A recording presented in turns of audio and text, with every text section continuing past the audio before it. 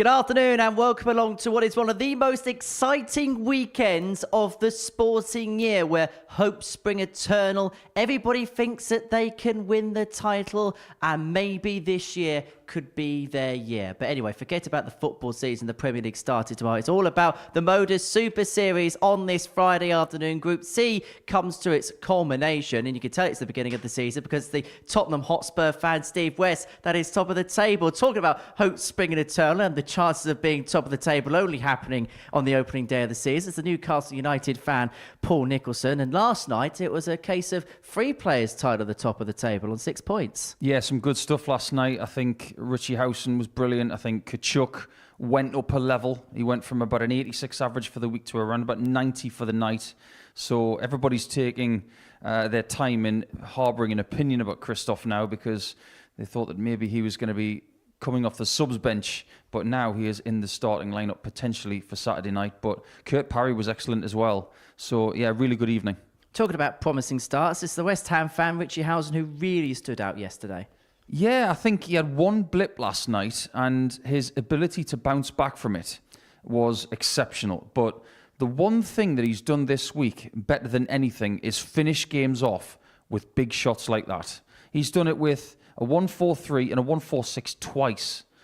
You only do that when you're playing well. And considering he did have a wobble last night, the fact that he got 6 points means that he means business in Group B. Well, this is how the table looks at the midway point of Group B. Richie Howson, top of the table. And we're going to stick with the football theme. It's the Plymouth Argyle fan, Keelan Kay, that is at the bottom of it. That action resumes from 10 o'clock this evening here on the Super Series YouTube channel. But this afternoon, it is about the conclusion of Group C, where yesterday it was West that knew best. Beloved Tops. He climbs the ladder towards success. 180. Norris for a second thought, do I give it some? Norris not even looking and acknowledging. The UK Open Trilogy, the World Cup games, The double tops for 154s. Oh, yeah. Messi just had a little glance up to the commentary box. Some sort of moisture retraction device to leave on the table. Doesn't need one. Tops. Didn't need one at all. Milford can't do anything about it. So Steve West leads the table as far as Group C is concerned, going into the final day's worth of fixtures. And as the week's gone along, as have the performances in Steve West's particular equation got better. Yeah, I think it's fair to say that they have. Wednesday was very good. He got 4 wins from 5. Same yesterday, and he's definitely at the point of the week where he's playing his best stuff. I just hope that Steve has still got plenty in the tank to get the job done, because things could have been easier in this situation here for Friday, because had he won his game against Barry Copeland in round number 5 yesterday, he would have established a very nice 4-point cushion, and he'd be a lot closer to qualifying coming into Friday. However, being on 8 points and there's a cluster of people on 6 just behind him, he can't falter. If he gets a good start, wins the first 3 rounds again, I think he's going to be safe. But maybe it's a good thing that he's got people on his tail, because it will keep him sharp. But he was a domineering player in a group that had a lot of good performances. Alan Norris being one. Okay, he had a little bit of a wobble in the middle of the session, but 3 of those 5 matches he played superbly, including that 101 average. Yeah, the 101 came at the end. We thought that he was tailing off from his best performance in round 1 to round 4. But then when round 5 came, we had stuff like this happening, and boy, oh boy, was it impressive. He becomes the 3rd player this week to register a 3-figure average. Big finishes yesterday, and I think the most impressive thing from Alan yesterday was how he handled himself in that game with Johan Brouwer. I think it was incredibly mature, and he found himself in a bit of a game where he was going to feel uncomfortable, but I think his experience and his maturity in that situation got him the 2 points. Well, Alan is one of 3 players on 6 points, just in behind Steve West at the top of the table. Barry Copeland in second, Carl Sneyd in 4th, sandwich either side of Chuck. And Barry was really impressive yesterday. His numbers reflective of a really solid campaign. Barry's a great player, and this is his debut week. And weirdly, because a lot of these players have done things here before, and they're maybe punching in bigger numbers than someone like Barry or Carl, because I'm not going to let him float under the radar either. They're not being talked about maybe as much as someone like West or Norris or possibly Richie Howson. They're very much in a position to qualify now. It's just a question of whether they can. Well, let's have a look at the odds and see what the bookies think about today's proceedings. Steve West goes off a comfortable 4-9 favourite. So realistically, are we looking at the odds behind with Barry Copeland 9-2 and then thinking he's the most realistic contender to make it through in second spot? Yes and no. I can understand your thoughts on that, but he's only got a 2-point lead going into Friday. Steve West is not in the distance. Everything can change after round one, and sometimes these odds can look a little bit silly if round one is very unpredictable. So it's quite short to see Steve at the top like that, but it may be proven to look very clever if round one goes his way. I think Norris's odds there look quite long, because if he has a really good start like yesterday, there's no telling what level he could attain.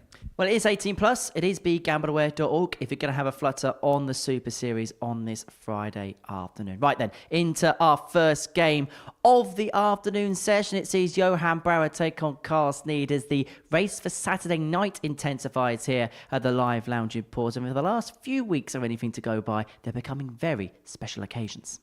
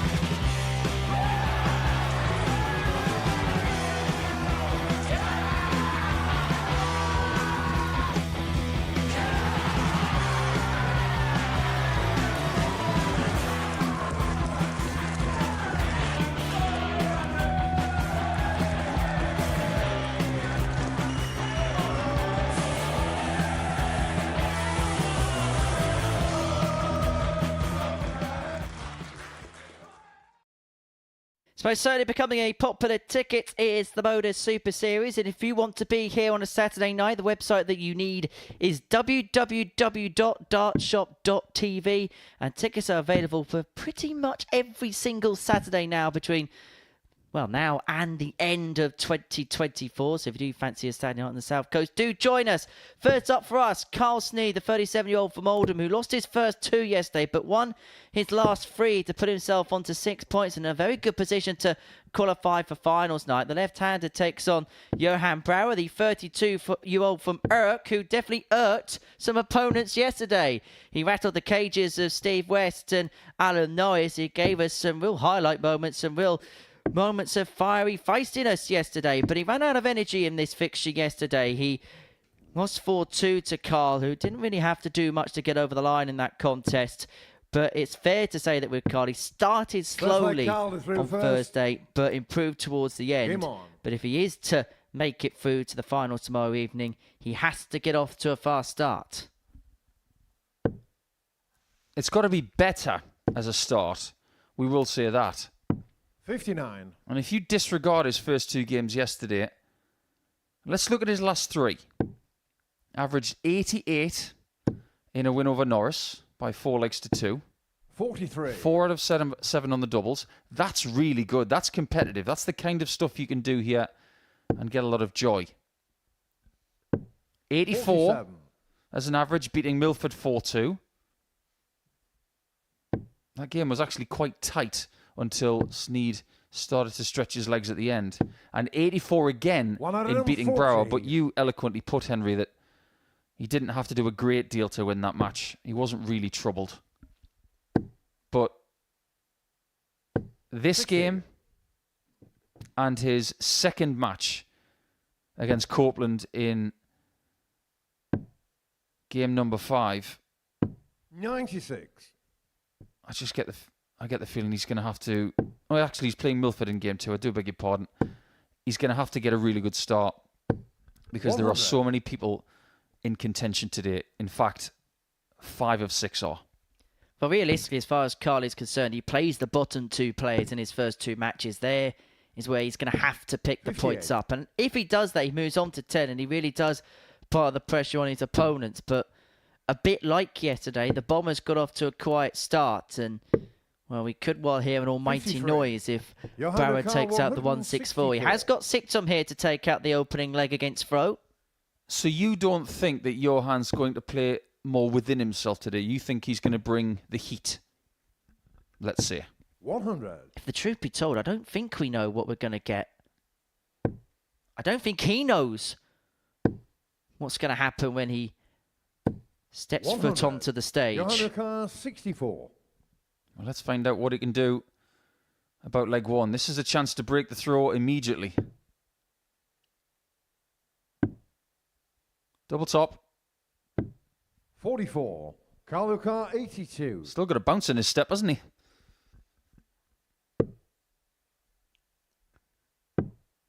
Well, Sneyd's not really been in this leg, 62. but he's had a dart at Johan tops to win Carl it. 20. But one thing Johan has struggled all week has been on the outer ring. Yesterday was probably his best day by a fine Each margin. It on was the first leg. 44% Johan on his Brouwer. doubles. And he finds the double 10 there to break and lead 1-0. leg, But Johan, prior the to that first. this week, in Group A, he had a doubles percentage over the Come on. course of 15 matches of just 27%. In fact, he went in 2 different directions statistically yesterday. Scoring-wise was his worst day, 77 the average. 93. But from a doubles perspective, was his best day. Only Barry Copeland had a better doubles hit ratio than Johan Brouwer yesterday.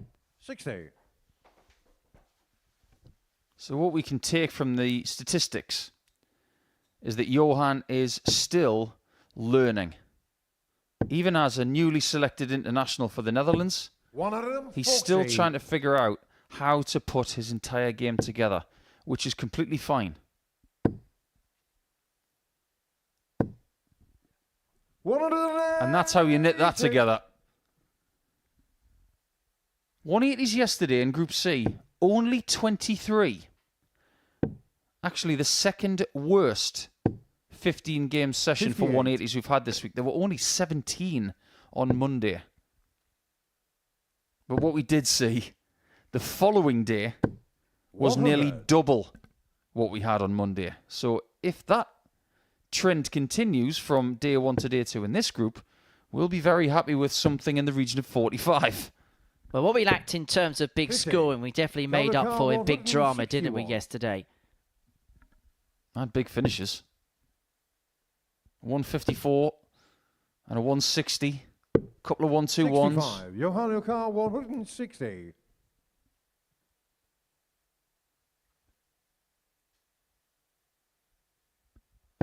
Shots on. There was a little echo when that dart hit the board, meaning it did glance off the flight 100. or the Carl tungsten that Carl was already in there. 96. Not a badly thrown dart at all. Sneyd's got to get into this game before Brouwer starts to brim with confidence. 56.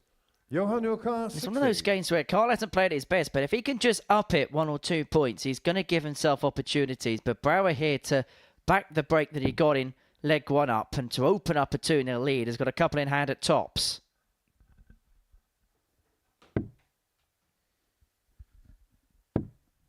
Cannot convert, Carl and so Carl Sneyd, 40. who has been under the pump really for the most part of this contest, has an opportunity to level up, and he would get the break back. He shot him And with so second leg. realistically, Carl no Sneyd. damage done. 1-1, back on throw. Third leg Carl through first. And the person under pressure Yeah. in this match is unquestionably Johan, because on 4 points, he needs to try and equalise Copeland, Norris and Sneyd. If he 96. doesn't in round 1, This is what could happen, and it could be catastrophic for his chances of making Saturday. He loses to Sneyd, Carl goes to 8 points with Steve West. If Norris beats Milford, Norris goes to 8 points with Steve West. 134. If Copeland beats West again, like he did yesterday, Copeland will go to 8 points with the other players. And that would be a 4-point cushion for 4 players over the Dutchman. That's the worst case scenario. I'm sure it isn't going to be that simple. And let's be honest and talk about the elephant that's in the room, because he has got a target on his back because of what happened yesterday. So as a consequence, players will look at the game against Johan and they will target that game against Johan. 140. And it's now a test of his character to see how he reacts to that particular scenario. He's acquitting himself 41. okay in this game, averaging 85.5 on the cusp of a 2-1 lead. It could be the third consecutive leg at the beginning of this contest, which will see a break of throw. It's early, Henry. 81. Even Vinnie Jones had football games where he didn't get booked in the first 10 minutes. The first real celebration from Johan, and Carl looks a little bit hot and bothered up there. 40. Johan Khan 90. The one who was hot and bothered yesterday was Milford. He didn't like the conditions at all. Brouwer. Getting shot in the third leg. Johan Brouwer. And he's doing it in a somewhat muted fashion here for a 2-1 lead, but that's a really good finish. Johan to through first. Game on. Really good leg, 14 darter. Decent performance, 87 the average, 2 from 5 on the doubles. It's steady enough for a start. You don't get selected for your country for being a bad player. It's quite simple. And considering how strong the Netherlands is at every level of the game right now, we have to ask a very simple question. 96. Have we seen the best of him this week? I don't think we have by any stretch of the imagination. I think he's a lot better than he's given us when he's played on this stage. 96. Well, he's openly admitted that himself, particularly in Group A, where he felt that he's been nowhere near his best. And there was glimpses in his previous appearance here of some really, really good stuff.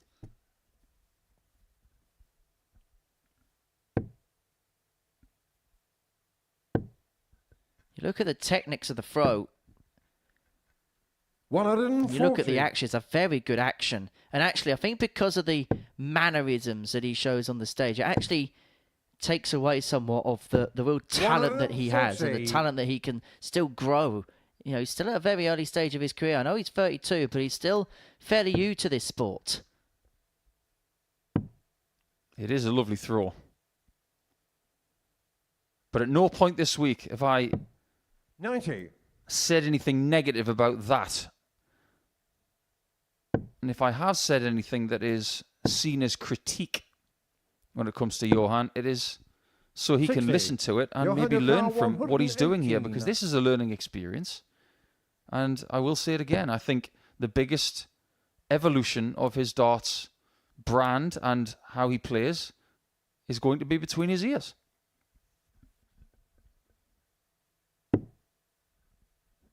He's going to trouble 16 with dart 2, and that's because dart 1 was 86. blocked, and what would have Carl happened with the 145. 48 if it was hit would have left him a dart at the bullseye to win the leg. He may not win the leg. Sneyd was looking for trouble 19 with dart 2. 93. And so Brouwer Johan back for Khan 32. double 16, back for 32 to open up a 3-1 lead in this contest and to start the day as brightly as he started yesterday. Getting shot in the fourth leg. Johan Brouwer. Just building up here, isn't he, to something really good. 3-1 up, averaging just under 89, 50% on the doubles. Yeah, there's nothing wrong with this performance.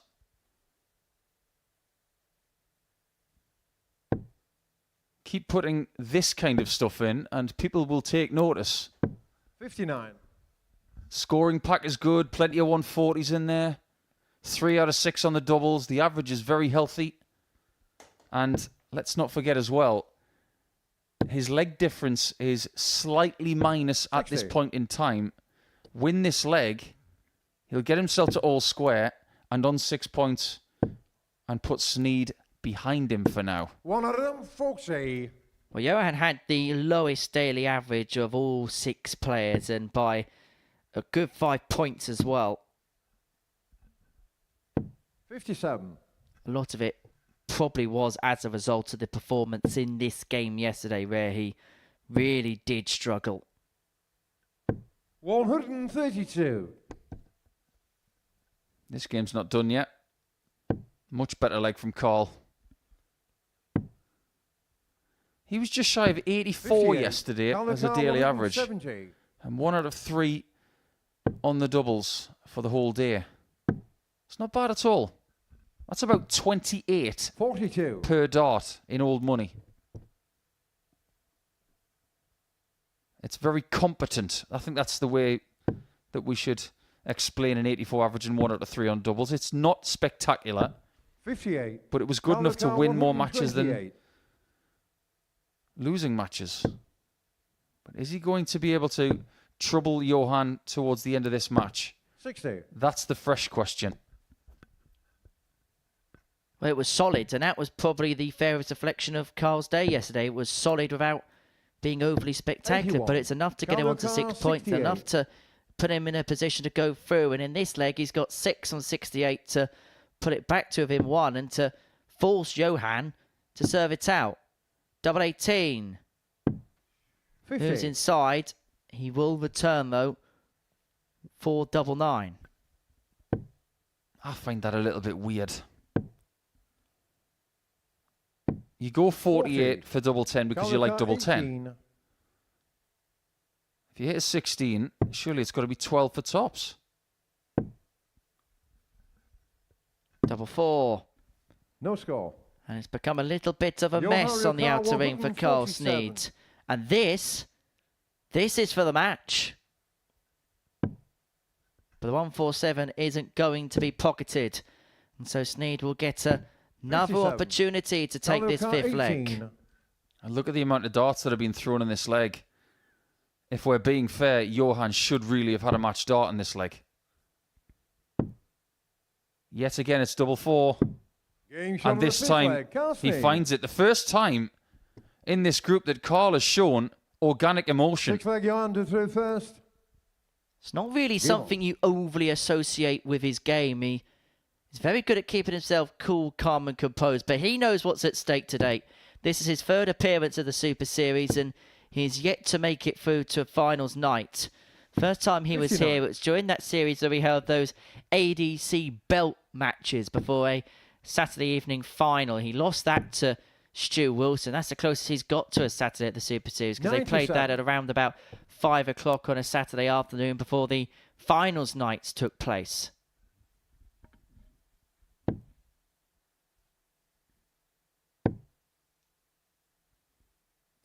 $60. I was always very disappointed that we could never get a match between Samantha Curtin and Stu Wilson, because that would have been beef stew. 94. We don't get enough matches where there's a nice correlation of nicknames like that.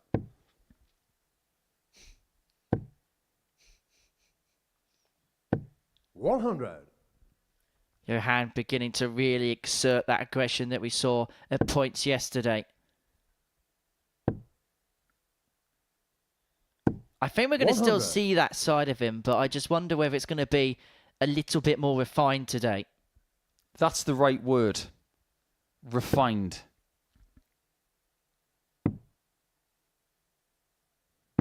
$58. Just because you get a 3-1 lead doesn't mean you're going to get a match dart.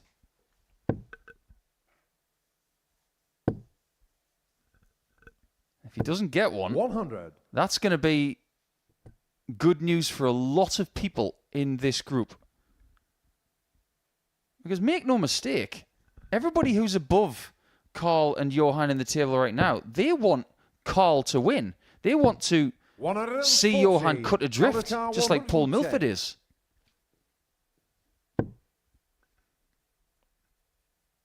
So does Brouwer now get his match opportunity? 58.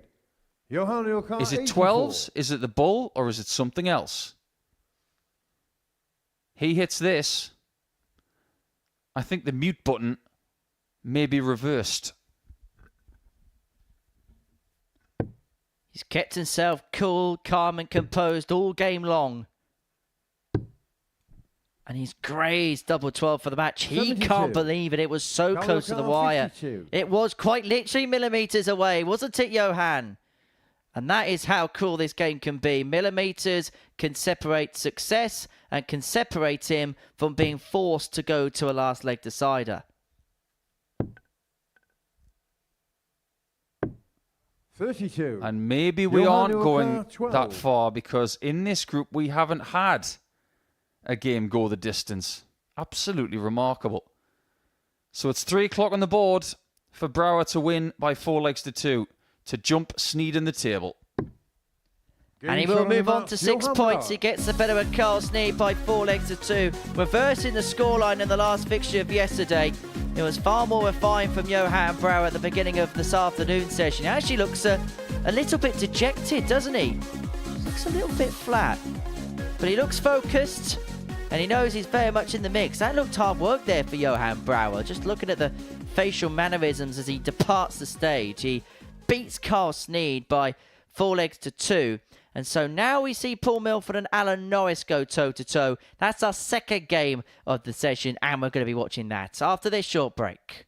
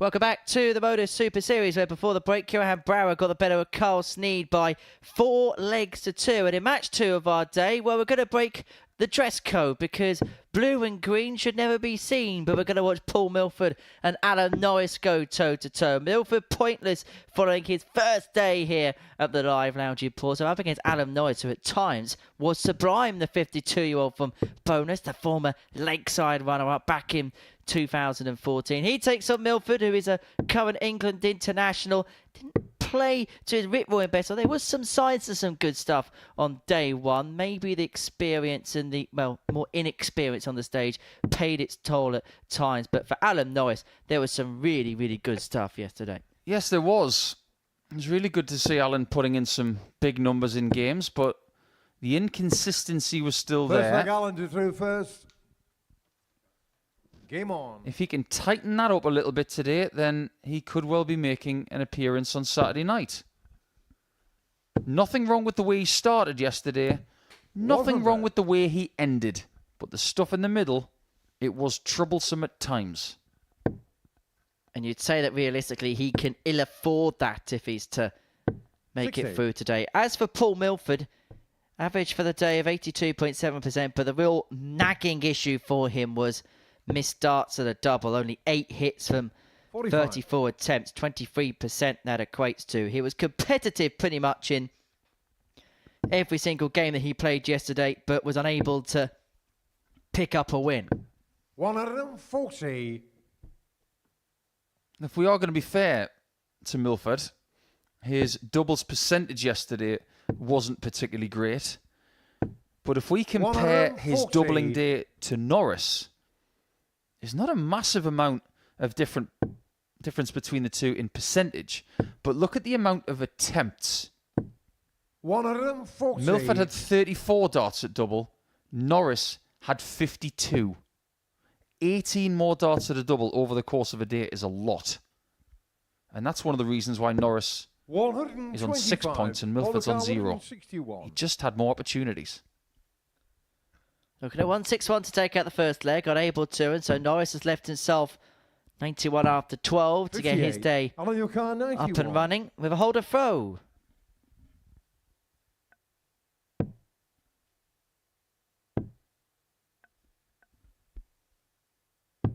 $51. Hold the car, 103.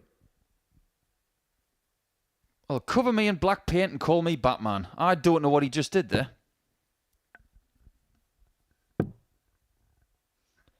Well, whatever the execution or the 82. planned execution Alan, was, your he car, has 40. left himself on top, and he is going to have 3 in hand to take out leg 1. Double 10. Doesn't go. 50. And we said that this could be a game marred by missed doubles. Well, Norris has just missed 3. It gives Milford a couple of his own at double 10. Which really was the only place where he found a friend yesterday. But he 1. cannot find it there. Alan, your car, And 10. so Norris will get another chance. He'll get another go.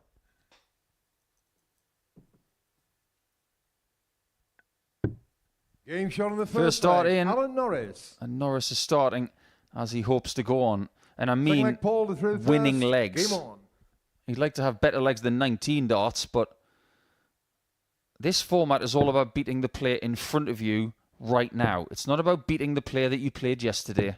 100. It just so happened that Norris won 4-0, averaging over 101 against Milford yesterday. He probably didn't even need that kind of performance to still get the result. 81.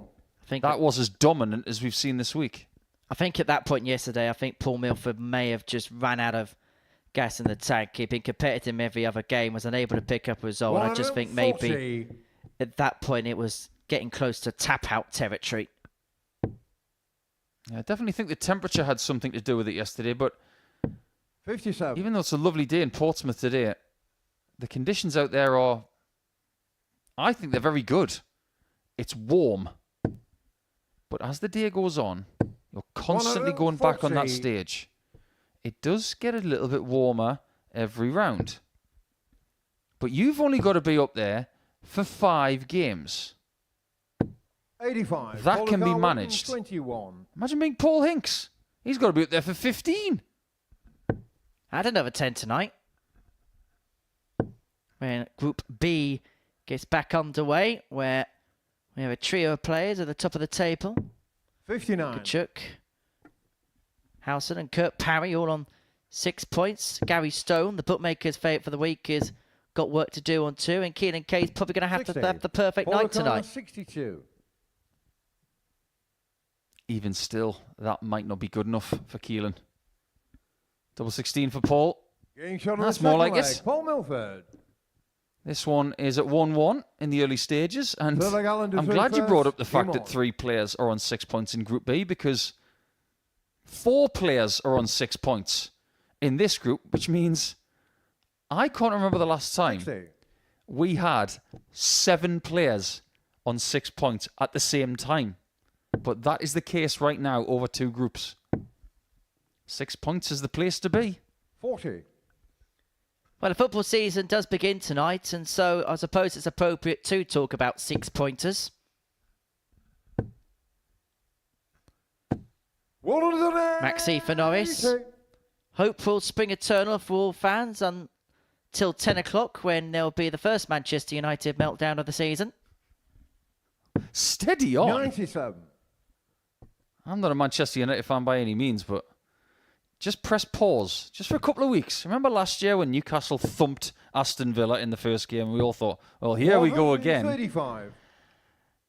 Who was laughing at the end of the season? It was Villa. So, yeah, let's just be patient, like we have to be with this group, because there's still a lot of twisting and 100. turning to go on. I know Carl, 126. Well, it's Sir Alex Ferguson that called it with Aston Villa after that 5-1 drubbing. Oh, don't give him any more credit. He has attacked every single shot this week, but he 86. won't attack the bullseye there. Leaves himself tops after 12 to respond to what was a 14-darter Paul Milford in the previous leg with a potential 5-visit leg of his own. 100. Alan Newcastle, 40.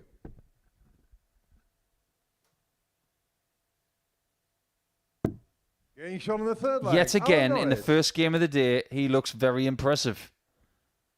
Fourth leg, Paul through first. Game on. 14 of Milford in leg 2, cancelled out by a 13-darter of Norris in leg 3. Really good contest this, and it is Chuck that leads 2-1. Chris Murphy and I were talking last night about the ideal 80. group.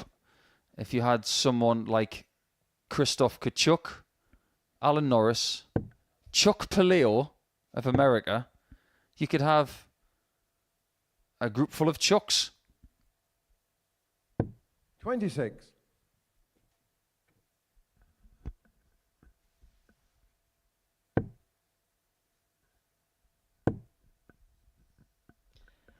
Well, 100. talking about the Premier League, I'm not just going off on some kind of weird tangent. I know you're probably all thinking that I am, but I'm not. Because if you go on our Modus Super Series social media site, then we can 140. see what Paul Hinks has picked in his Premier League fantasy team. Big fan of fantasy football is our referee, Paul Hinks. 81. Yeah, he was telling me this morning he's got Alexander Isak of Newcastle as his captain this week. It's not a bad choice. I don't do that 100. myself.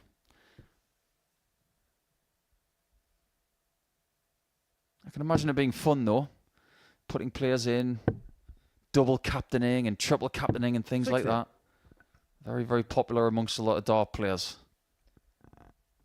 I tend not to, mainly because one of my other jobs outside of here is commentating on Premier League football. And I don't think I'd like the stress of my triple captain player 50. and having to commentate on it. Yeah, keep things simple. Not a bad mantra to have. 60. Do you think Paul Milford's main motivation today is to make sure he gets a win? He wouldn't want to walk away from Group C with 0 points. That would make him feel 94. quite down, I think. 120. So where's he going to get 2 points from here today? And predominantly, yesterday he lost by 4 legs to 2. So maybe 60. his Alan Newcastle, first mission 91. is to get to 3 legs. Well, it could be Norris first to 3 legs here if he could take out the 91. 51. And again going Paul double-double. 60. When he has 74 left in hand by going double top first. Double top for double 17. I don't get it.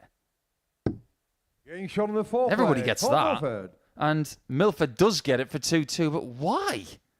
Fifth leg, Alan through first. Game on. Why would you do such a thing? So you've got 91. He's done it twice in this match right now. So let's analyse it. 60. You hit 17, you leave 74.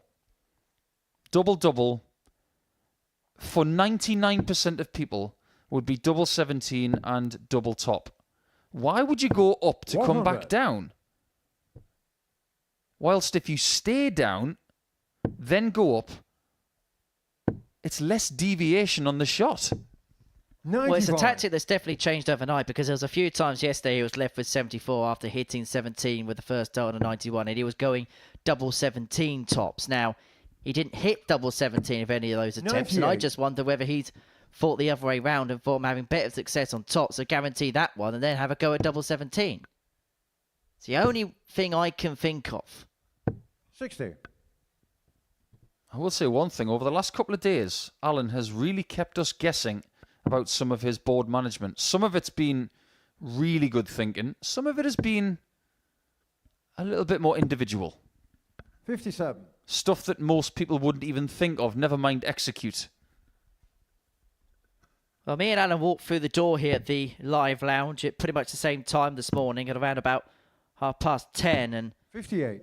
he was saying that he hasn't really played a lot recently, a lot going on away from the board for himself. Only really been playing local league recently, but now has more 83. time to dedicate to the sport. And when you consider he's playing this pretty much dry in terms of match reps or major competitive match reps, he's played some really good stuff. Some of the best stuff we've seen from him here at the live range. You take out the doubles, the scoring has been superb. 123. Just under 90 the average for the whole day on Thursday.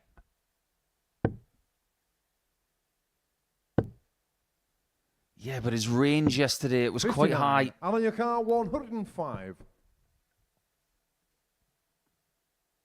His range was about 23 points from top average to bottom average. That's got to be a little bit tighter, a bit like that visit. 23. Could this be the time where Milford takes the lead?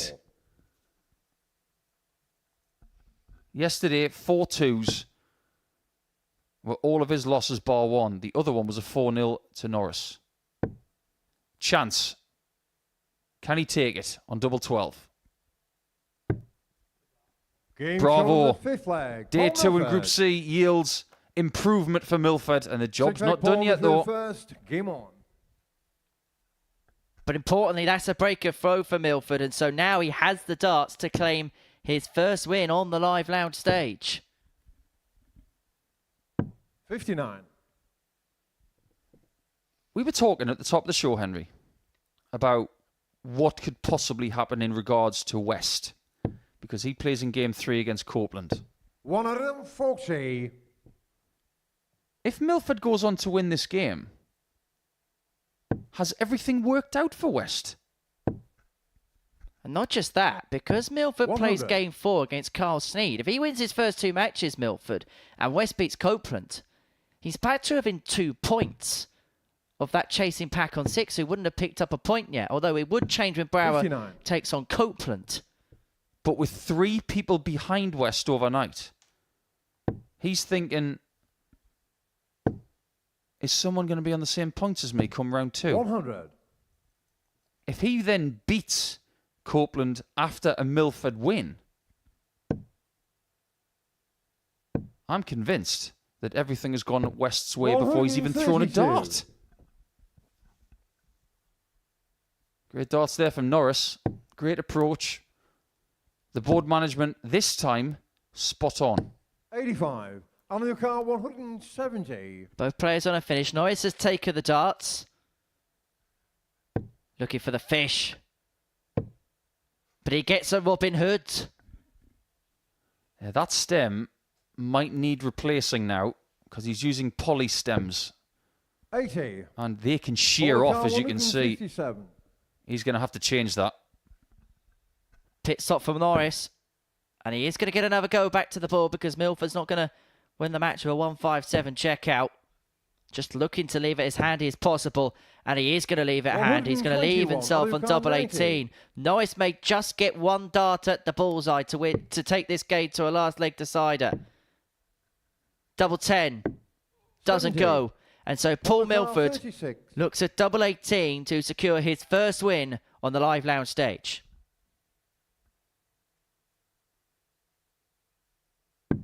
Getting shot on the Very mark. well Paul done. Milford. A great doubling performance from Paul Milford, the England international, and he gets his first win.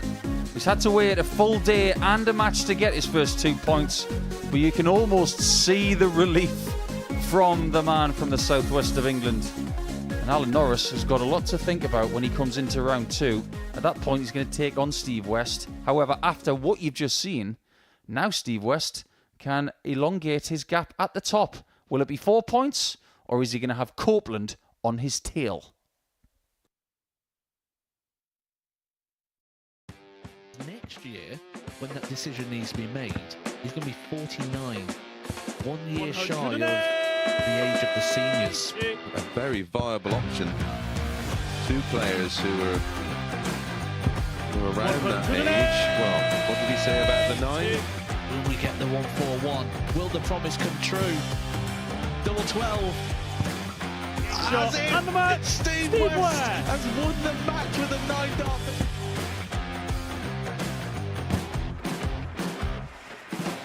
But Harrison has kicked off the last leg in perfect style. It's everything, really. Oh, he's timing this well again. 180. With a 9-darter, treble 19. Treble 15 leaves double 18. Franchise Harrison to win the game in perfect style. Hauled himself out of it. Yeah, it was something that Henry actually said in jest that I was quoted as saying Jared Cole is one of the most, sounds a bit fishy, blended on my grandpa Mark Salmon. Do you? On a 177 and a 180. He's on a potential 9-darter. Come on, Jared. Yes, you beauty! Nice and high, and has now got the game back into his 100. own destination, and wow, the momentum is with him. Here we go. 108. I wouldn't have said it. Don't jinx it. Yes. Yes! Double 12! Yes! Get in there, Leacock! Well, I think it's fair to say that the blue touch paper has been well and truly lit. 108. 6th max of the match. Oh, hang about. Hang about. It's getting ridiculous now. Can Tommy Leishman give us back-to-back 9-darters in back-to-back games? He could, you know. He could, you know. Goodness gracious me! Tommy Leishman. Back-to-back 9-darters! Welcome back to the Modus Super Series, where before the break, Paul Milford got the better of Alan Norris by 4 legs to 2. And that means Milford's got his first win on the live lounge stage. And it means for Steve West, before darts even being thrown today, the man who's on 8 points at the top of the table could stretch a 4-point lead from that chasing pack on 6. And so we could see the tale of Friday become very quickly West running away with proceedings if he beats Barry Copeland and the rest slugging it out for second spot. Or if Copeland can win this one, he gives himself a bit of breathing room from the others, and it just keeps Steve West honest in terms of that pursuit for Saturday night's finale. Well, West really was the standout performer of yesterday, although it was Barry Copeland who had the best numbers of everybody on day one in Group C. An overall average of 91.76 and 45% on the doubles. It yielded his best return so far on the live lounge stage. But when it comes to this stage and this tournament, Steve West has seen it. He's done it. He's worn the T-shirt 4 times, and if he wins on Saturday night, he'll become the first player ever to win 5 qualification weeks. Up against the former World Masters finalist Barry Copeland, who will be heading to Hungary in October to try and go one better. He lost to Wesley Plaisir at the De Bonteveva in Assen a couple of years ago in the last running of that particular competition. And the Daddy hoping to keep his cool on this Friday afternoon and trying to fire himself into the finals on debut. Your referee, Paul Hinks, A man who has refereed 4 World Championship finals is going to be in charge of all of the action today. And it's Steve West that is going to get us underway. Is this going to be the last time these guys meet this week? If it is, 57. It's because both are going to be eliminated today, or one of them is going to Saturday and the other one isn't. However, if they both qualify, there's no reason why this can't be this week's 88. final. And it has to be said, Steve has got an excellent record against most of the players that he's been playing most of this 92. week. Barry Copeland, however, is 3-1 up on Westy. He's been the one player that has caused West the biggest headaches. 59. However, Steve wins this one. He is so close to qualification. I know there's still 4 matches for every player to go, but a 4-point lead with the rest of the group so tight will feel like a 100. massive advantage going into the second round of the day. You talked about 6-pointers. At the Super Series, we talk about 4-pointers. He's got Copeland and Norris in his first 2 rounds, says Steve. 100. Is that a good thing? Or would he rather have played them later? He doesn't have an option. Let's just get that out there. The schedule is the 55. schedule. So there are different ways of looking at it. Getting the difficult games of the people trying to chase you. If you're feeling good at the start of a schedule, it's a good thing. 100. If you sometimes need a couple of games to get going, it's a bad thing. Well, let's get into Steve West's mind, because I think he won't mind that being the schedule, because he will think of it from this perspective. Win those couple of matches, I am in 81. charge, and I will probably Mario Kart be 154. through. If he can inflict maximum damage early on, I think he won't mind that. But it's been, for the pair, a bit of a sedate start. Copeland unable to take out the 154, but looks like it's going to leave it fairly handy. 94. Forcing West here to take out the 116.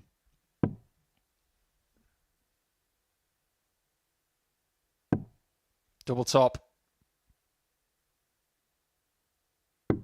Oh, yeah. Just what he wanted.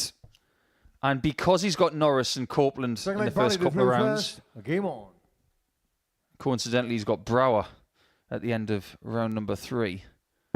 If he keeps winning, he's not just swelling his own points difference, he's actually stalling other 134. people's at the same time. He wins, he goes through. That's a nice position to be in. Other people in this table haven't got the same luxury. Well, Steve West had more Ton Plus checkouts than any player yesterday. He had 3 in the session, and there were big ones as well. The 154, the highlight 59. of which. He's had 9 Ton Plus checkouts throughout the course of the week. Altogether yesterday, there were 7 Ton Plus checkouts. Matter of fact, he also had that 141, didn't he, early one in proceedings. That wasn't for a 9, which he's hit here on a couple of occasions at the live lounge, but I think as time moves along, I think he might brew up to it. Maybe he's saving it for tomorrow night if he qualifies. Do you know what? If there is such a thing as a 84. boring 141, I think Steve found it yesterday because he's had so many great 141s that have been at the back end of legs like those 9s. 100. And if you were going to give us a candidate for someone to get the first 9 darter on a Saturday night in Portsmouth in the 2 years we've been here, of players that are playing here, 60. come on, Steve you've got to Buchanan, pick from 96. Duff, Pilgrim, West, and Steve. Let's not forget, 38. he's got a couple of 9s here. Mario Kart 164. If he went on to 3, he'd be the person with the most 9 darters ahead of Conor Heenahan. Oh, bullseye. 123. That was a very, Steve very 58. tense moment. West was thinking, don't you dare. Been put under warning, and it's 23. gone all wrong Mario from Kart dart 1 41. onwards. He shouted Stephen as he misses the dart at tops into the single 5. And then the bounce up at the last means that if he comes back, he has to spurn one. But Copeland was good on his doubles yesterday. And he finds it first dart there. Level at 1-1. A shake of the head from Steve West. Third leg, Steve to throw first. When you throw a dart like that at your favourite double, it can feel a bit mystifying, but he's human. We all are. 85. Sometimes you're going to throw bad darts. I'm not even sure which wire he hit with the third dart. It might have been the treble 3 wire. Well, it was a killer dart from Steve, but it taught us one thing. He is human and not a darter. To quote the Killers. 44. That's the sound of the penny dropping. Now I get you. Somebody told me to make that joke. Because it is International Joke Day today. 31. And no, I'm not joking. Days like today, we need Hendo here. Hendo, not Henry. I didn't say that. If you want to know who the best joke teller is on the tour, well, Alan Tabbin's up there. He likes a good joke. 100. But I've got to go with Mark Webster. Some of his dad jokes are brilliant. On the subject of people who like to tell a 100. joke, I think the MC for the World Seniors, Mr. Tungsten Time, Paul Starr's definitely up there for a good joke or two.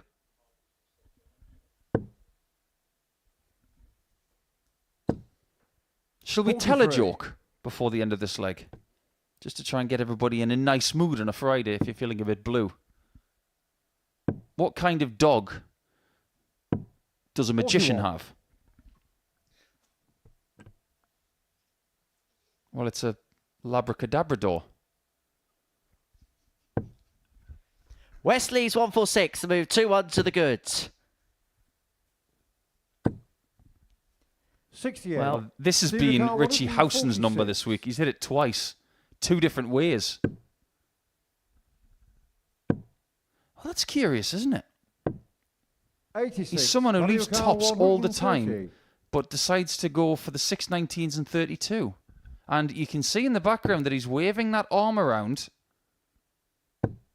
Considering it's bull, 99. again for Stephen Carr, Copeland, 60. he could be in the distance right now if he'd hit that bullseye twice. West has to be careful here because he could have dominated this game, but if he doesn't find double 10, he could find himself a break behind, a leg behind. Game But he shown on the finds third that leg. double Steve 10. It was a West. clutch double 10, and he jolts himself into life. He moves Ball leg 2-1 body to the to throw goods. first. Game Copeland on. missing an opportunity to get the break. Is he feeling a bit of discomfort because when coming back from his injury, 97. from his operation in the rehab, this is the first time this year that he's had to go through 5 sessions. 100. His body might be saying to him, what's going on here? This seems awfully familiar, but we haven't done it for a while.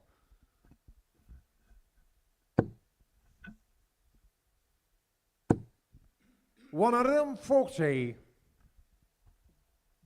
Copeland just doing what he did all day yesterday, playing at a really, really tidy level. 88.3 for the 81. average. Has had a dart to win all 3 legs in this contest. 2 of them at the bullseye, which he missed, and the double 16, which he found. 100. He's just a really good player, isn't he? I've enjoyed watching him this week.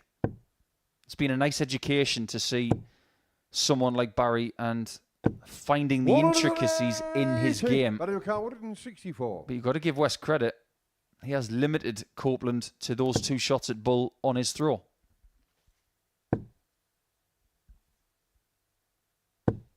100. Stephen Carr, 140. Now, what does he do if he gets the first 60? The reason I ask is because people this week on that shot have gone 60 for 2 double 60. tops. Mario Carr, 64. And West leaves the equivalent of that. To square this contest up. Double 8. He's not actually missed a dart, a double on the outer on the ring in fourth this leg, contest. His 2 Copeland. misses have been on the bullseye, and level we are at 2-2. Fifth leg, Steve to throw first. Game on.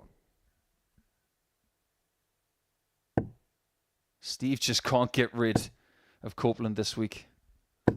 60. And that was happening an awful lot on Tuesday and the back end of Monday. That frustrates him an awful lot, but I hate to say it, that happens to people who can get 35. darts very close together. It's an occupational hazard for Steve. Some people can't do that. This game has felt like dusting off the cobwebs for Steve West. There's been some good moments, but he just hasn't quite been able to put all the pieces of the jigsaw together thus far. It doesn't have to yet. 32. Sometimes you are going to win games by 4-0, 4-1, and they're going to feel comfortable. But in order to be in a comfortable position in the table, sometimes you've got to win a match the tough way. Leg in, leg out, get one chance, take it and run. And that screams what this game is all about. 121. He's got the throw. He's got to protect that. And the other thing for Steve is because he has a points advantage at the top of the table, it doesn't matter how he wins this game. It could be 4-3 and every 42. single leg go to throw. Well, I think he's made an error there. I know he didn't like that treble 1, but for me, the switch was the treble 18.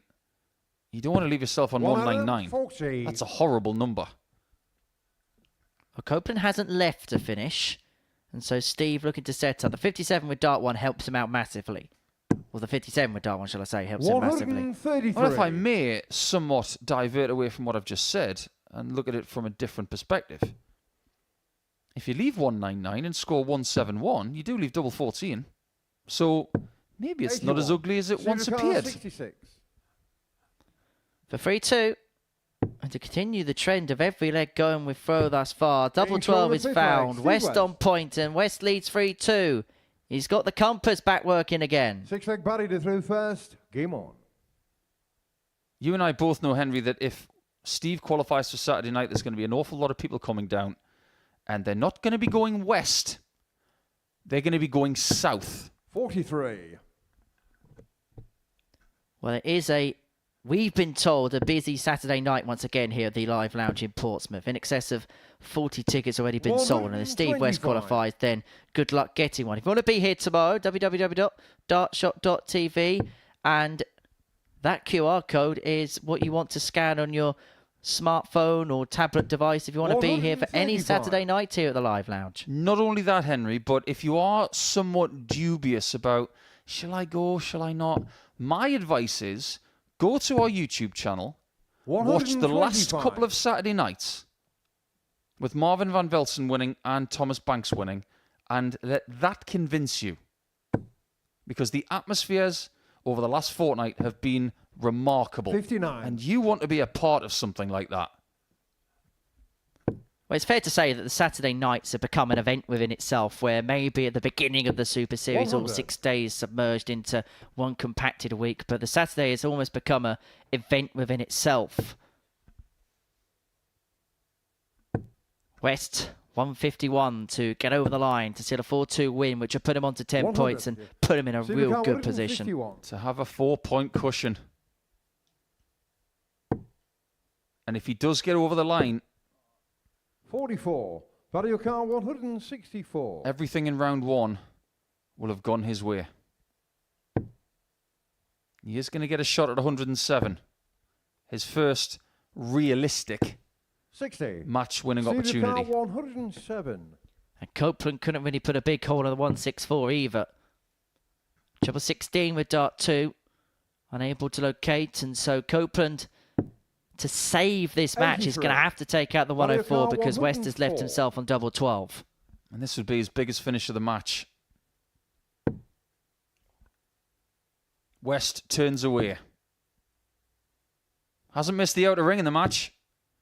He still 74. hasn't missed it, but he's got the wrong one. Supercar 24. And so this to move him on to 10 points and to moving one step closer to tomorrow night's final. Double 6 now. One left. 18. And that is Barry 3 O'Connor, match 30. darts that are come and gone for Steve West. Barry Copeland's got another chance, but it's double 15 that he wants. Shouldn't be a problem.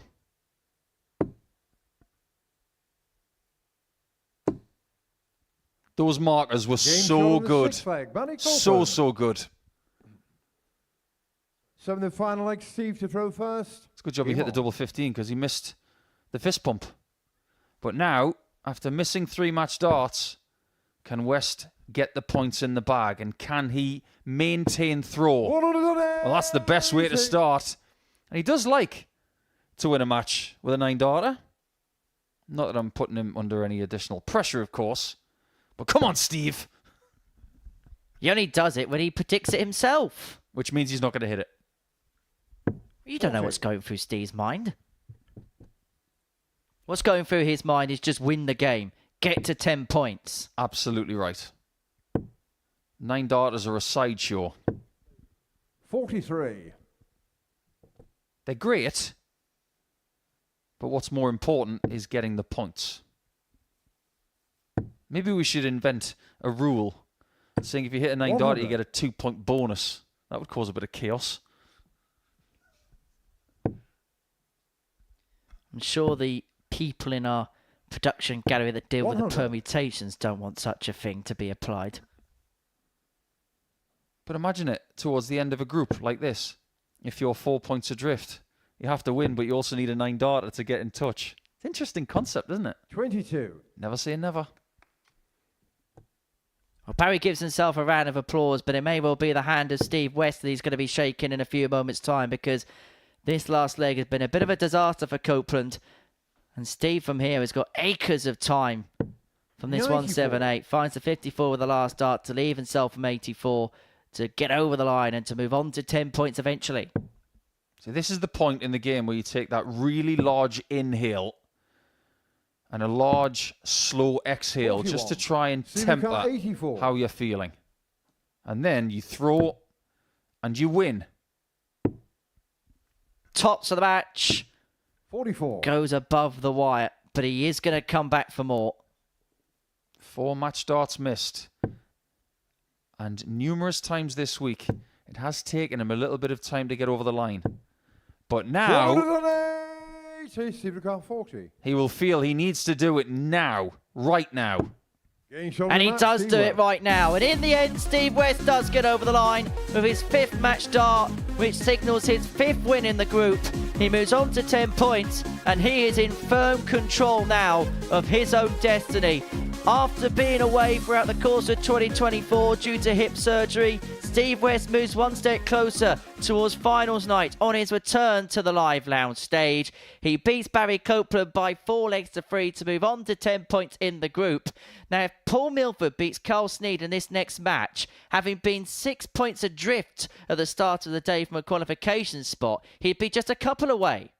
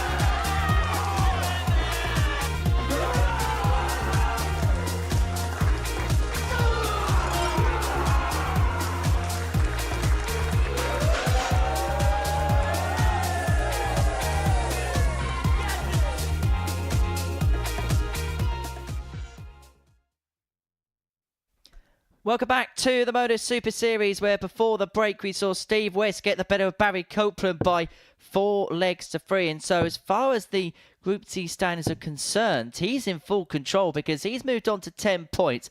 4 clear of Copeland, Norris, Brower and Sneyd. And Paul Milford, who began the day without a point to his name, he was 6 points adrift of second spot. If he beats Carl Sneyd here, he will be to within 2 points of second position. Admittedly, Brower and Copeland will go toe-to-toe, so it will become a 4-point gap at some point.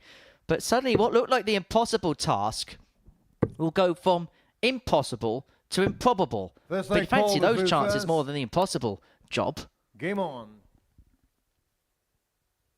you trying to tell me that when Tom Cruise is done with the Mission Impossible franchise, someone else is going to take it over and have Mission Improbable?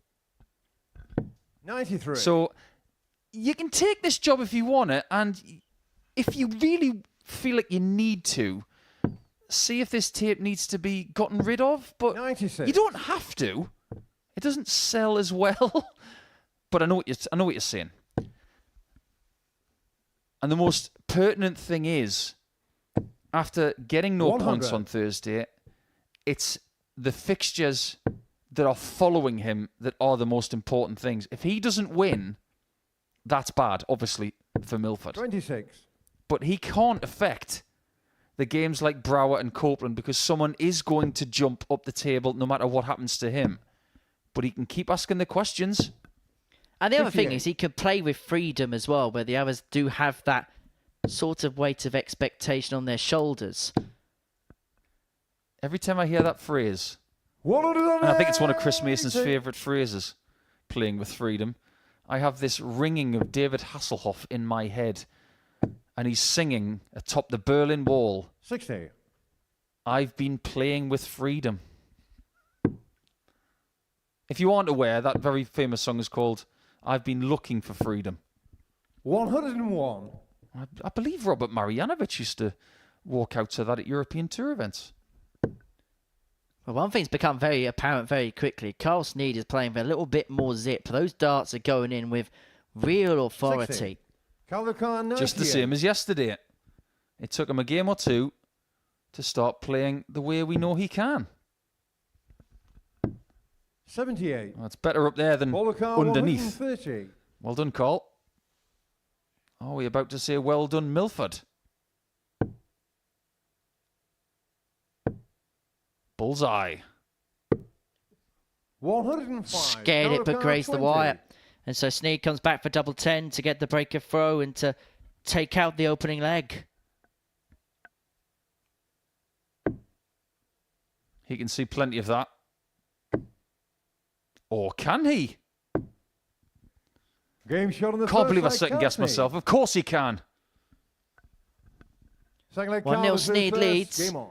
And it was one of those fixtures yesterday. It was one of those 4-4-2 defeats that Paul Milford had in the session. It was an evenly matched game on paper. Both players averaged 81. 84 in that contest. For Sneyd, well, he still missed 10 darts at a double in that match, but got over the line by that 4-2 margin. 101. I just wonder whether he's one of those players, Carl, that we just haven't given enough credit to. 100. He's someone who's been here 3 times. Do you think that's an accident? He doesn't have the reputation 46. that allows him to walk down the street and have people hunting for autographs. But the thing is, if you're coming here constantly, you're definitely doing something right. 57. And because he keeps qualifying for the ADC, he keeps winning things to get himself into this position. And a 60. strong area as well. And I know that I should probably sit here in my very comfy chair in Portsmouth and say, well, aren't all 42. areas of the UK tough to get through? And they are. But if I am being brutally honest, there are areas of the country and areas of Europe that are tougher than 98. others. And Lancashire is one of those areas.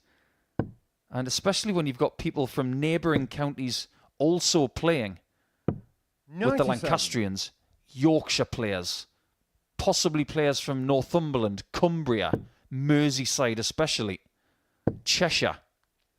All neighbouring counties that are also strong, 60. making the Colour northwest of card England 24. one of the biggest hotbeds of darts in the entire world. Bullseye for the 1-2-4.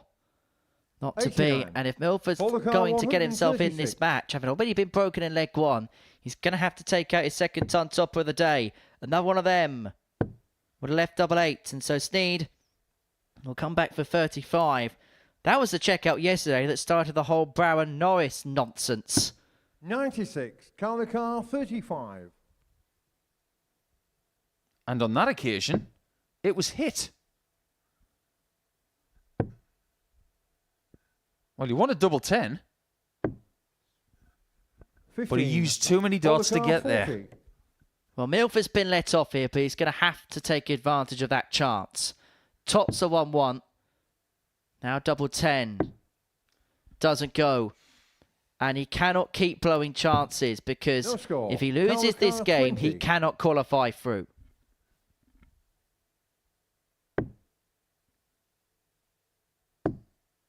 Two fives. 10. Chances 40. being squandered.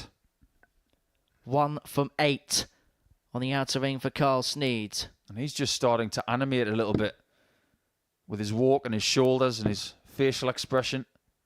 He knows this is a really score. key Colour game. card And Milford can't find tops with 3 as he starts to boil up again. Double 2. 6. Doesn't go. Polo card 40.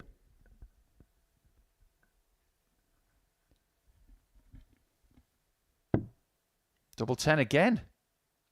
This time he He's gets got on it. the second leg, Paul Milford. Now, I've got a really strong point to make here. Because I'm someone They're who is like not all a the third massive first. fan of Game on. hugely hot venues. This is not a hugely hot venue. It might be uncomfortable to some, but others will feel this is very, very comfortable. If you play multiple times on a very, for you, 84. uncomfortable hockey, and you don't change anything, who's at fault? You probably know, Henry, that for a good couple of years I used to wear 59. cotton shirts with a tie, and I didn't like Blackpool because it was hot. The practice facilities weren't great, if I'm being brutally honest. And I thought that 97. going on that stage with a cotton shirt, after losing to Andy Smith over 10 years ago, I thought, I can't do that again. It's too uncomfortable. So what did I do the next year? I got myself 100. a breathable dart shirt, which made it more comfortable. If you come here on a Thursday, and I'm not in any way, shape or form picking on Paul here, I'm just using him as an example. If you come here to play on a Thursday, or say a Monday, and you think the conditions are uncomfortable, do something about it. 129. That's all I'm saying. You can't expect to turn up, do the same things and get different results. You've got to be flexible in mind. And how did you get on that next year without the shirt and tie? 100. Lost to Dave Chisnell. Let's not talk about my Blackpool record. 59. Polo card It wasn't very good. 160. But what I will say is that the 2 games I did win on the Blackpool stage were in breathable shirts. All in the breathable 140. shirt. Colour card 154.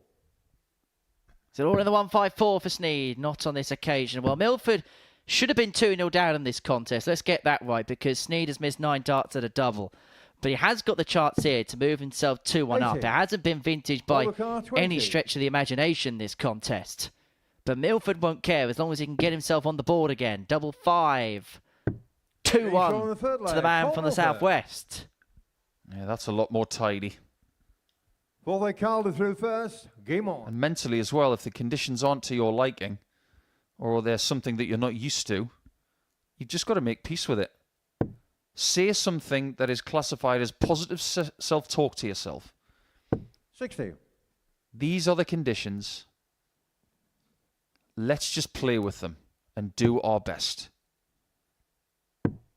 And in your own mind, it is no longer 81. an excuse. If you're someone who looks at it differently with a negative mindset and you're 59. saying, wow, it's hot out here, my shirt's sticking to me, that's negative self-talk. That's what you don't want to do. It's getting sticky for Millie. He 180. fillies up the treble bed. His first max of the match.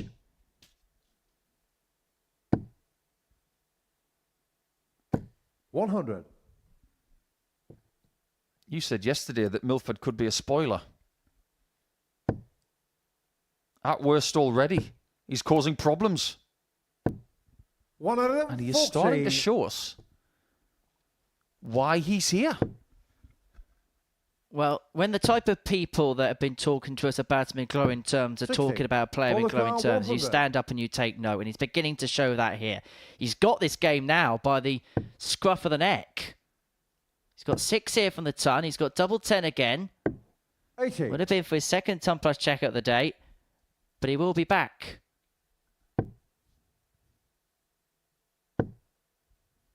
Sneyd has slowed down.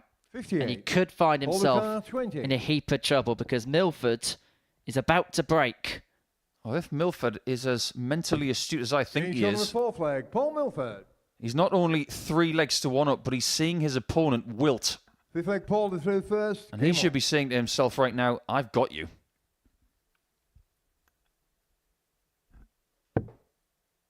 I remember a couple of times in my career. First one was when I played 57. Eddie Lewis at the World Championship. And he started talking to me while he was walking back. And I thought, if you think that doing that is positive, 64. you don't know me at all. I didn't react. And I thought at that point, I'm going to beat you here. Secondly, I played Kevin Painter in a floor tournament once. And he was doing his usual walking very tall 100. and imposing himself, which I always admired. But I was playing really well. And he said something to me when he was walking past 41. me. Because I think I was averaging about 102 at the time. And he said, when did you turn into Michael van Gerwen? And I started to laugh. And I thought, oh, that's a great compliment, isn't it? 140. Won the game 6-1. I was very, very pleased with that performance. But if someone is showing, and this is my whole point, if someone is showing you 60. something that is negative in your eye line, you've got to say to yourself, if you're negative, it means that I know I can beat you. Well, this game has swung on the 100. second leg where Carlsney should have been 2-0 up. He didn't take the opportunity. Milford did. Paul has improved. Sneyd has been on the decline. And now 60. the man Paul from the the car, Southwest is on the cusp of a 104. 4-1 win. They've put him to within a couple of points of the top 2, though that gap will become 4 shortly. He's already taken out a 104 today. He could finish the match at 104. 64. But he has got time. He's got plenty of space in this leg like he did in the last. I think his numbers in this match don't necessarily reflect how well he's played. There's just been 98. a lot of missed doubles Paul earlier in the car, match. 40. Tops of the win.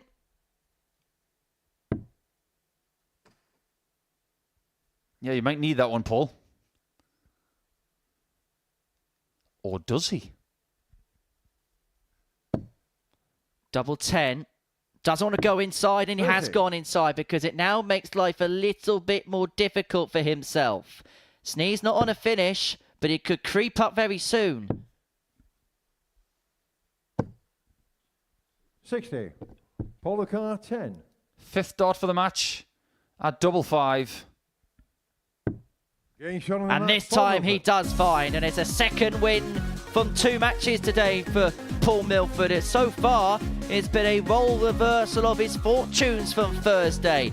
As for Carl Sneyd, that game hinged on leg 2, where he missed a plethora of darts, a couple of visits worth of darts, to get himself into a 2-0 lead. And from that point onwards, Milford ran off 4 on the spin. Next up, Brower and Copeland.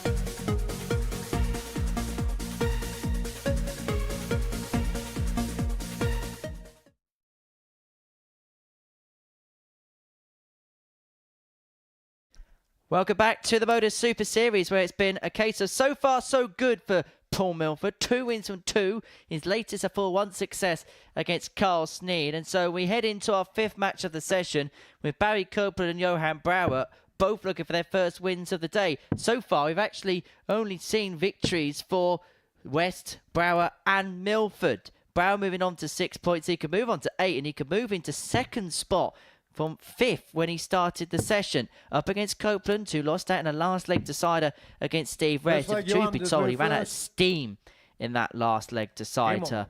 But I tell you what, there'll be plenty of energy on the show in this particular matchup because Johan Brouwer's on the stage.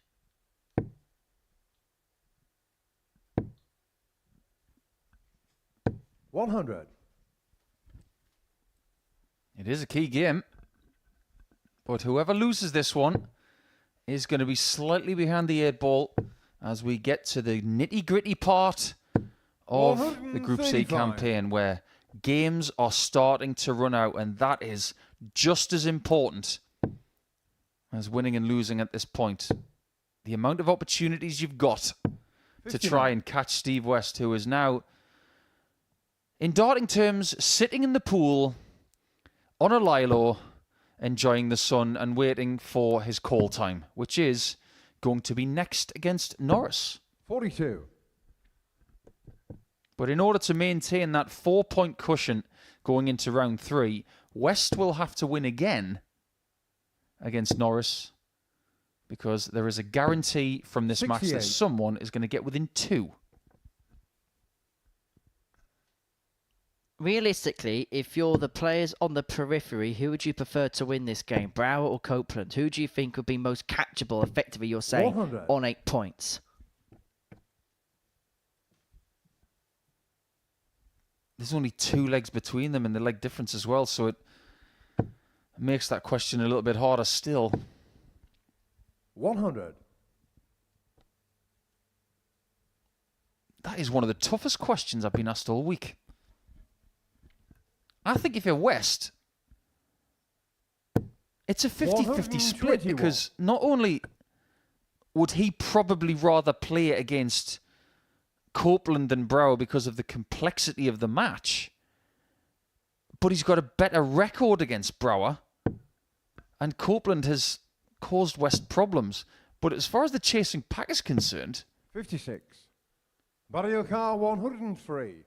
it's too tight to call. I'm not even sure it makes that much of a difference. Copeland looking for the 103. Scared a couple of ton plus outs earlier on today, and he's going to 83. Go below the tops of the 103. And so Brouwer looking to get Copeland's number. I've got an answer for you. I think the chasing pack would rather Johan wins, because if we go on previous behaviours in group scenarios from the past and this week, 66. I think 20. that Copeland is more likely to sprint better to the end than Johan. However, we now know that Copeland is broken in the first leg. Second leg, Barry to through first. Well, I think we're entering the really interesting point of the day for Johan, because the 3 fixtures he has now against Copeland, against West, against Norris, these were the ones where he got really embroiled in yesterday. 48. If you're going to be successful as well, you got to beat these people.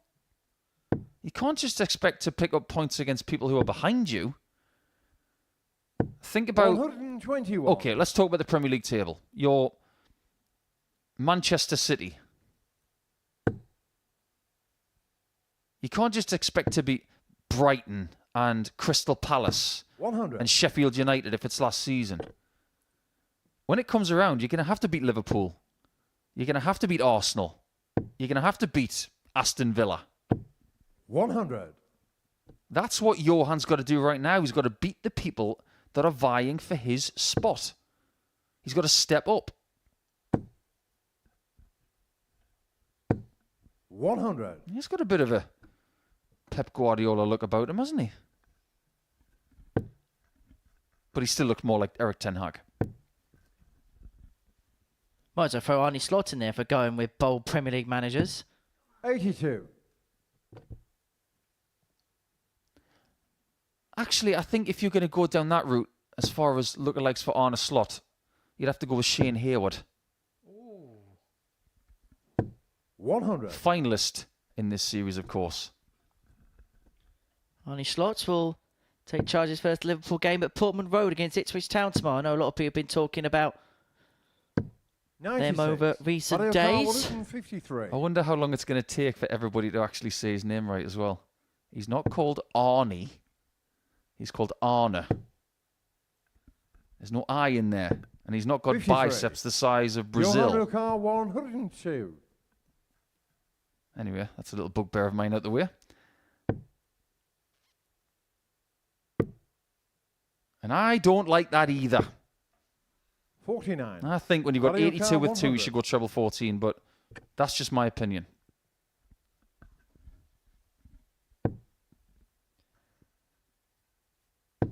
Now the lie, the treble 20 there. Well, Johan in the background 60. was celebrating Johan the fact Rukar, that Barry 53. hit a single 20. Way to celebrate a miss there for your opponent.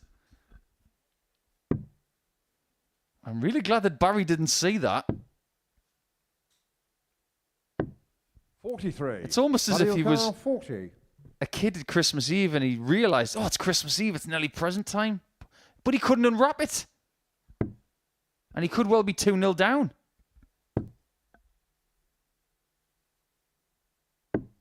But Copeland could gift the leg Johan back to Rukar, Brower. 10. 1 for 5 on the doubles. 4 missed darts at the outer ring to win this leg. Decides to split. 2 double 4. This is becoming a more popular route instead of going straight for double 5. Do you know what? He almost got treble 2 there for double 2.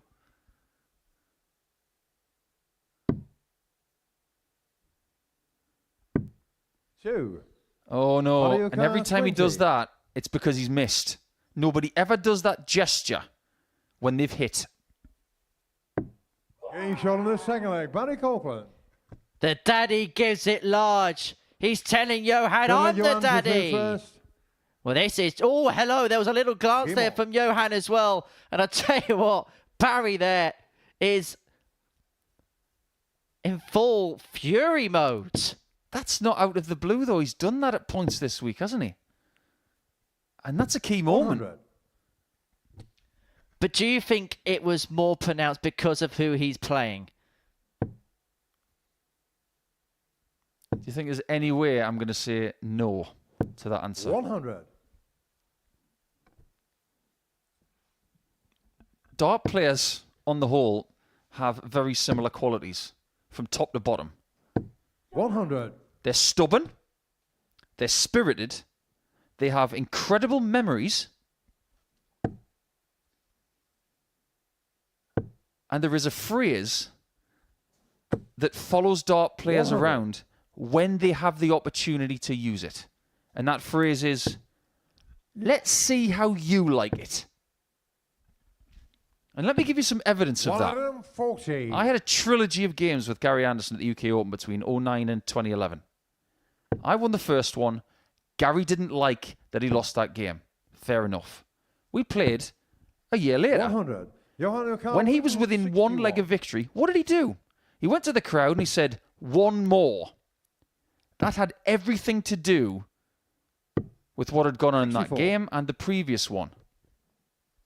Dart players remember, and they love to give it back. Well, Barrett could be getting this game back to 100. within a leg Johan here if he can Rukar, find the 97. 97. He's going to have to find a break back at some point, but this one on throw. Double 18, the location of dart 2, and double 12, the intended location of dart 3, but he Mario cannot Kart, find. 101. And he stamps the oche again. Don't do that.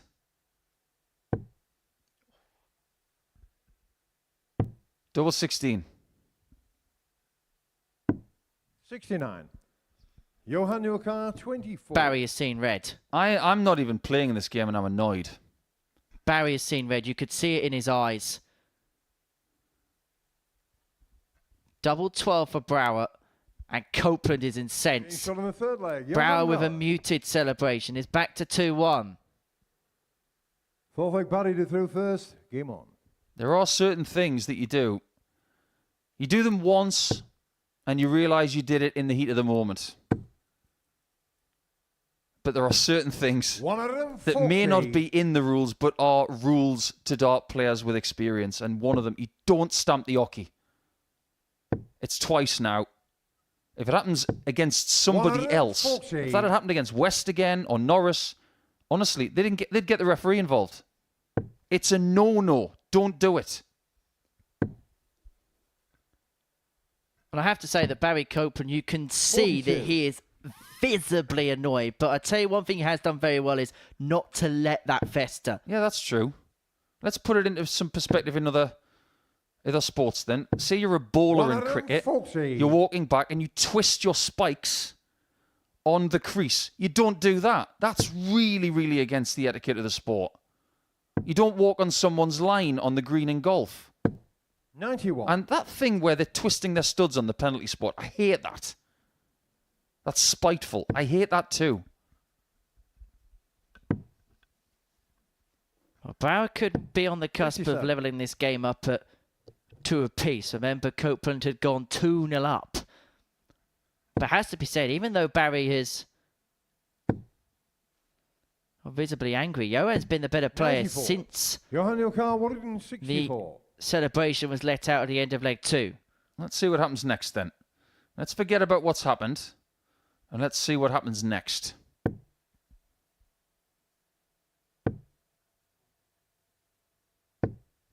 That's pretty good. Ilkar, 134. This will be a difference maker. And he's had some biggies this week. Is he going to get another one? Not on this occasion, but this 64 is no easy feat. We're reaching a bit of a crossroads in this game. 89. Copeland Johan Ilkar, 64. leads himself on a single to double to move 3-1 up. Brouwer approaching the hockey, looking at 64 to tie up at 2-2. And he's going to take his time. Sets himself, readies himself, and he's only going to get one in his hand at double 16. He only needed one, and we're back level at 2 apiece. Brouwer was 2-0 down. He has hauled it back to a level match. See, there was nothing wrong with that celebration. Game on. Just showing that you really enjoyed taking the fourth leg. But there are certain things that just aren't okay. Now it's best of 3. 95. And Copeland has been involved in the first 4-3 of this group when he lost to West in game number 3. I wonder if he would take 3-3 at the minute. I'm not sure he would, because I think he's going to 96. fancy sprinting to the finish here. You can feel the friction, can't you, on that stage?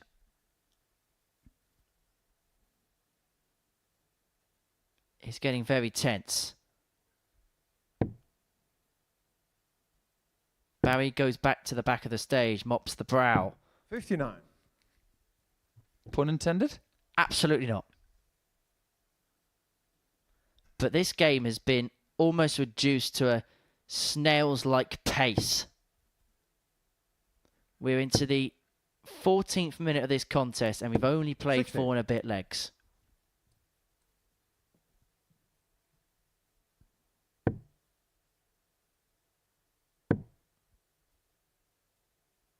$58. Sometimes when we stay silent, what we can give our audience is more of an indication as to how things are in the room. 180. You can hear the little noises that are happening. You can hear the calls of the 180 in its purest form. But I guarantee you this. If pressure could be heard, you'd hear it. 100. Because it's there. That atmosphere down there is about as thick as cheese. Copeland looking to set up for the break, and if he does, he'll have the darts of the match. 95. Finds a treble, leaves himself on 70 after 12. He's taken the darts off of Brouwer, who has to find a decent setup turn here. And I have to say, the darts aren't flowing as well either out the hand as it did earlier on today. 95. No, I don't think they are either. 70. The last time he was here on a Friday, he did not get through a Group B campaign, and it was by a very small margin that he failed. Double top. Getting shot on the fifth leg. Enjoyed that one, didn't he? Back in front is Copeland. Could this be his sprint to the finish? Game on. His plan is to get to 8 points ahead of Norris, Brower and Sneyd before Norris and West play at the end of round 2. One other thing that's been very pronounced is we've got a window in our commentary box which is at the back of the arena, so we get to see the stage out of that window. And one of the things that we're seeing, which maybe you don't get the advantage of seeing at home on your screens, is there's been absolutely no eye contact between the pair. They've just kept glancing away at one another. I don't think that's anything too out of the ordinary, because I've had some people 100 approach me in the past and ask me for stage advice. Personally speaking, my whole stage mentality, playing any player, especially Phil Taylor, by the way, look them in the eye when you shake hands at the start, and then do not make eye contact through the entire match if that's possible. That way you have some sort of separation between your own focus and what else is going on the stage. And Johan at the minute, when those 2 treble 20s went in, he just leaned back like he was doing a camel pose in yoga. 57. Don't be surprised when a former World Masters finalist is finding good darts. It's what he wants to do. It's what he's supposed to do. Well, Copeland has coped with the situation fairly well since 2-2, and he now got a couple of darts for the match from 56. He should have a number of visits to get the job done. He's coped with the situation better than Brower. It's that simple. 16 for double top for the match for Barry Copeland, and it will move him on to 8 points in the group. It would move him one step closer towards qualification. He grazes his first 2 match darts, but he is going to come back for more. 83. Johan could find himself cut off in the next few matches. Copeland for double 10. And on his 3rd match start, he finds the victory. He wins the last 2 legs of the contest and is now back in 2nd position in the table. He's the 2nd person to make it to 8 points, and he's only 2 points behind West at the top now. The daddy was in charge. He had the better numbers, and he has the better of the result as well. Brower was going to stay in 4th position. He's in peril now, but now we turn our attention to 2 friends on the Oki who will now be adversaries. West against Norris. Welcome to the party in Portsmouth here at the Modus Live Lounge. They've both got the talent where they just reel off leg after leg and dish out a heavy defeat. And what a way to start the day. We're up and running here on Champions Week with a maximum. Well, what a way to finish. A 12-dart leg. Beautiful check out there from Cam Crabtree. Only needs the one. Shot on the 2nd leg. Darius What were you saying about efficiency? Shot on the 3rd leg. Is that the moment that Reece Robinson comes alive in this crucial clash? Looks like he's going to go for it. And it is right next to his favourite double top. And he gets the job done at the earliest possibility. That is Cam Crabtree through. Case not so. Harrison gets the all-important win. Game shot on the 2nd leg. Darius Labanowski. Game shot. Ross Smith, is it a 9? A long time. And that clenched fist. He gets the job done in the end. He's nodding in total agreement because game shot on the 4th leg. Just like that. Only needs the one. There you can see that she can unlock at any moment, but that is quality from Harrison. This would be a wake up. Welcome to the party in Pompey. Should be a good marker for him, and is. It was a great guide. on the first leg. Andreas Harrison. It's a breaker throw for Andreas Harrison. Shot on the second leg. Consecutive breaker throw. Double 16 is found. And he does lead. It's not an 11, but it's a beautiful 12, treble 17, which he gets. Bullseye for the win. Absolutely incredible by Andreas Harrison. He's Andreas Dirty Harrison!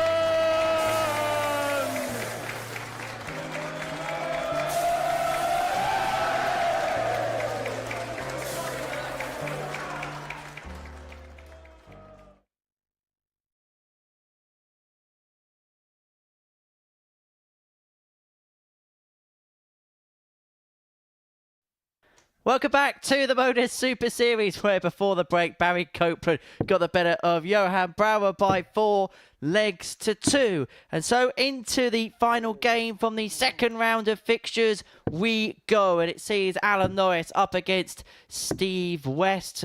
These two have known each other for many a year. They've had a few battles on this live lounge stage. And the game between the pair yesterday saw Steve West win 4-0 with an average of 95.43, including that 1-2-2 checkout. Norris, well, was restricted to next to nothing in that particular contest. But what are we going to see here? West of a win in this one will move on to 12 points in the group. And what he would do at the end of the second round of fixtures will put himself 6 points in front of third position with just 6 points left to play for. He wouldn't mathematically be through, but he would pretty much be there. Sounds similar to a very popular song, but if we were to rewrite the lyrics, it would say, 85. I'll see when you're pretty much nearly there. Doesn't have the same ring to it. You started it. But I see your point. 45. Because a lot of these players, they are preoccupied with trying to win a group. The object of your affection should be to be in the top 2. 100. So, taking your notion, Henry, you get to 12 points at the expense of Norris right now, and you do have that 6-point buffer over the most important piece of the table, which is that cut-off point at third.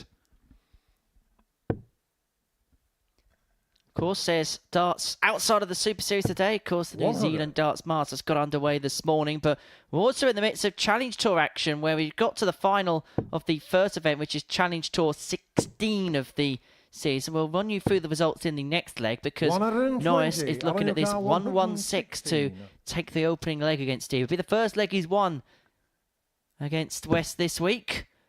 It's a nice lie for treble 19, which he needed with dart 2 to leave himself 76. Tops. He does leave that in the end, but 76. Is he going to get a go at it? Because West comes back for 76 to take out the opener. And this against throw. Tops. Game shot on the first leg. Classic West. It never gets boring for him going for tops. Game on. I would love to know what Alan just said to him. It may not be something we can repeat on the air. Like you said, West was rather useful 58. Against Norris yesterday. Average of 95. 4 out of 5 on the doubles with that 122 checkout as well. You've got to be a seriously talented player to beat Alan Norris 5 times in a row in legs. As I mentioned, Challenge Tour action today. We'll run you through the results from the quarterfinals onwards. The final is taking place as we speak. As Steve West hits a maxi as we speak. Alexander Merckx beat Martin Grierson 5-2. Same scoreline in the favour of Carl Wilson against Rene Idams. Stefan Hendrick, a player we saw not too long ago here at the Super Series, beat former weekly champion Justin Hood 5-4. And Wesley Plaisir, arguably the best player in the world about a tour card right now, beat Franz Roach by 5 legs to 3. No, we're not getting involved in that discussion, Nico. In the semi-finals, Merckx beat Wilson 5-4, Plaisir beat Hendrick 5-2, and currently in the final, Alexander Merckx leads Plaisir 4-3.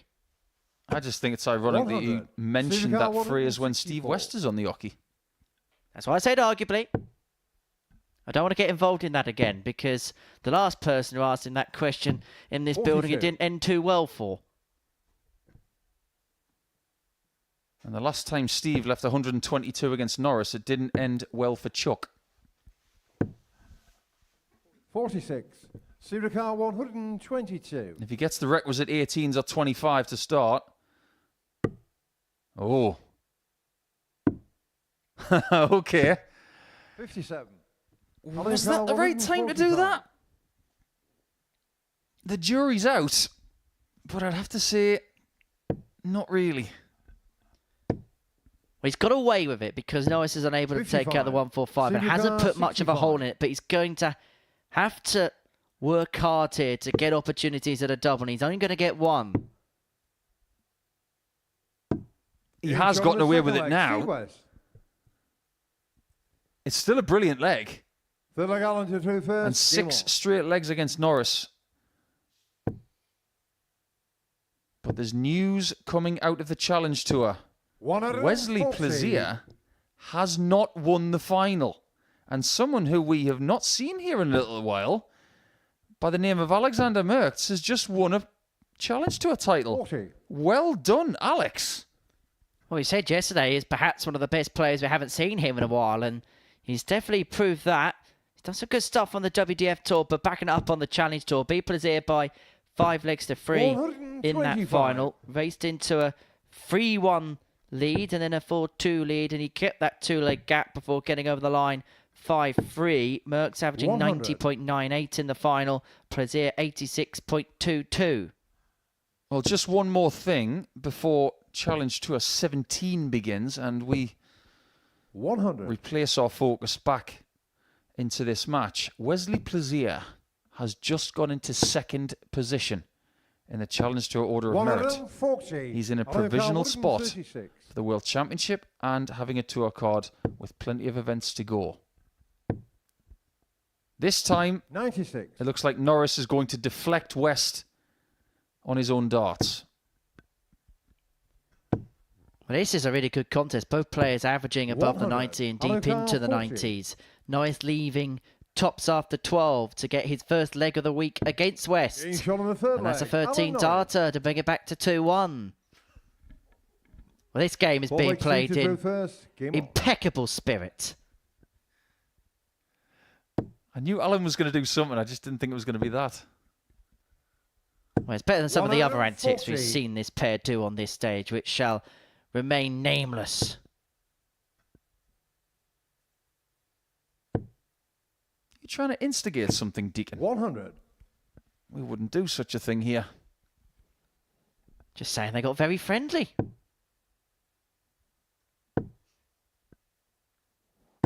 $140. You can play a game in this kind of spirit. You can be friends, but when the leg is live, 81. Just try and stick to your guns. Well, a couple of 140s here to kickstart for West on throw means he's got control of this leg and thus control of this match. Brought his average up to 97. I will say one thing. If West does win this game and gets that 6-point advantage over 3rd spot, there's going to be a bit of a rush on tickets for people from Essex and Hertfordshire. Supercar 126. I have a sneaky suspicion that this Saturday might be a sellout, you know. Well, that went into the treble 3 anyway. Well, I just wonder whether there was 1 or 2 preempted West tickets, and maybe there will be more as well to come should he qualify.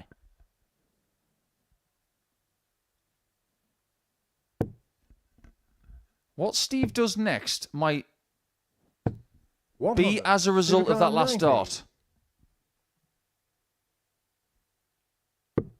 The plan is bull tops. Oh, that's a wonderful dart. I sneakily suspected as he celebrates back to him. If Alan do through first, game on. I thought that first dart at tops just flattened out a little bit. I thought it could have been troublesome, but he was still able to find the marker and sneak it in there. Well, it's good to see that time Alan Norris acknowledging a fist bump.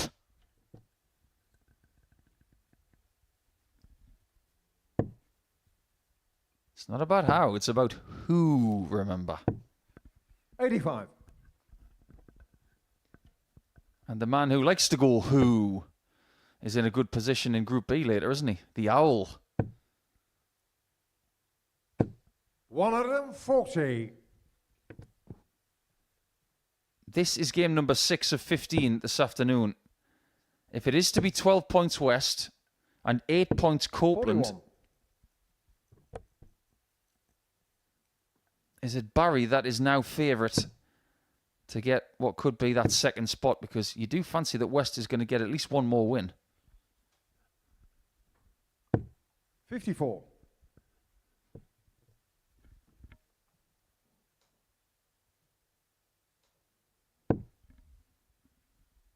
It's not as if Allen's played poorly in this game. He's averaging nearly 94. 100. He's averaging more than West is. We mentioned it early on in the week. There's certain matches that will prick the ears and really focus the 41. attention of Steve West. And I just think this is one of those fixtures that does. Even with all of his years of experience. And the same goes for Allen as well. 80. You play someone who's in decent form like Steve is, they do have a name. And when you still beat a name, that is a good feeling. 100. I've only beaten one person on this stage. It just so happens I beat that person twice. But don't you ever take away from me that I've beaten Tony O'Shea twice on that stage. That means a lot to me. Because I never played Tony O'Shea in another place. 25. Still, these guys going toe-to-toe, beating each other will mean a lot to them. However, one qualified for the finals night and the other didn't. 91. Steve Ducar 170. Well, this is for the match. And if he hit the fish, it would have been a historical landmark here at the Super 96. Series. Alucard 20.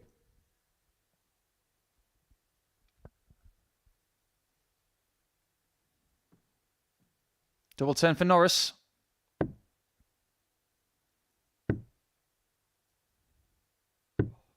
This could be the end of the match. 74. And it could be West getting very close to ending everybody else's hopes of winning the group. When 18's first, and he's missed the big number, and another cry of Steve, and we heard it in the first game against Barry Copeland when it came to the boil. He has presented Alan Norris almost with a free chance at this double 5. You feel like that was an unforced error. Norris brings it back to 3-2. Well, we were talking about the stamp of the hockey, weren't we, earlier on? One thing you'll see from Alan Norris before every throw, almost Gary Anderson-esque, is a little bit of a kick up to the hockey before then setting his foot in formation. And part of the reason as to behind why certain players do that is when you play at a more local league level, there are some hockeys that may not always be even. So you kick the hockey in place just to put everything level. And so when you're standing on it, it doesn't jaunt or move or anything like that. 108. Worked on that occasion, didn't it? Do you know why Gary Anderson does it? Because he likes to be stable with his right foot. 100. And if he curls his right toes up against the raised hockey, it places a lot of weight on his heel, which means that when he stands 41. on his right side, he's immensely stable, and it does assist his throw. There was a couple of pulls there from Norris, and what it has done is almost cancelled out that maximum start against the throw. 97. Big last dart into the treble 19 from Steve. And suddenly from a leg where it looked like Norris could have had control to send us all the way, Steve West is going to get 6 on 2-2-3 to get over the line 4-2. Yeah, things have just got a little bit erratic for Allen. Both of their averages have now gone below 90 for the first time in the match. 95. We saw Steve West on 199 in his previous match, and he went to 19s. Seems to be the play. 47. Steve Ducar 128. He didn't get a match shot in the previous leg. He gets one here. 88. Wow. Alucard He really is 162. playing the mind games of Alan Norris here. He is elected to go single 10 to leave tops. He has told Alan Norris, you cannot take out this 152. You cannot take it out. And he won't take it out. If statistics are to be believed, which the majority of the time they are, Steve West did the right thing. And it worked. You can see from him right there, he's relieved. But he did have the lead for most of that match, and he used it to good effect to get a 4-2 victory to double up on Chuck. And now he's got 12 points in the table. And if you're a Steve West fan, or maybe even a member of his family and friends, it's looking extremely likely he's going to be playing on Saturday night for the 6th consecutive time out of 6 attempts to make a qualifying Saturday. Very, very close now with 4 out of 6 on the doubles. When we come back, it's going to be the start of round 3, and it's up to Milford to try and cause more chaos.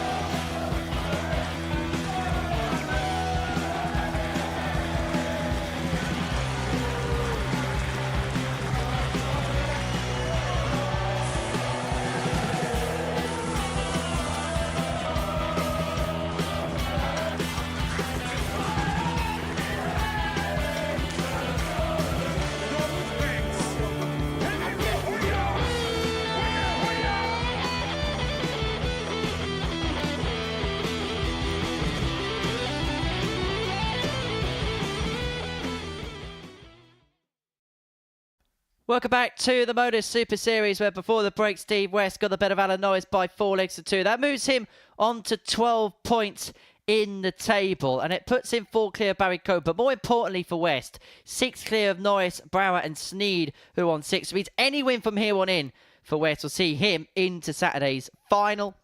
As far as the rest of the table is concerned, it's all about chasing Copeland on 8 points. And our 7th game of the session sees Barry Copeland in action. He takes on Paul Milford, who's bottom of the table on 4 points. Didn't win any game on day 1, but has won 2 from 2 on this Friday. And if he makes it 3 from 3, he will go within a couple of points of Copeland once again. And it would mean that for Norris, Brower and Sneyd, once more, they get a helping hand. And we said Milford could be the spoiler on Friday when you consider his form in terms of internationally, in terms of local stuff he's played, and actually some of the performances he put in on Thursday. It could be a recipe for somebody that may not be able to go through, but could stop somebody else from making it through. And so far, he has done damage to Alan Norris, and he has done damage to Carl Sneyd. But what damage can he make of Barry Copeland, who beat Johan Brower 4-2 in his previous match. If the daddy can win this game, things are getting very translucent. First leg body to through first. Game on. That's just a very fancy word for clear.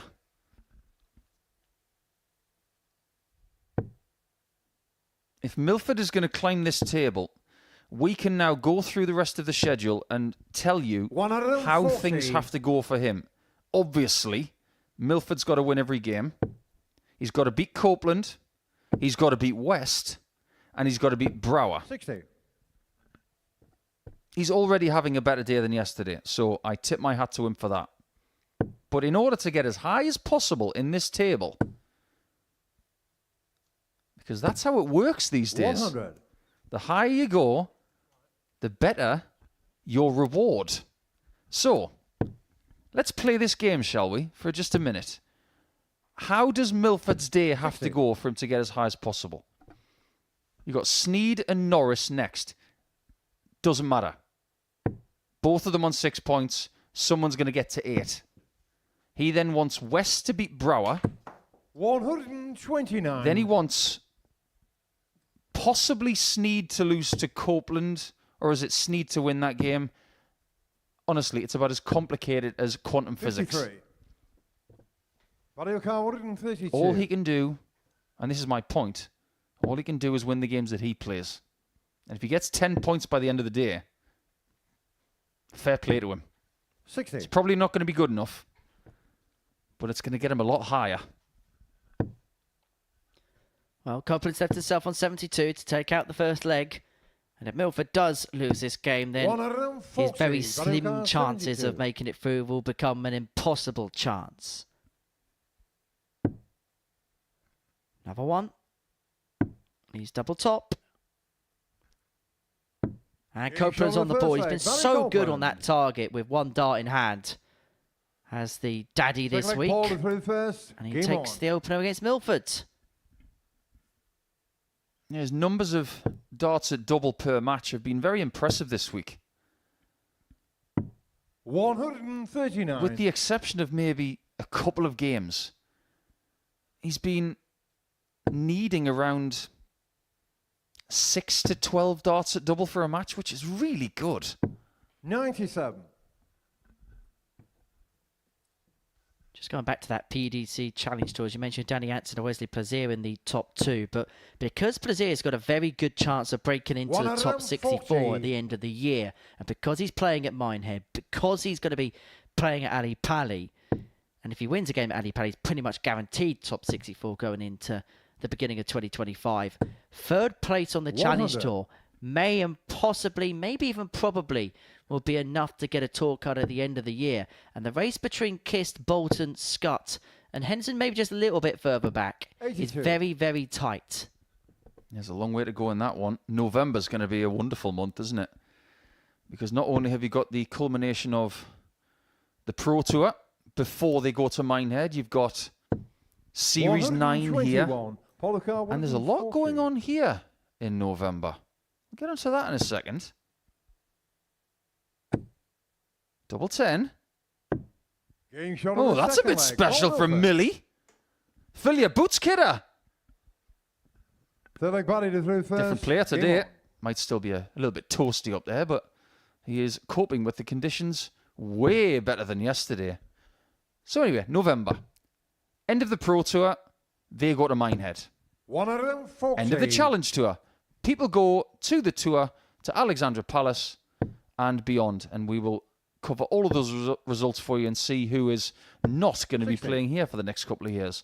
But this place is going to be hosting some ADC and some WADC stuff in the middle of November. And if you're coming to a Saturday night in week 9 or week 10 of Series 9, not only will you be able to see the culmination of those weekly campaigns in the Modus Super Series, but that ticket will also get you into WADC 55. Tour Finals and, for the following week, the ADC Championship Tour Finals. There's a lot of great stuff going on here in Portsmouth in November.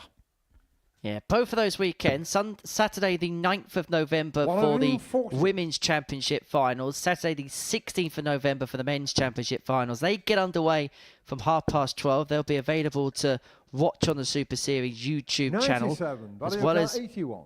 being able to be attended in person. 11:30, the gates open for that, as Barry Copeland has got plenty of time and plenty of space to open up a 2-1 lead here. Leaving himself an 8-1 after 9 and leaving tops after 12. He's averaging 106 here, and there's been points all week long where Barry has put in a precocious performance, and he's providing us 60. with another one here. 40. And he's got all the time he wants. You'll feel like Louis Armstrong then. He's got all the time in the world.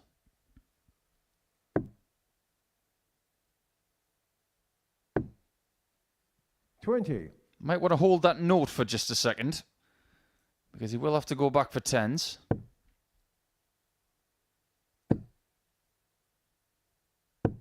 $100. Battle car 20. Can he hit the right note this time? How many times has double 10 been missed close like that? Shown And the then front leg, followed Barry up by the Copeland. double being pinned. And that's exactly what Copeland does there. He leaves Milford Full leg follow 2-1. through first. Game on. Do you think that Paul Milford is in audition territory now? Put in some performances and remind the selectors 58. that he's here for a reason, and maybe he might get an invite at the end of the year, or maybe at the start of 2025. Or he could qualify through the Vault Series with the ADC and come back. And I think a lot of what we've said about Paul is based on the people that we've spoken to, given him such a good 59. rep. Now, Scott Mitchell's a well-respected friend and colleague of ours here at the Series. Of course, our commentary colleague here at the Super Series. And I remember being sat with him in a commentary box a few weeks ago when we were talking about upcoming players that were due to play 75. here. And Scott was lavishing purple praise upon Paul. And we've had some communications from Owen Bates over the last week or so to say that he's been 85. dusting him up in practice. So there's definitely a player there. And there's been an improvement on day 2. It just never really came to fruition as often as you would have liked on day 1. In matter of fact, the numbers weren't too bad. 134. But the timing was just off. And that was enhanced by a 23% doubles hit ratio on day 1 of Group C. 139. First to the finish. But I think a lot of people would much rather be in 192. Because you're more likely to take 192 in 100. 6 Follow car 160. than 160 in 3.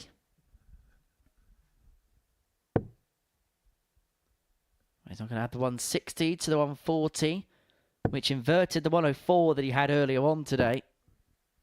95. Battle car 92. So Copeland's move 2 clear, and he'd then have the darts for the match.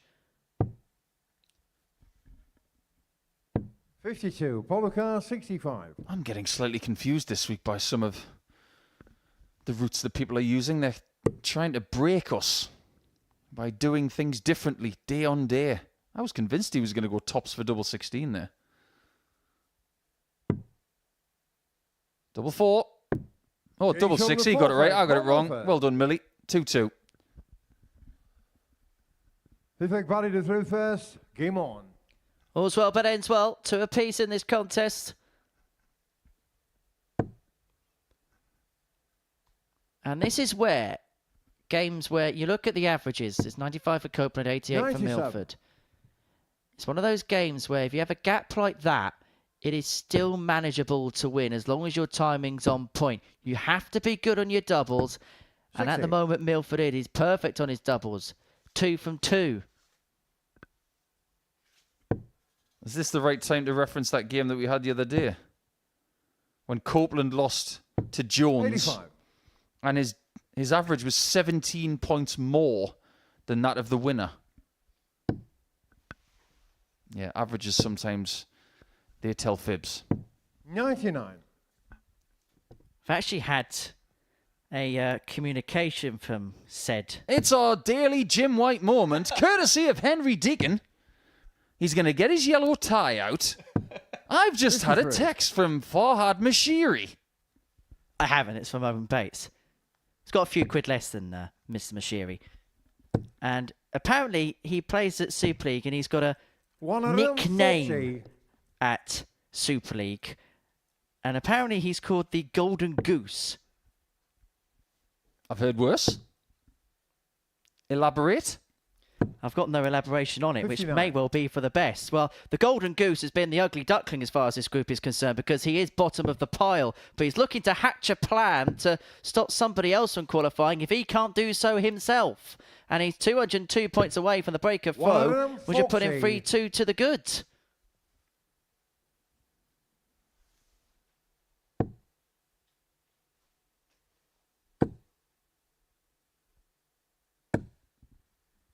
I'm trying to figure out in my own mind why he'd be called the Golden Goose. Well, you started this on. You need to tell us why.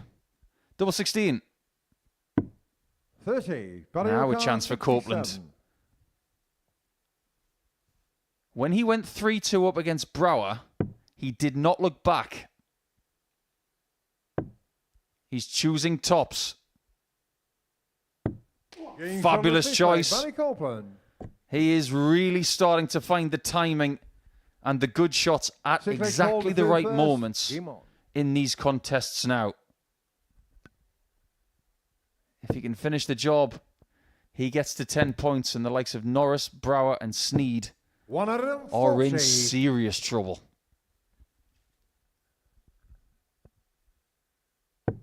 Paul Milford has missed one dart at a double in this match, and that could be the double that comes back to cost him 99. so dearly.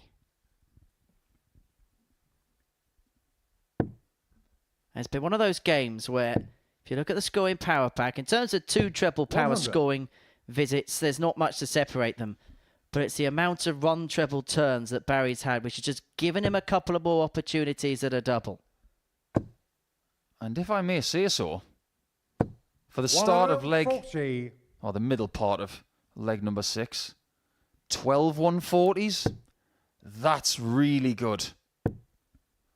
You don't see that every game. 85.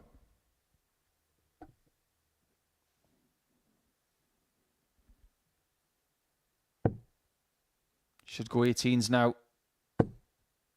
Barry. Things like that give me shivers. That mistake might cost him this match. Milford needs a treble to leave him on a 2-darter, unable to provide. He's first to finish, but Copeland could leave it much more makeable. How many times this week have we seen people leave bogey numbers? 52. But they've gotten away with it. 16.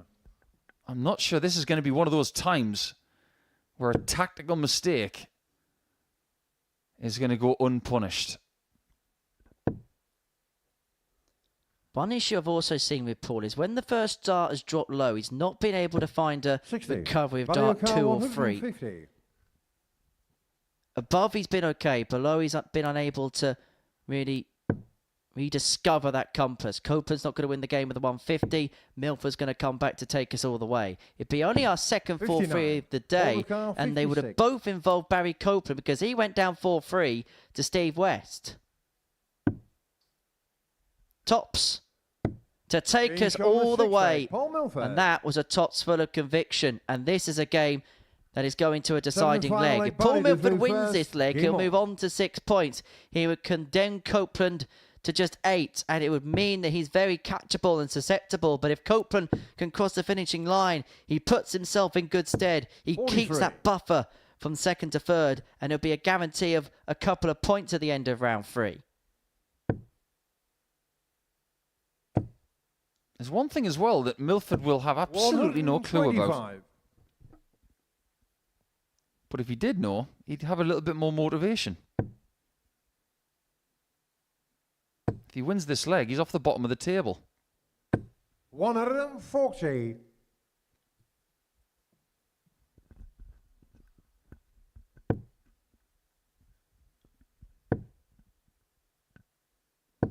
140. It's a good game.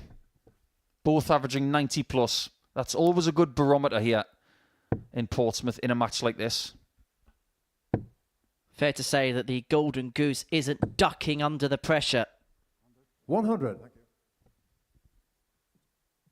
By the way, Henry's sitting next to me looking as proud as punch at that joke when it's about as obvious as that. 180. This could be catastrophic for Copeland. I know he's still going to be in second position at the end of this match, come what may. But the last thing he needs to do is lose to someone who is not going to be climbing the ladder that much today. What a difference a day makes. Yesterday, Paul Milford lost all 5. So far today, he's 3 from 3, and he's off the foot of the table, and he has condemned Barry Copeland to a defeat that can cost him so much. The advantage he had in second place in the table has been whittled away. What a performance that is. 94.74 the average, 4 from 5 on his doubles, including that 140 checkout. It's the second 4-3 defeat that Barry Copeland has had today. And coming up after the break, one of Carl Sneyd or Alan Norris will join him on 8 points.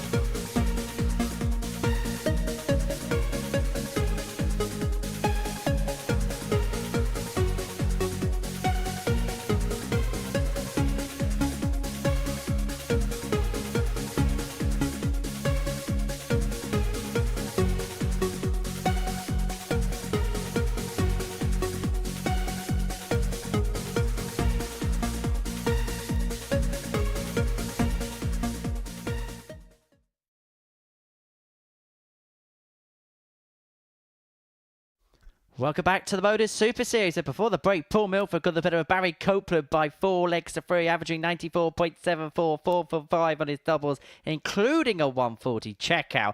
He is now 3 from 3 for the day, and he's off the bottom of the table. That's now occupied by Carl Sneyd, who takes on Alan Norris, but Carl could move on to 8 points and put himself very much back into the equation if he gets the better of Chuck Norris. And well, Sneyd may have to do the reversal of yesterday if he's going to qualify through, because he lost his first 2 yesterday and then won his last 3.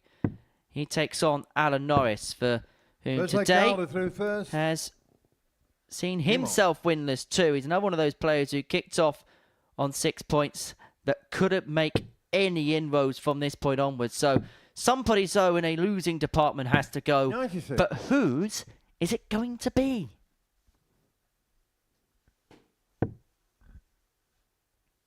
Whoever does win this game is going to be feeling a lot better about their 140. chances, that's for sure. Carl is probably thinking similar thoughts to 100. yesterday. Bad start. Come on, let's get this fixed. However, he might have left himself 85. with a little too much to do, potentially. However, if you look at the table, Copeland's on 8. The other 4 people 100. behind Steve West are on 6. So there's still a chase on for that second spot. But it just doesn't look good when you're sitting at the foot of the table. He's got to make use of this 95. game in hand that he's got on Milford and Copeland. Same could be said for Norris. 140. I like little dogfights like this, especially when we haven't had West against Brower or Norris against Brower yet. The best of the day is yet to come. 137. Brewing up. 65. You could say 15 for Tops. Tops for Sneyd for a 1-0 45. lead. Alan But O'Carr, we saw this at 44. times yesterday where darts at that target have dragged low, and we're seeing repeats of it here. Alan Norris looking to go Loco and Acapulco, but he couldn't find the 4 tops, 24. and neither could he find the double 10. Alan O'Carr, 20. Getting shot on the first day. Carl can Sneyd. find it. And you can see what Alan thinks of that. He had his chance. He missed, and his Second leg Islander opponent through first. finds the Game on. target. That's darts, about as simple as it gets. 16 darter for Sneyd to put himself one up in this contest. 100. Now, it was at this stage yesterday where Norris had his mid-session wobble in games 3 and 4 before ending strong 41. against Paul Milford. Cannot afford to do the same here today because he lost his second match to West. Finds himself now on the back foot of Barry Copeland, 85. who occupies second position in the table. Well, if you do have a mid-session wobble, you have to ask yourself, why did that happen?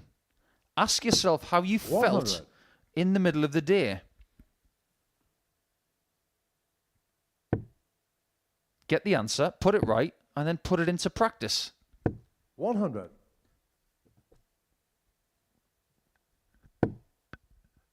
Just before we go too deep into this match, there's a few birthdays that we 60. can send out for the 16th of August. In particular, to someone who's been here a few times as an ADC qualifier, Jack Vincent. So many happy returns to Jack. 45. Someone who I like to call Tiny Temper, Terry Temple. It's his birthday today, so happy birthday to Terry. And as 83. mentioned by Chris Murphy in the early hours, he was today years old, as was I, when we found out that Gabriel Clemens and Martin Schindler share a birthday. 100. So, schöne Geburtstag to the two Germans.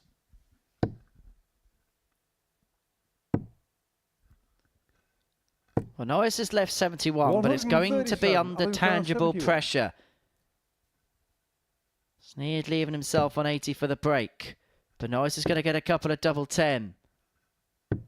Getting shot on Finds the second double leg. 5, Alan Norris. last dart in hand to evade any such worries of Sneyd breaking and Well, they opening up a counted through 2-love first. lead. Game on. We're back level at 1-1. You have to say, decent enough contest. 140. I think that's a fair statement. Decent enough. It could yet improve. When Norris 60. lost to West a couple of games ago, almost a 90 average wasn't good enough. He's just a little bit short of that right now. 100. And he leaves himself susceptible to losing again if he doesn't find another gear. Coincidentally, on this starting day 100. in history, quite a lot of big names in the sport have won titles.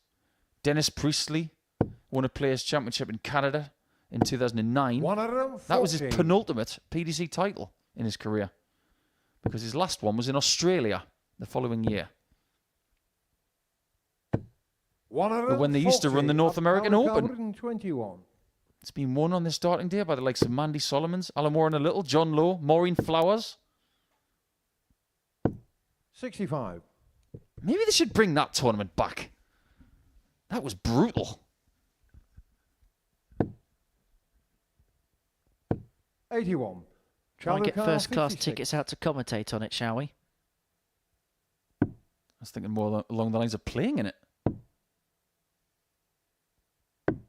Aha! $15 from Carl. Is he starting to find his game again in round number 3? For the gallon to do first. Game on. Yeah, the North American Open, I believe, was a very short format, and it was, if I remember rightly, I think it might have been double start. 60. I was very young when it was on TV, and it was a big, big deal. 60. Do some scouring through the archives of a particular competition. Scouring is the eyes of Alan Norris right now, because he's not happy about 45. that turn. And he's opened up the door here for Carl Sneyd against throw. But look at Carl's numbers. 140. They are starting to go in the right direction. Started with a 76 average. Unfortunately for him, his next game was worse. But this is a severe upturn in form. 70. And it's happening to Norris again. He's having that little wobble. Hitting the wall at midway point of the session. And Sneyd is getting up to speed very quickly. His average is approaching 98. He's left himself on a finish after 9 against the throw. He's threatening the break of Norris. And he's threatening to run away with his contest. 45. Car 121. That third win in the group for Chuck against Milford yesterday seems like a long time ago now. Look at this. That is fabulous. He made that look so nonchalant. Real conviction with every single dart. Somebody has wound Sneyd up and turned him on. 12 darter, 1-2 on out, break of throw. And that 140 turn, his average moves in excess of a ton. And he's that good, he's even leaving the flights around the place. Why is it that he doesn't turn up in the first couple of rounds, and then come round 3, he figures it out? Or, there's another way of looking at it. Why does he start against Alan Norris every time? Because round 3 yesterday was against Norris. Is it something about Chuck that gets him going? This is genuinely one of the best performances of the group. 55. From someone who has still got a chance and would have a better chance than Norris if he gets the win. And as it stands at the minute, we don't know what's going to happen in this leg, but Sneyd could go from 6th to 3rd in the table with a win with a little bit of distance in it. I have to say, this is possibly as good as we've seen Carl Sneyd perform on this live lounge stage. His average 99.18. Ton leads himself on 110 to cross the finishing line. It could be back-to-back Ton plus checkouts to win this match. Well, considering how easily he hit the 1-2-1. 57. Just hit the bull, hit a 20 and hit tops. He's been able to find the trouble with dart 2 after going low with dart 1, but he couldn't find the double 18 to take out the 110, but he is going to return for double 18. And Norris, where he just looks a full-on figure. He's hit that wall again in the midway point of the day, and it could come to cost him so dearly. Sneyd back for 36. To wrap up what has probably been his best performance on this stage. It's a comprehensive success for Carl Sneyd. He gets the better of Alan Norris by 4 legs to 1. It was a proper professional job. It was business-like from the bomber, as he averages in excess of 95 to depose of the former Lakeside finalist 4-1. That's how the game went from a statistical viewpoint. Sneyd moving on to 8 points. For Norris, well, he has got big problems now. He's in big trouble and needs a big finish to the day if he is to progress through to tomorrow night's final. Well, Steve West is a win away from being there, and if he beats Johan Brouwer after this break, well, not just will he have his Dutch opponent in his pocket again, he'll also be pocketing a place in the finale. Next year, when that decision needs to be made, he's going to be 49, 1 year shy of the age of the seniors. A very viable option. Two players who are around that age. Well, what did he say about the 9? Will we get the 141? Will the promise come true? Double 12. Shot and the match. Steve West has won the match with a 9-dart.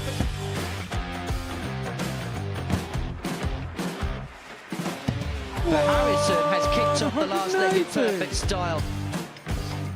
It's everything, really. Oh, he's timing this well again. 180. With a 9-darter, treble 19. Treble 15 leaves double 18.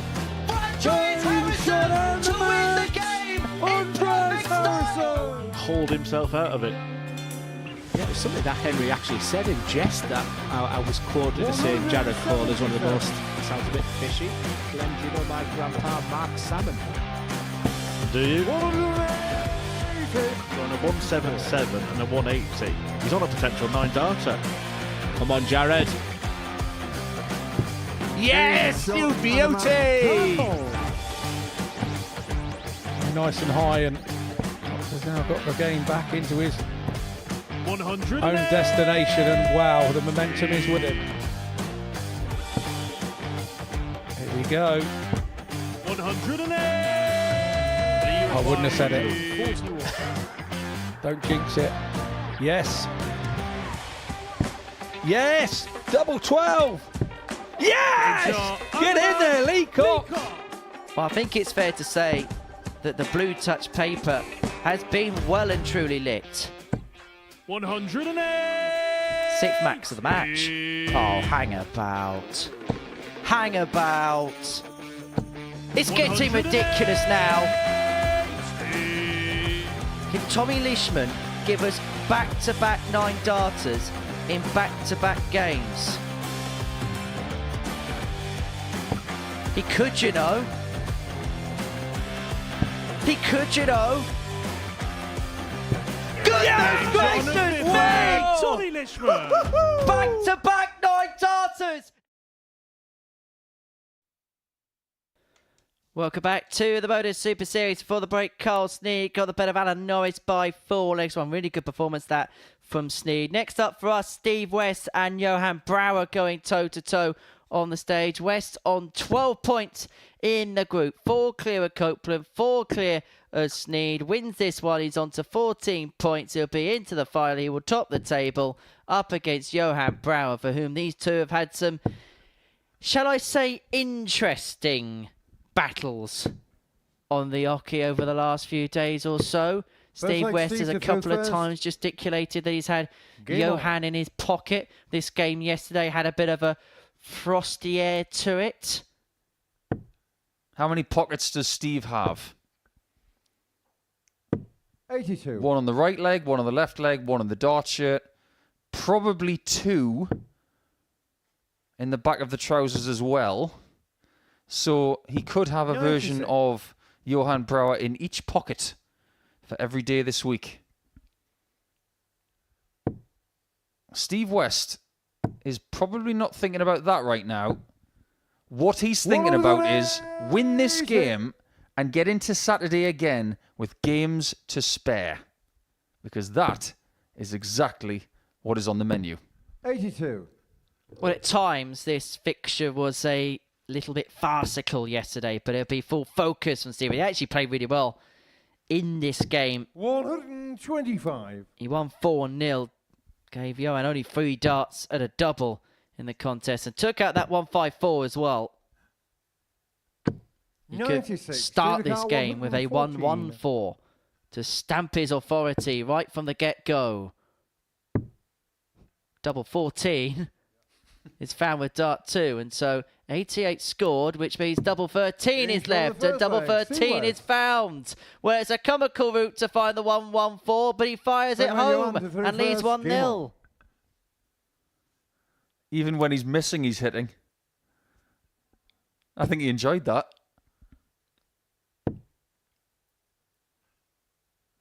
26. That's one of the more peculiar 12 darters you're ever going to see.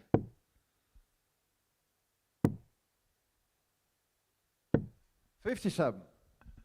3 more legs in this contest, and he's going to be on Saturday night for the 6th consecutive time. He's making a habit of qualifying for Saturday nights now. 83. Even after a layoff. That's impressive, but still has to get it done. Can't rely on mistakes from opponents so he can meander across that line. He's got to run through that tape. As for Brower, though, if he can somehow get a win against West here, he will join Sneyd and Copeland on 8 points. 80. And guess who's playing next? Sneyd and Copeland. By virtue of that, 79. he must win this game. With West out of sight potentially, 100. one of Copeland or Sneyd is going to get to 10 points. And if Brower's still on 6, when that's the case, he's running out of time. 60. And time is getting way too thin. And West is having one of his good games here. Brower is going to have to up his level. He finds a 140 to leave himself first to finish on throw. 72 has been left. But what kind of hole can Steve make out of the 180? 50. Sensible play. 25 gets him to 130, which is makeable. But it's double 6 for Brower. Very nice. Johan Brower. Good comeback there from Johan. They'd like Steve to throw first. Game on. And another game where we're not going to find any bagels. And legs have been very hard to come by for Johan up against Steve this week. As a matter of fact, that's just the 5th that he's won in 5 matches. 58. He's been on the receiving end of a couple of bagels against his opponent. But he's got one on the board here. Just keeps Steve thinking and ticking away. 140. Do you know in certain parts of London, they don't call them bagels? This is true. They call them bagels. And that's not me trying to put on an accent. It's 42. the pronunciation of them calling them bagels, not bagels. I don't know the full explanation of it. But that is true. I learned that 95. in the last few days.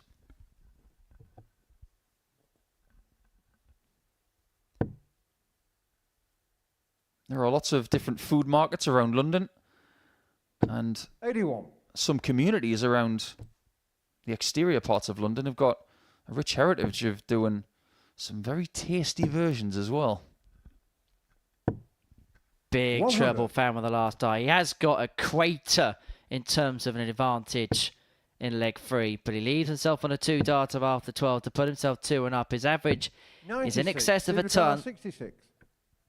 He's not just seeing the finishing line in this group, he is hurtling towards it. And this is a hurdle shot. Getting shot on the 3rd leg. Steve West. 4 for Johan to throw first. Game on. Johan's chances are starting to wither. That sinking feeling could be getting very close. He has been a lot more competitive in this group than the 30. previous group he was in. He was at the bottom of that table all week. He only won 2 games in all of Group A. And the last time he was in a Group B scenario, he lost out in the final couple of matches. There is a suspicion now that if he doesn't get a move on, that's going to happen again. 85. It feels like the energy zapped out of Johan, but he's trying to re-establish it again. 140. Well, I don't know about you, but he looks flat to me. It's very subdued, isn't he? Very subdued.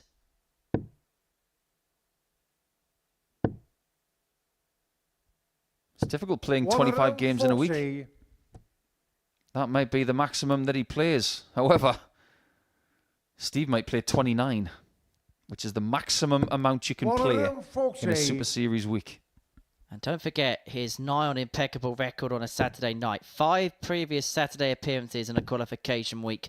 4 of them he's won. He's qualified for Champions Week in every single series he's played in. This 101 will put him 3-1 up and put him on the cusp of winning the group. And the only person to beat him on a Saturday night in a qualifying week? 106. Richard North. Someone who is also part of a compass.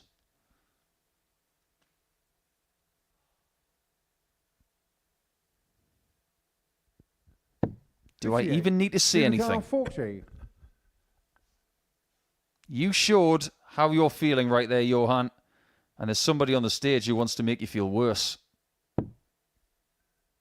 Double 10. Inviting guide. 20. Cannot use it. And this is to square us up at 2 apiece. Things might take a bit of a turn now. If he hits this, he might not be able to resist. Getting shot on the 4th leg. Johan Well, I'll tell you what, he's really keeping it together here. 5th leg, Steve to through first. Game on. He still looks like someone who's taken the jam out of his donut.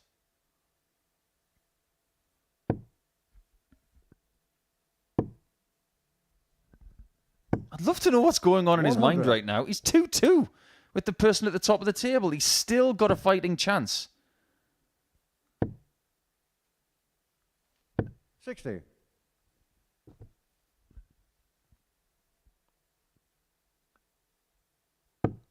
And Steve West had to be careful because as well as he's played in this contest, Barrow Onfo has been able to reel him in, and now there's a potential for a break opportunity to arise. A dry score of 45 means that with a big turn here, Johan can take the ascendancy. Needs another treble though. 85. 85 sees us all square after 6 starts in leg 5, with this game all square at 2-2.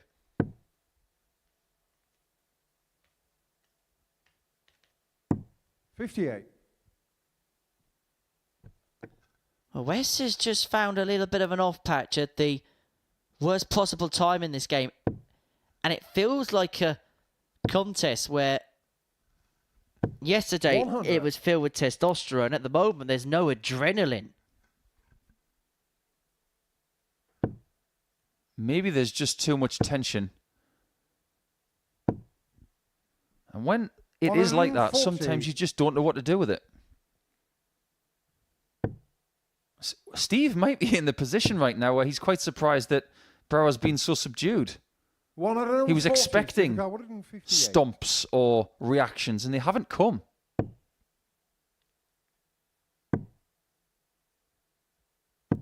$58. And after losing leg 4 and not going 3-1 up, an opportunity presents itself 76. and could be extinguished because of that mistake on missing the single 16. This would be gutsy. This would be brilliant.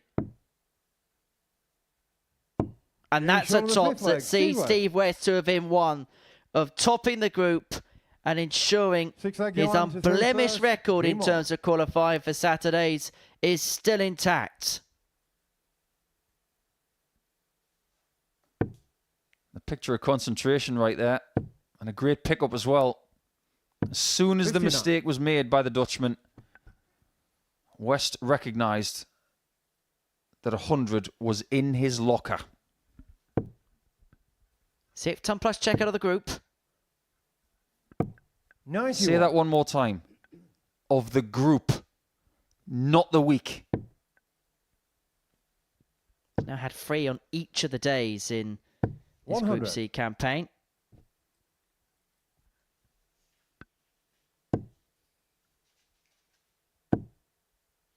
And he has been 140. the most likely player to get maximums. I know that he didn't start the week great in that regard, but he really has started to churn the engines over the last couple of days. 78. So 12 for the week is Steve.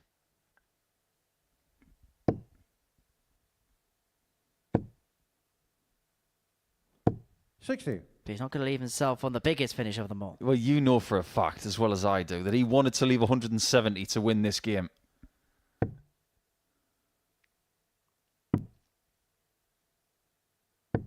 $84. Yeah, good recovery, but still advantage West. He's got 6 starts from here to get it done. And look at that. That's perfect. 123. He'll actually be quite disappointed he only got 123 there. However, he's recovered well from that little bit of a mid-match wobble. His average, 95 and a half. He's had a couple of ton-plus checkouts, and he's now on the cusp of topping the group. One dart at the ball. 62. He had the line, he had the length, it 80. grazed the 25. That moved the bullseye wire. Does this shot move the score? 60. It does not. Steve Ducan, And West 25. has a better chance of winning the group now with 2 games to spare. Well, there was another little stomp from Johan, but this is Steve West stomping ground. And it's 888. And now 4. 21. And those Johan 2 more 20. match darts, which would have seen him top Group C. And Brower can condemn him to a deciding leg if he pins his 10. And I think there'll be an outburst of emotion if it goes. No, it is very much conserved. It's very much reserved ahead of a big last leg for Johan Brower. If Steve West wins it, he wins the group. If Brower can prevail, then he'll put himself onto 8 points. It'll mean that 3 players will be on that mark in the race for second space. But West kicks off 140.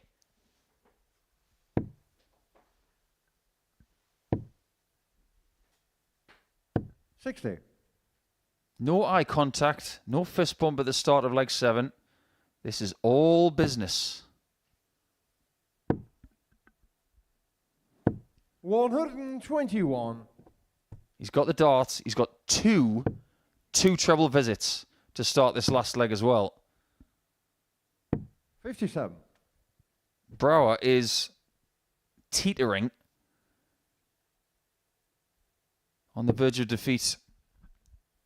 And West, who's had 3 match darts, 28. is still trying to leave 170 to finish this match. That's what 225s would have done there. He's got 1 more chance of another maximum in this match.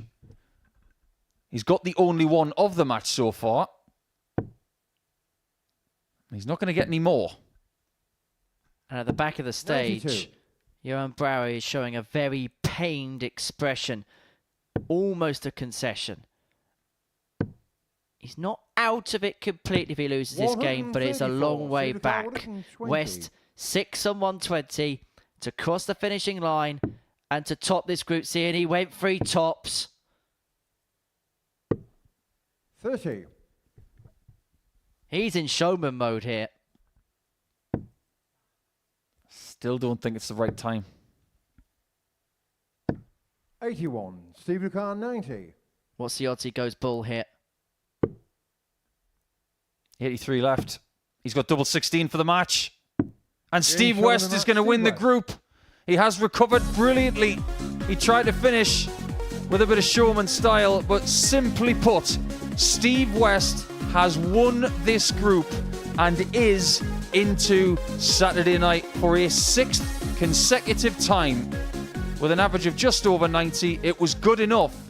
I think he had a few words with the referee at the end there about some of the conduct on the stage. However, Steve, welcome back to the Super Series. You've done your job. And on Saturday night, Simply the West could be simply the best.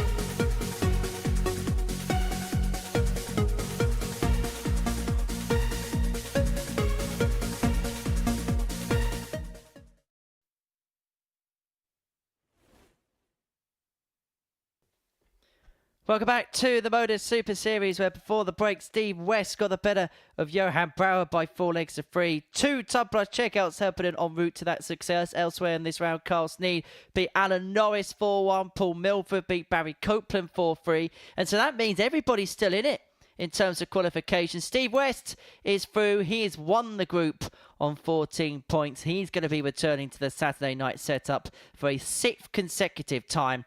Copeland, Sneyd, Brouwer, Norris and Milford all separated by just 2 points. What could be the biggest separating factor is have a look at that legs difference there of Barry Copeland, +2. Look at the legs one of Barry Copeland, 25.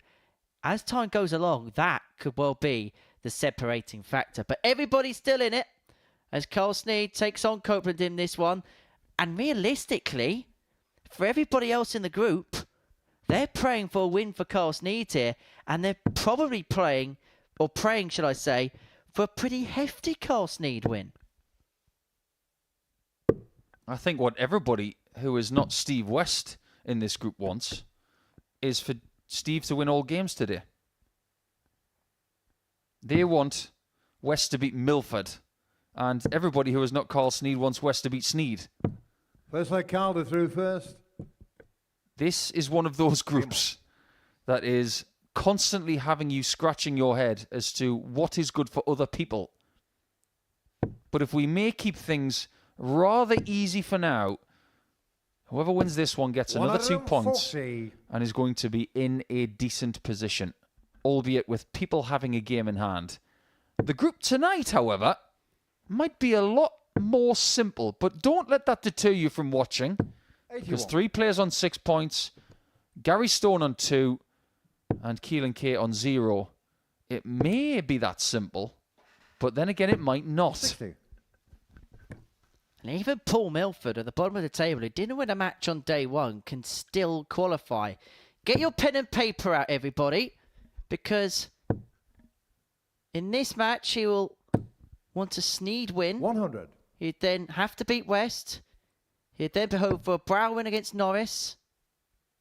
Then, obviously, he'd then have to beat Steve West. 140. Then would hope for possibly Norris or Copeland. One of them move on to 10 points. So that one, probably a Norris win based on the legs difference bracket. And then if he beats Brouwer by a big enough scoreline, if the legs difference correlates, 140. he could nick his way in at the back post.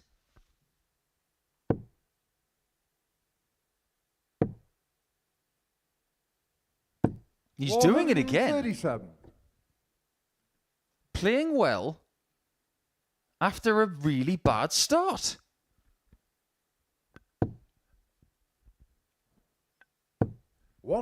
Forget the bomb, he's been a bit more like the tractor, where he's needed a little bit of time for the engine to get up and running.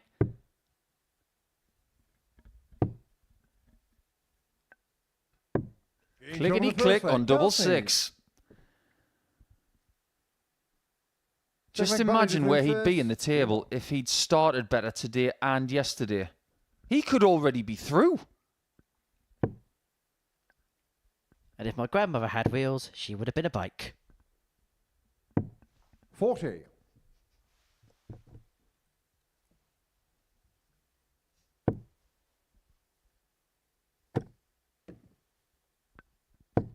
$75. He really does need to have all 3 darts on the board. Every now and again, that's going to happen. But he's throwing those darts with such vigor right now. But what we do know with 2 rounds to go is that 12 60. points is going to be good enough to get through to Saturday night. West's already got 14. He could walk away with 18. 180. But of Sneyd and Copeland, if they win their last 2 matches, that will be good enough. Because Brouwer, Norris and Milford can't catch that. 60. This has almost got a semi-final feel to it.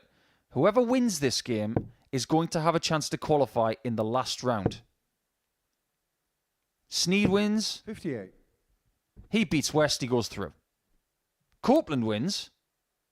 Then he beats Norris, he's through. But there are other scenarios too. We'll cross that bridge when we get there. But the second time in this match we see a 161 left. Sneyd got 1 dart into it. 100. How good can Copeland be on a shot that he's already hit this week? Not to be for Sneyd, but this a finish of need for Copeland. Down for treble 17. And now for the bullseye. Oh! Just when he needed something big the most, the daddy has come and delivered the 161. First. Game on. Shots don't hurt physically, you say? Try and say that to Carl right now because he felt that. 60. You can't tell anybody here at the Modus Super Series or maybe around the world that Barry Copeland can't play darts. 2 161s this week. He has finished sublimely. 140. I'm now a fan. It may have taken me a few days to really put my thoughts into perspective about the way that Barry 81. plays the game, but I really, really think he's got something. Watch out, WDF. Watch out, World Masters. Watch out for the rest of the week here. He could well be on Saturday night. And yet 83. another talent from Northern Ireland. What a country. If he plays this well at Lakeside, he will be a contender. 60. Because there won't be a Plaisir there, but even though he's the #1 player in the WDF system, he will be playing at Ali Pali. It is a little bit of a shame, isn't it, that the WDF World Championship at Lakeside 60. might not have its #1 player in their rankings and their defending champion. That's just the way of the world. It's the way the game's 100. changed. It's no longer like back in the day when the champion was kept under lock and key for 12 months.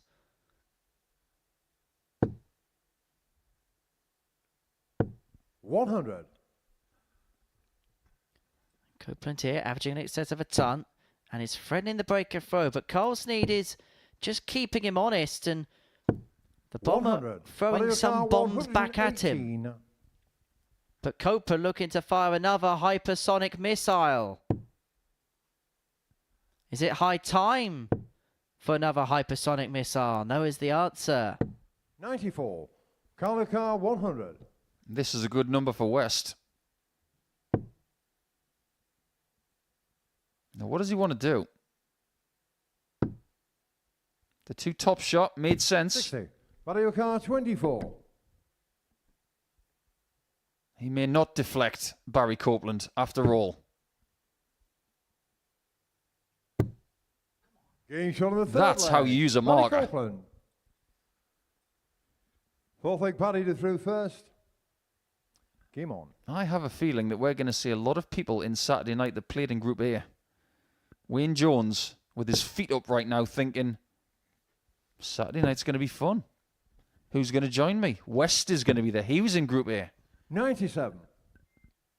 In Group B, Richie Howson's looking good. Christoph Kachuk is looking good. There could be a lot 60. of players who've played a lot of darts prior to Saturday playing the last day of the week. And I'm going to say this right here, right now, because the bookmakers haven't really given Barry Copeland much of a chance all week long. 83. Prior to play getting underway yesterday, he was 33-1 to win the week. He was the second outsider of the lot. He was 10-1 to win this Group C. I think he could be at odds tomorrow night, 140. which on the basis of the way that he's been playing this week, could be worth a nibble. I've just been having a little look at some of the Challenge Tour 17 results, and there are people warming up for 140. Champions Week at the Challenge Tour. Jimmy Van Schie has got himself into the last 32, as has Tom Sykes. He's beaten Nick Hymans by 5 legs to 81. 0. Darrell Pilgrim's lost 5-0 to Kai Van Leon. But a win for Fallon Sherrick against Steve Haggerty. Steve Hine, who we saw here 135. just a few days ago. He's beaten Dylan Dowling. Thomas Banks also warming up for Champions Week.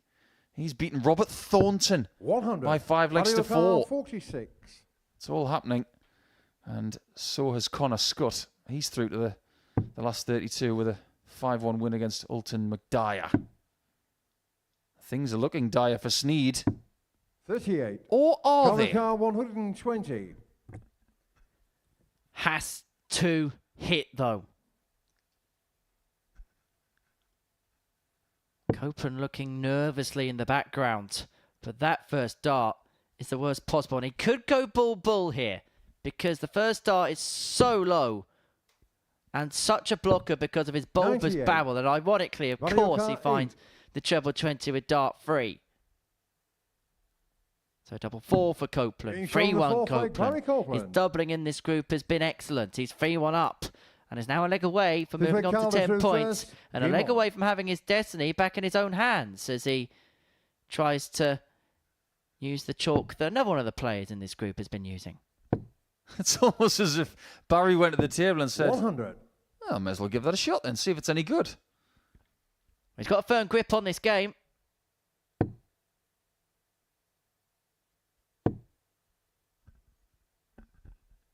85. If you've never used that stuff before, it is a residue that when you put it on your fingertips, it creates a tacky sensation that allows for better traction when letting the dart go. Can't believe there's no clean-up of the mess.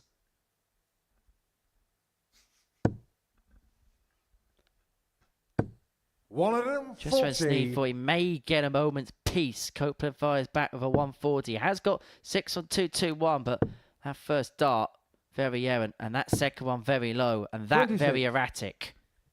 There's no such thing as a moment's peace here at the Modus Super Series. It's wall-to-wall chaos.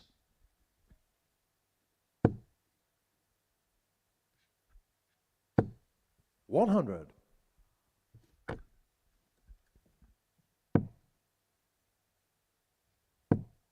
This is wonderful. It doesn't get any better than that. 171. A world-class visit from Carl.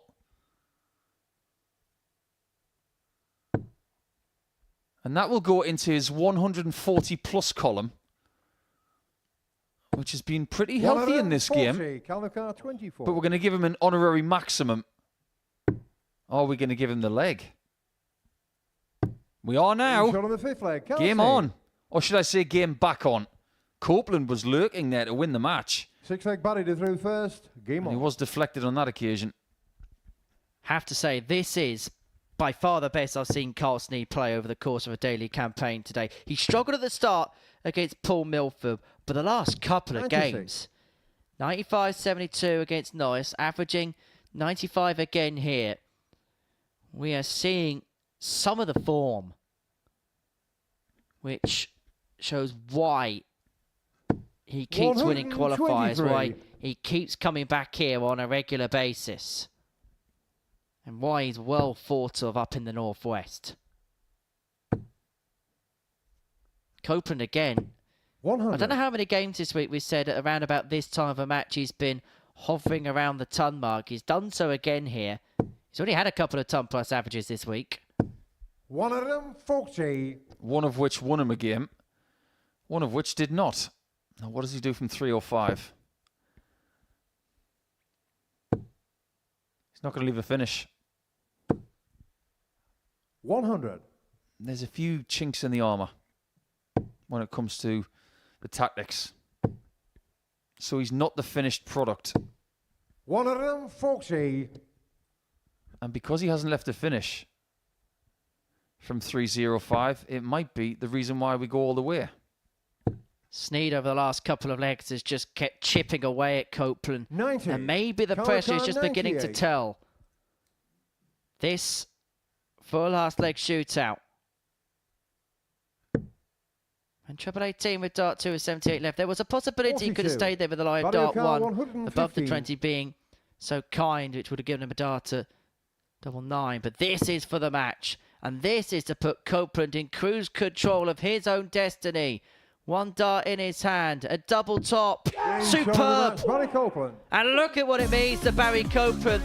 The outpouring of relief more than anything else. A couple of ton plus checkouts has swung this game against Carl Sneyd. The celebration from Copeland, but as Carl Sneyd departed the stage, frustration. He played so well in that match. He's playing some of the best darts we've ever seen from him on this stage, but it is Copeland who prevails by 4 legs to 2, courtesy of those couple of ton plus checkouts, the 161 and the 115 to finish. It puts him onto 10 points in the group. It means that Paul Milford has to beat Steve West after the break if his very slender chances of making it through remain the case. And we're going to watch that in a few moments' time. Welcome to the party in Portsmouth here at the Modus Live Lounge. They've both got the talent where they can just reel off leg after leg and dish out a heavy defeat. And what a way to start the day. We're up and running here on Champions Week with a maximum. Well, what a way to finish. A 12-dart leg. Beautiful check out there from Cam Crabtree. Only needs the one. Game shot on the second leg. Darius What were you saying about efficiency? On the third leg, Is that the moment that Reece Robinson comes alive in this crucial clash? Looks like he's going to go for it. And it is right next to his favourite double top. And he gets the job done at the earliest possibility. That is Cam Crabtree through. Case not so. Harrison gets the all-important win. Game shot on the second leg. Darius Labanowski. Game shot. Well, Smith, is it a 9? A long time. And that clenched fist. Game shot. He gets the job done in the end. He's nodding in total agreement because Game shot on the fourth leg. Just like Darius that. Labanowski. all he needs the one. And there you can see that she can unlock at any moment, but that is quality from Harrison. This would be a wake-up. welcome to the party in Pompey. Should be a good marker for him, and is. It was a great guide. Shot on the first leg, Andreas Harrison. It's a breaker throw for Andreas Harrison. Shot on the second leg, consecutive breaker throw, double 16 is found. And he does lead. It's not an 11, but it's a beautiful 12, treble 17, which he gets. Bullseye for the win. Absolutely incredible by Andreas Harrison. He's Andreas Dirty Harrison!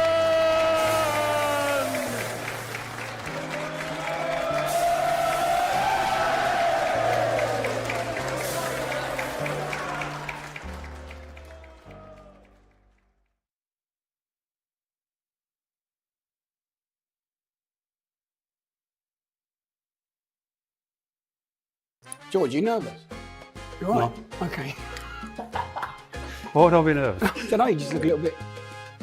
Come on, I'm better than that. 34. You won't get this. How much if it does? As much as you like. Double I bet shift you as much as you like, you won't get it. Oh, good, George Noble, lad. What a finish. Okay, fair enough. 120, where are you going? Why are you laughing at me? You don't laugh. I'm not losing it. Wow. What'd you start up for in 309? You meant to be a ref. Are you reffing, yeah? Yeah. You miscounted, didn't you? No. I just went for a 20. I'm just not very good. So can referees play darts on the basis of that? Probably not. That video is available tomorrow on top of plenty of other content available on the Super Series YouTube channel. Most of it of which you can see there is flickering across your screen. Do subscribe to the Super Series YouTube channel for plenty of other goodies as well as getting in touch with the YouTube chat room. Well, Paul Milford needs to win to keep himself in touch. A defeat here to the already qualified Steve West will see him through the exit door. A very relaxed Steve West, who is, well, giving us up here in the commentary box some jib. You could do some talking later, Steve. It's all about the action now as he takes on Milford. He can relax, but it's still in the meat of it as far as Milford's concerned, because he, even though Barry Copeland won that last match, can still qualify. But basically, his chance of qualifying is like putting £100,000 worth of chips 100. on the green zero and hoping that the roulette wheel will spin in that favour. So what you're saying is it's about 37-1. put it this way. 100. He has to beat West. Brower and Norris, either or. Then he has to see West beat Sneyd. He then needs Norris to beat Copeland by a scoreline. So 43. ideally he could do with Brower beating Norris. And then he would have to batter Brower in the last game. It's a very slim chance, but as long as you've got a chance. It's like that movie, isn't it? Dumb and Dumber. So you're telling me there's a chance. 100. However, I think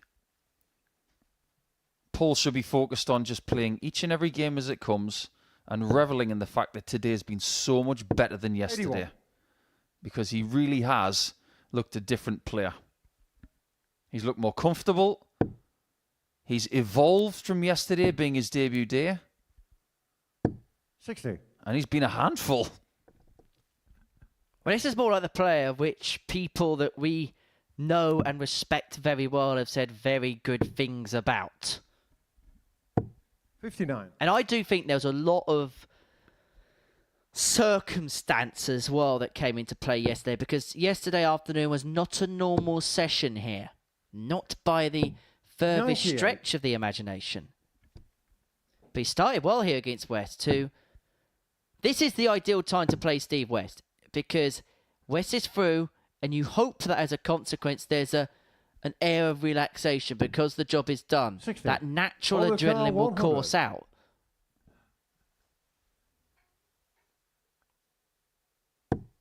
Beautiful first start from Paul. Getting shown the And first he leg. takes the Paul first Milford. leg in 6 visits. Very, very tidy. Second leg, Steve to throw first. It's a good opening Game leg from the England international. And that leads me to my next point about Steve. For 64. some reason, I thought he'd played for England in the past. I can't find a record that he has. That doesn't sound right. 140. That may be the case. I'll have to double check from people in the know. 85. You just wonder if Milford won just one game yesterday, how different things would have been for him.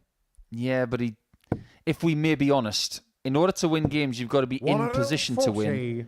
And at no time yesterday was he in position to win a match, because it was 4 4-2 losses and a 4-0 loss. So when you see the results like that, 32. you've got to be honest. Not only did he not get a match dart, he didn't actually get a chance to win a leg to win a match. And that makes you think 60. about today's turnaround in broader terms.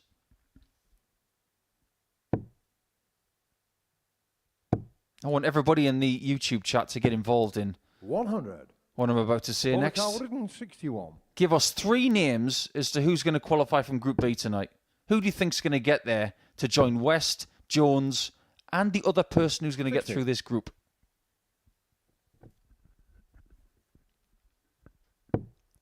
Well, Milford here, teetering on the brink of a 2-0 lead, has left himself 101 after 12. And this would be for the break of throw. And 60. if Milford's very On the count, unlikely chance of 101. qualifying is to come true, then he needs to win some big games. Needs to win games by big margins. And so every microscopic moment could have major implications. 81. And he goes Leave the just count, low on the tops 160. there for back-to-back tub plus outs. This would sting. This would hurt.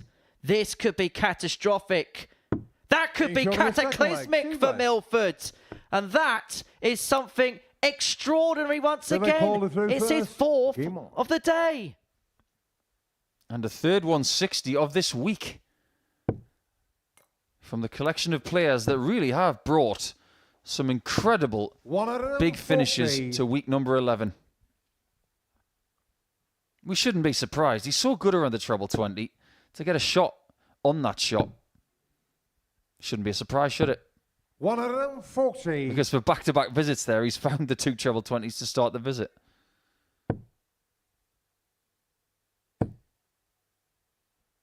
response has been good. 180. This contest has been good.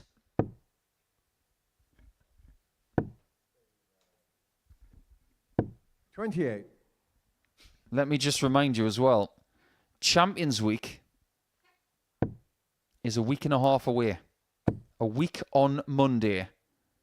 The Champions Week for Series 8 will begin.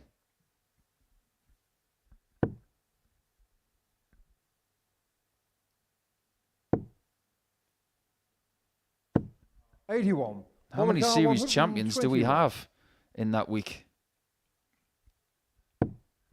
None. Exactly. Well, every single leg of this match prior 59. to this one was won with a ton plus checkout. Looks like that trend's going to end here, with Milford leaving 62. West all the way back on 252, but he ain't going to be all the way back for much longer. Word of advice here for Paul Milford. Take this out, because West is brewing up as the legs comes to its close. He's taken out 62 today on double 16. 30. He hasn't done it this time. 72. 16s. Gets the singles. 32. The trusty tops, not this time. Paul the car, 32. If he doesn't find it, he has been very, very close to that target today. Is Milford on point? Getting shot on the He third finds leg. a double Paul Milford. 16 with dart 16 of that leg. He re-establishes his lead at 2-1. Paul leg Steve to through first. Game on. It's not easy being green. We're getting some questions and 93. some replies to what we mentioned a couple of legs ago. A lot of people going for Richie Howson, Christoph Kachuk and Kurt Parry to qualify tonight. No surprise there, because they do 100. have a very, very good chance tonight. We've also had a question. Who is the one player you'd want to play at the Modus Super Series who hasn't yet? It's a popular question that we get quite often. 45. A lot of people tend to say Paul Lim. But what we try to do is give everybody a chance of qualifying for you through the ADC. 140. But there are people who have done things in the sport who are yet to play here. Still awaiting Chris Murphy's debut playing on that stage. You're walking on very thin ice there, Henry Diggin. So we should probably move swiftly on. Me and him, 501. Let's get it on the YouTube channel. There's only one winner there. 100. Oh, I smoke him. He's won one trophy more than you have. He would have me for breakfast, to be fair. And probably lunch and probably dinner. I back out as 85. quickly as I Paul went the in. car, 161. 161 for Milford. Doesn't go. I'm still thinking about who I'd like to see here that hasn't played here. 60. I'll get back to you on that Car, one, actually. 153. Nice question there. Well, West has already had the 160. He's not going to hit Milford where it hurts again. And do you remember when West took out the 160? Milford was on 101. He's left 101 again for the break and a 3-1 lead in this match. He's going to get a dart. Just about in the single one. 61. And very Single high car, on the 56. tops.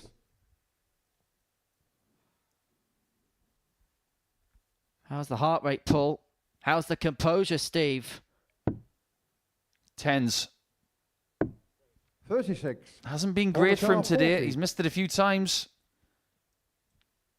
Milford is just about still alive. Getting shot on the 3-1 fourth it leg, is. Paul Milford. Breaker throw it is. He is just beginning to clutch his collar a little bit. Who's like I'm Paul to beginning throw to first? wonder whether Come on. he's beginning to fancy the task. Is this the first time where he is well and truly believed? He's left it late. But I think he's starting to enjoy the experience, which is 85. in itself a really good thing. He's playing well, averaging in excess of 91 in this contest. His performances today have been very good. 86 in his first, 80 in the second, but that's because he missed 13 darts at a double 140. against Carl Sneyd. And then 94-74 in getting the better of Copeland in a last leg decider. That the tail of the tape in terms of the averages. 99.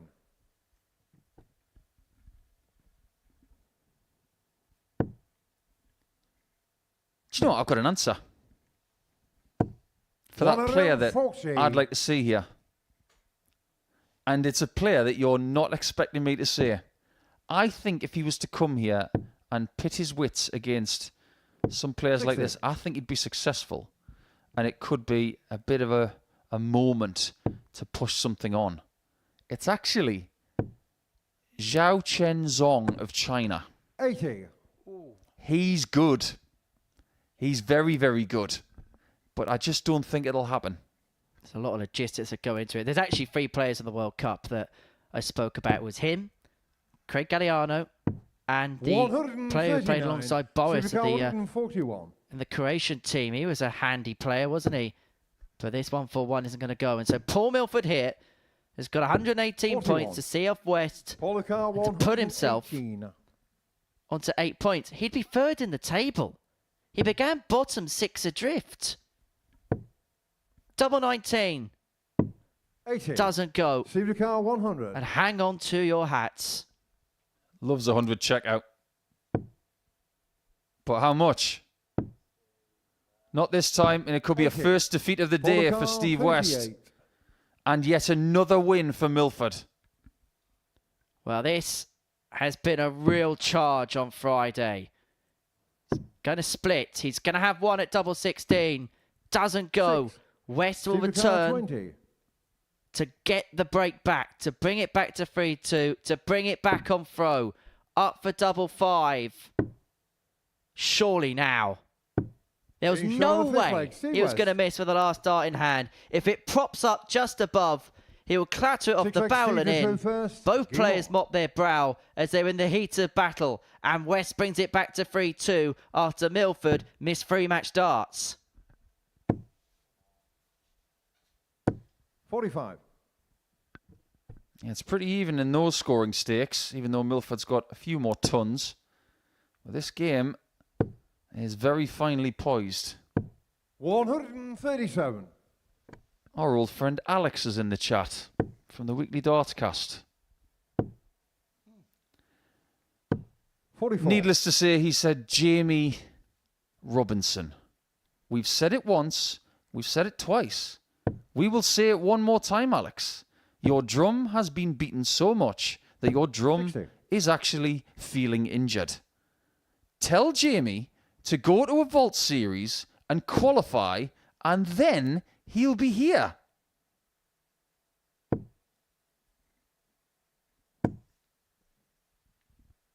$123. I actually really want to see him here. He can play. He's made a Pro Tour final. But if you want to see him here, Alex, tell him to go and qualify. And if he qualifies, gets here and is successful, that's even sweeter, isn't it? And just to prove something else as well, Henry does not beat Chris Murphy at darts. 127. Doesn't matter what you say. I'm in the corner of Chris Murphy. And if they do play each other for the social media channel, I will be in Chris's corner. Sorry, Henry. Hang tight, Nico. Hang tight. Well, Milford's left himself on a finish for the match, but West should leave it handier. We'll leave 92. it handier. We'll leave himself on a 2-darter, but this would be a magnificent way to get the job done. To get over the line. As a glance over. Exhale of breath. And now the fire at double 16. Oh, it grazes the wire. That was a good dart. Just didn't quite find its target. He's had match darts in multiple legs now. Does he get more? 50. That he does. 16. He's had to ride his luck at times in this contest. He's already missed 4 match darts. He comes back for double 8. Cannot let those nerves creep in. Double 4. And this time he does cross the line. And Paul Milford's miraculous run shows no signs of stopping. And he was a man who began the day at the bottom of the table, 6 points adrift of second space and now finds himself in third. He finds himself a couple of points off Barry Copeland. And could the impossible fight back become a possibility? Well, this could well be a comeback that even trumps what Moreno Blom did once upon a time. Milford 4, West 2. And I'll tell you what really is interesting is we've not even gone to the commercial break yet. And Alan Norris is already on the stage preparing for his match against Johan Brouwer. And remember, this was the game yesterday that was a little bit feisty.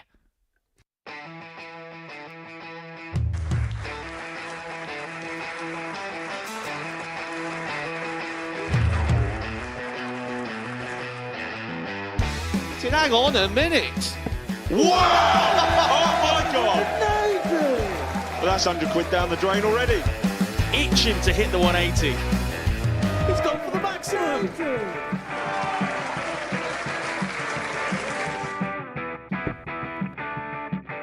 18 for the bull. Bull. 53. No, he said bull.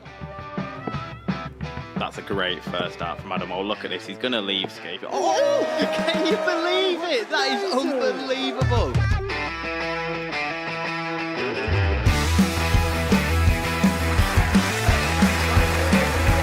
Get match darts to put his team into the final. And through to the final they go. Charlie Murphy has hit the match-winning dart on both occasions. Double 4 for the title.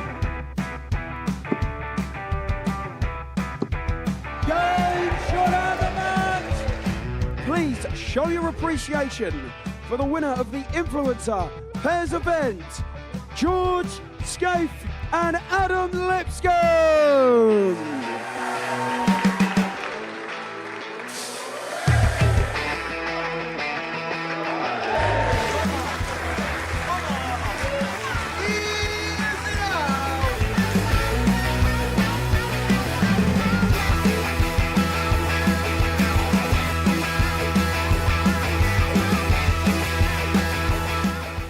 He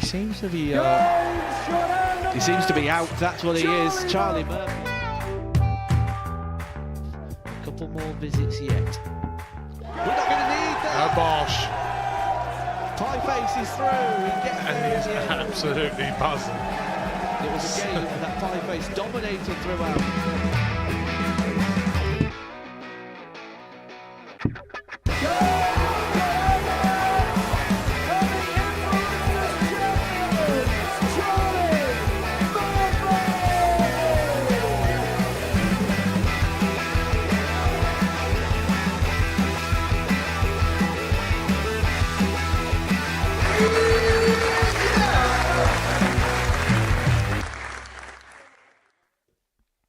Welcome back to the Modus Super Series, where before the break, Paul Milford sealed his 4th consecutive win of the day, getting the better of Steve West by 4 legs to 2. And is the miraculous run potentially going to be enough? Well, he's going to need every result to go his way from here on in. And this was the game yesterday that harboured all the headlines when Johan Brouwer took on Alan Norris. There was a flashpoint through the middle of the contest where Brouwer made it 2-2. Alan Norris took umbrage to it. Norris, in the end, in that particular match, would go on to win 4-2. But this game yesterday was a match which got a lot of people talking. What's Volume 2 going to bring us? Things are fairly cordial at the start, which is really nice to see. 60. Alan has got 2 games left. He is still on only 6 points, and all of those points were gained yesterday. 58. If he can finish strong, he can still get to 10 points. However, as it stands, he currently sits at the foot of the table 140. and has the most to do. Whoever loses is gone. 41.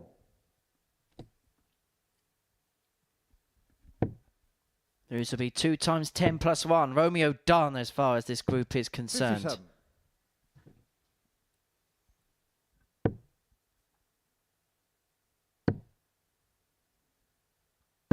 134. This afternoon, you and I were talking, Henry, about Alan yesterday starting well and finishing well. It hasn't really been very fruitful today. But if we may be fair to Alan, he has been competitive, but maybe not as polished as yesterday. 58. Alan, your car 121. But against Johan, he is starting very well. 93. I don't think we should go down the angle of extra motivation and wanting to beat your opponent into the ground for other reasons. I don't think it's like that. I think it's all about Alan trying to get to 10 points and seeing if he's still got a chance of getting through with Steve West. I hate to say this, Second leg, Johan to through first. but I think he's going to have to win by a massive margin. Not once, but possibly twice. And it just goes to show how tight this group is, that by winning one leg, 95. Alan Norris has gone from 6th to 4th. If he wins this leg, he'll go to 3rd. 140. Provisionally. Because when you are ahead in a match, our live table reflects that you get the 2 points. 43. But you only get the 2 points if you get the 4 legs. It's down to as it stands, and as it stands, Norris leads 1-0 and 100. is in control and command of this contest. Cross-court tennis, as said in the YouTube chat room. I 46. kind of want to see Brower qualify. What is he like in front of a crowd?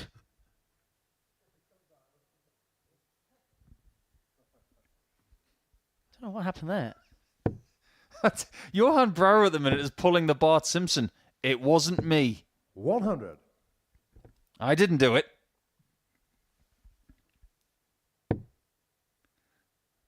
Well, he might be doing the Homer Simpson into the hedges in a 100. minute, Alan because Carr, if he loses this 161. game, he'll be pretty much evaporated.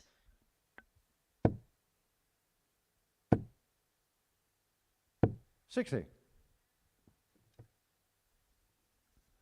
Norris leaving himself on 101. 57. Alan car To, 101. oh, put up a 2-0 lead in this contest. Well, looks pretty academic at this point, doesn't it? He's just strolling towards the finishing line of the 61. legs. Johan car 160. Everything is going his way. Until double top.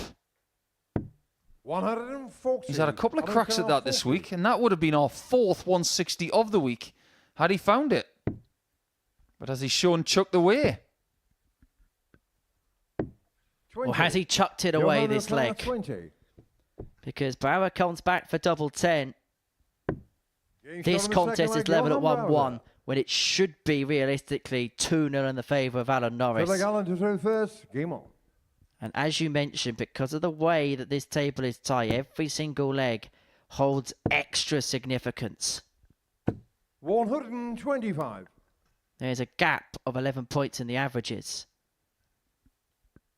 There's pretty much a visit between the pair. Maybe a bit more than a visit. Maybe a visit and a half between these two. Yeah, but we have seen a game this week between West and Copeland where the difference in the averages was massive. 45. Oh, it was Jones and Copeland. I do beg your pardon.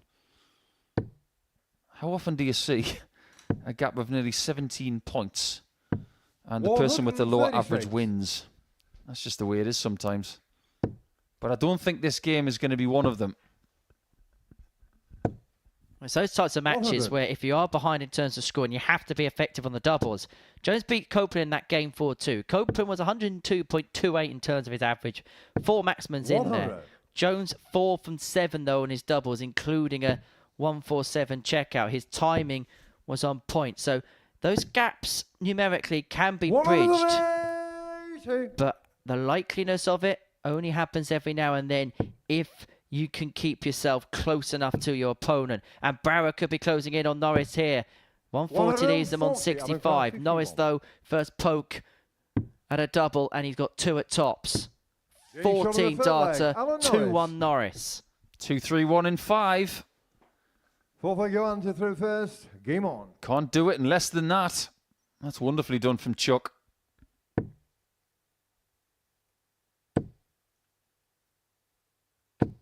$140. I think Alan thought that he had the darts, but you haven't got them this time, Chuck.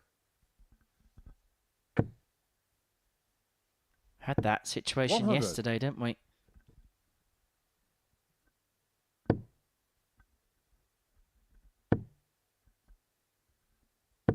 $60. We've had a really interesting message on our YouTube chat from Lou saying the Modus Super Series, I'm going to call it by its right name, by the way, $140. because this place has got a few nicknames around the world, and it annoys me when people get it wrong. It would be better if every player had to qualify through the ADC vault and no invites to players were made. Well, I've got the perfect tournament for you, Lou. 81. It's called the ADC Tour Championship Finals, where they're all qualifying to be in the quarterfinals, and that's happening in November. So there you go. Problem solved. 96.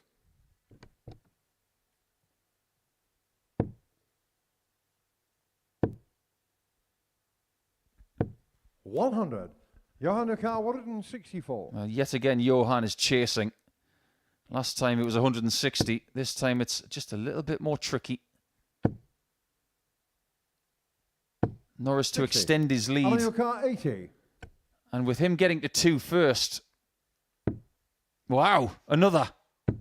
Well, that's how it's done. Alan Norris. With a dart in hand, he is now 3-1 up. Fifth leg Alan to through first. And Game on. as it stands, he has jumped from 6th to 3rd. One more leg, and if it's this leg, 60.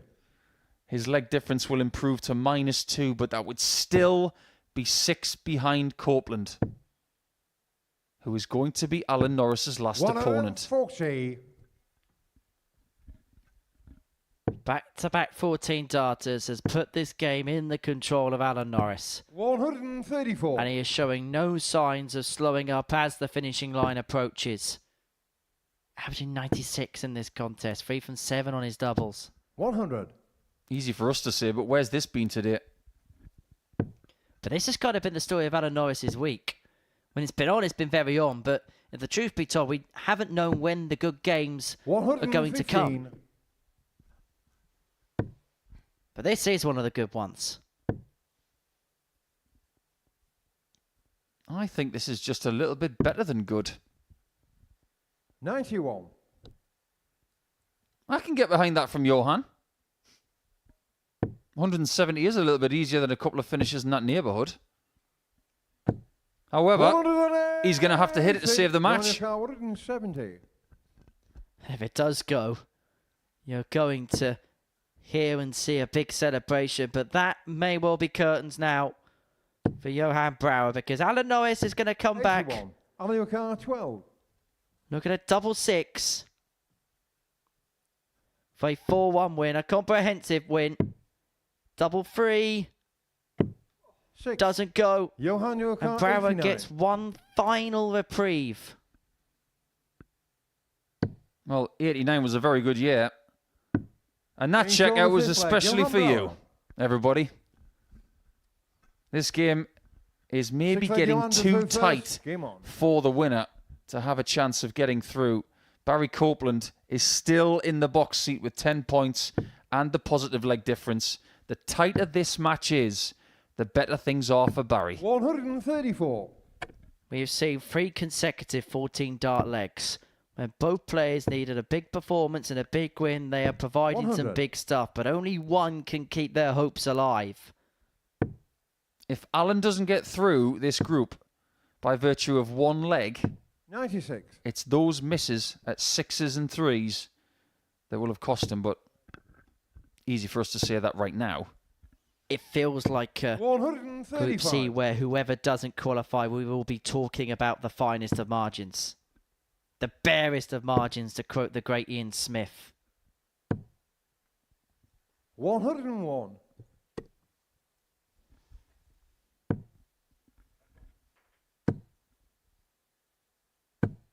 171. Johan Nuka, 170. The fish doesn't go. Needs to find a treble. 58. Doesn't do so. 95. Norris needs this. He needs it now. And he gets it. The match, Alan Norris. The bottom of the board is fruitful this time for Chuck. And by the finest of margins, Alan Norris is still alive in this table. But what we can say is that Johan has failed in his second attempt of making Saturday. We will see him in the last match in game 15 against Milford, who will have a chance to get his way through the card with 10 points. But Norris, again, towards the end of the campaign, he's averaged over 101.5. But as far as that one is concerned, Johan, as he leaves with no possibility of making Saturday, it's simply Brouch.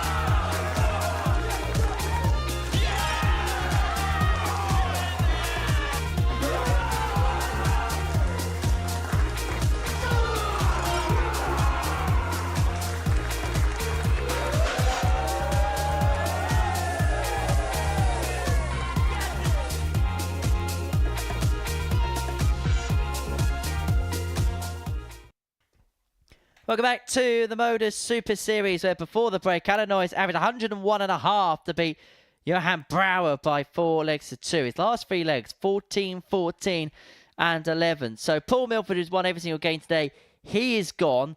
And Barry Copeland now needs just a solitary leg against Alan Norris to go for. It's between them two for the final spot through in the league standings. As you can see there, West comfortably through. He's the victor of Group C. Copeland on 10, Norris on 8. Milford and Sneyd, well, their valiant efforts have come to an end, and Johan Brouwer is at the bottom of the pile. So then, let's get into the final round's worth of fixtures, and let's see Steve West in action up against Carl Sneyd, who has played some good stuff today. I think some of the best stuff we've ever seen from him on the Super Series stage, but it doesn't look like it's going to be enough for him. Well, it isn't going to be enough for him to qualify for his first finals night. He can leave here having felt as if he's played some good stuff, but he's not going to leave here with what he would have wanted. And we know why. First leg, Steve to throw first. Game on. Well, let's get real for a second. Carl has played some good darts over the last couple of days. This is going to be his last match of the week. But when he drives back home to Lancashire 85. and he tries to figure out why he is not going to Saturday or sticking around in the Portsmouth area for Saturday night, it's because his starts weren't good enough. Lost his first 2 matches yesterday. Lost his first 2 matches today. 140.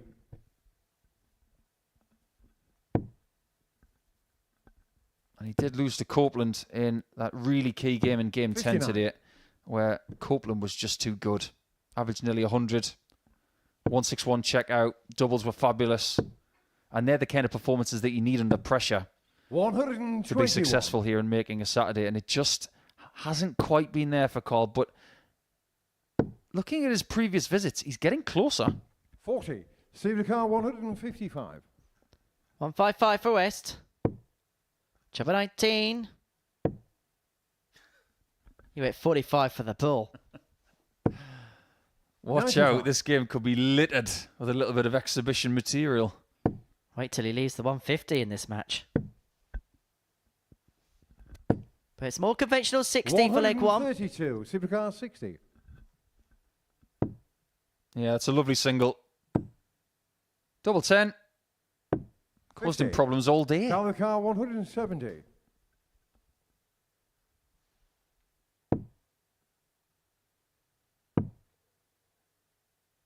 There are some people in our YouTube 43. chat who are Steve Car 10. speculating that Norris is out. He's not out yet, but he needs a big, big win in the match after this one. As West takes the lead against Carl. We will give you the full Game on. spectrum of what's going on with Copeland and Norris at the end of this game. 41. But if Steve wins, he's going to walk away with 16 points. 60. And predominantly 16 points does win Group C. Only on a very rare occasion will it find its way into second position. 100. And that's only because there's only been 2 players in a Group C, because the rest get absolutely cut apart. Like basically one of those steaks that you cook when you chop it up 60. into little bits and, you know, in the kitchen. That may be the best description of cookery I've ever heard. 81. One of the things you cut up in the kitchen. I've watched too much Hell's Kitchen. Yeah, you don't want that. Don't watch that rubbish. By the way, steaks are cut once 74. off a hunk of meat and then you don't cut it again. If you keep cutting a steak, it'll probably turn into a tartare, which is supposed to be eaten raw. 59. Only do that if the grade of the meat is good enough, though. Don't do it with the meat that isn't. We're going to be saying tartar to Carl at the end of this match. 60. Couldn't wait to say that, could you? Couldn't wait.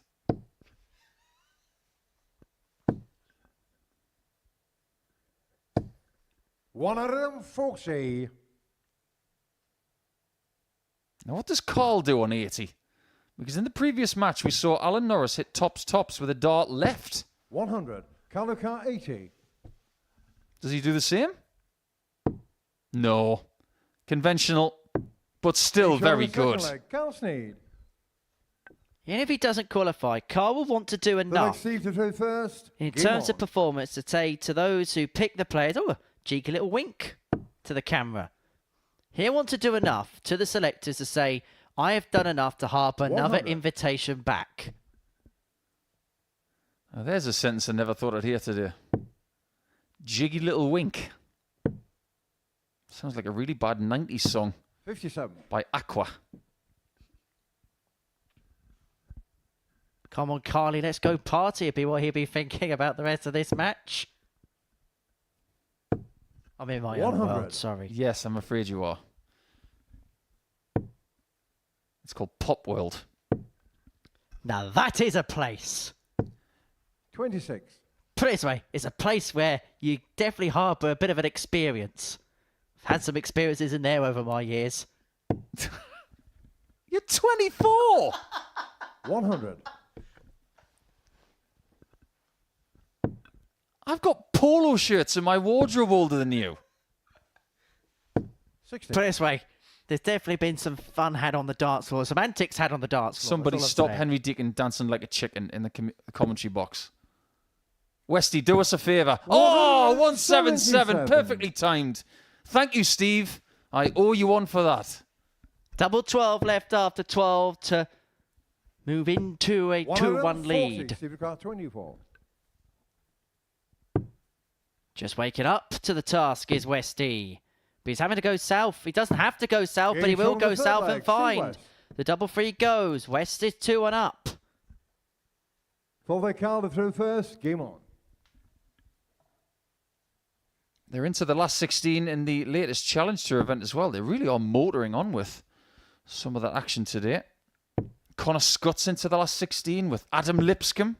66. Joe Croft, Darius Labanauskas, Kieran Tian. Carl Wilson has taken out Steve Hine.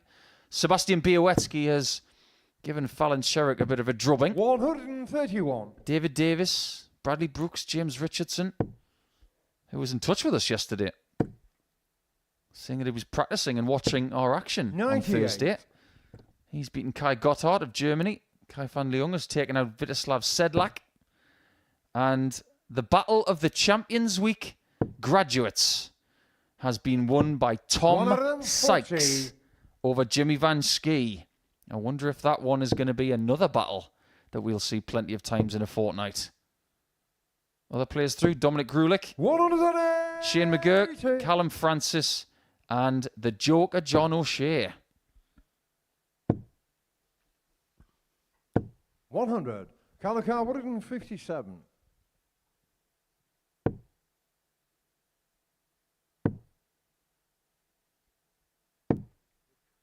Steve's got every right to lick his chops now. 130. Not even sure he likes fish. Let's find out. Do you like them little? Game shot on the fourth leg. Steve West. Pop goes the little fish. Just like that. One more leg. And his qualifying campaign is done. He can rest up tonight and all of tomorrow afternoon, and he will come back for another chance of a title to set history. A fantastic 5th Ton Plus checkout of the day for Steve West. The 130 joins the 160, joins the ton on the nose, joins the 114 and the 116. As a matter of fact, you look at that challenge tour, and you look at the top 16. Only Dominic Grulich has not played in this building. 140. Most of the players that lost in the last 32 have played here as well. The likes of Sherrick, Hine, Thomas Banks, who's in Champions Week, Ryan Harrington, Ted Everts, 91. Thomas Lovely, Denny Alder Calter, who was the opponent of Darryl Pilgrim a year and a day ago 140. when he was setting records. 130. Well, Steve, where have we been with this before? Oh, that's right, in the last leg.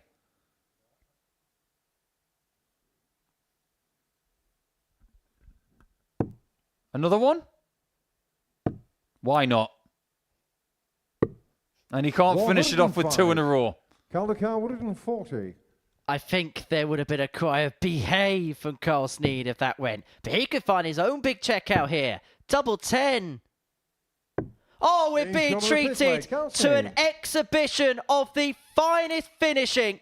The 140 of Sneyd follows the 130 of West. Game on. This is an absolute corker.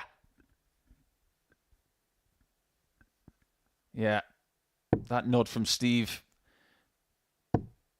That's what you do when someone does something like that. You just acknowledge that someone's done something rather brilliant. That's the 12th Ton Plus finish of this session. 59. Best of the week. By some distance. And we haven't even seen any darts from tonight yet, which you'll have to wait just under 5 hours for. We start just a shade after 10 p.m. Gary Stone and Keelan Kay have got an awful lot of work to do. 84. That is the 53rd Ton Plus checkout of the week. That's a great deal. 60. We haven't been getting as many maximums as some previous weeks, but they've been making up for the lack of maximums with more shots like that 130, like that 140. 58. And if I may say so, if you were running a bingo card of finishes over 100, a lot of them this week have been very big. 60. 160, 161, 167, 154, 146 twice, 143. Some of these shots are very, very hard, and you don't 60. necessarily see them every week. Week 12's got a lot to live up to, which will feature Mr. Pilgrim Monday morning from 9:30.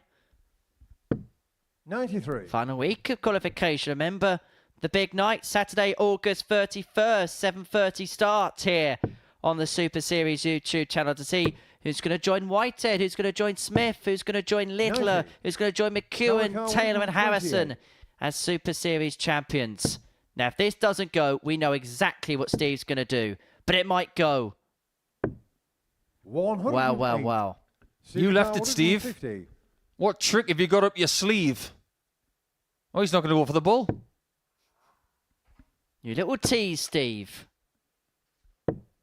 110. You're Malachi almost 20. surprised that he didn't go for the bulls. And I was surprised that Sneyd didn't hit the double 10. No score. Steve Carl Frustrated 40. there. It's not to be for Carl Sneyd again. This has been a fantastic contest.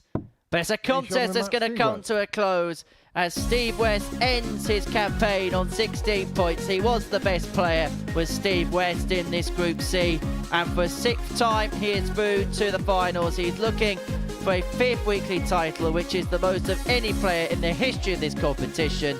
His latest success, a 4-2 win against Carl Sneyd at a 93.43 average. 40% on his doubles, including a 130 checkout. Both players with a big Ton Plus checkout in this contest.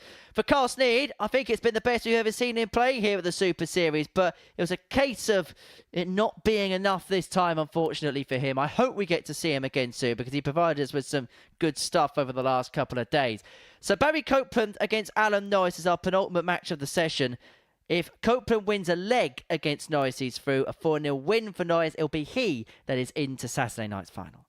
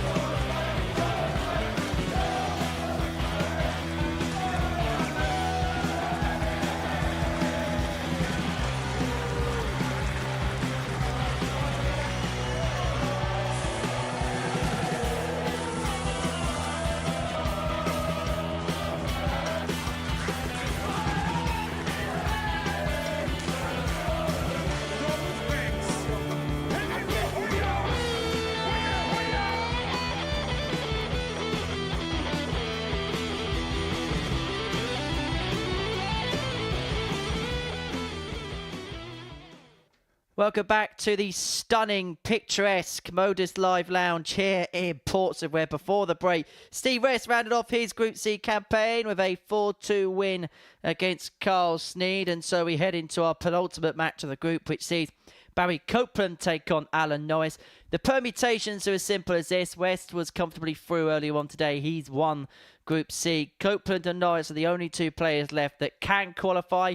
Copeland needs just a solitary leg in this contest to book his place into Saturday evening's showpiece on debut. Whilst if Alan Norris can win this game 4-0, he will pit Barry to the post and he'll qualify for just a second finals night in 8 appearances here at the Modus Super Series. And you have to say, on the basis of play, Barry Copeland once again has put in some really good stuff. In his last couple of matches, has averaged in excess of 90. His doubling hasn't been too bad. And in his game against Carl Sneyd, it was those 2 ton-plus checkouts, the 161 and the 115, which helped him en route to victory. We have some intelligence from downstairs on the floor 100. That both players are fully aware of the permutations as well. So Barry knows that he only needs one leg, and Norris in turn knows that he cannot afford to lose one leg. 140. That's their choice, of course. Our players marshal can approach the practice room and say to the players, do you want to know what needs to happen? 100. Because we don't just bomb in there and say this is what has to happen for certain players. Some people don't want to know. Some people do. It'd be interesting to see how Copeland copes with this, if you pardon the pun unintentionally. Alan Norris has played in Grand Slams, has played here a number of times. He knows how the permutations work. But Barry, this is probably the first time he's been involved in a big match which has involved not just winning or losing, that there's been a group stage permutation based upon it. That's true, because when he was in the group stage of the World Masters a couple of years ago, he won every game. So it never really came to a permutation with the last match. He was flawless in that group in Assen. Flawless on the floor, but he's been superb on the stage. And this 116 could send him through. This could be the moment for Copeland. Tops. 76. Doesn't go, but he's scared it, and scared it big time. Norris has used one of his lives. Getting shot on the first One leg. down, Alan 3 to Norris. go. Second leg, Alan to do first. Game on. And it is a break as well. The ideal start.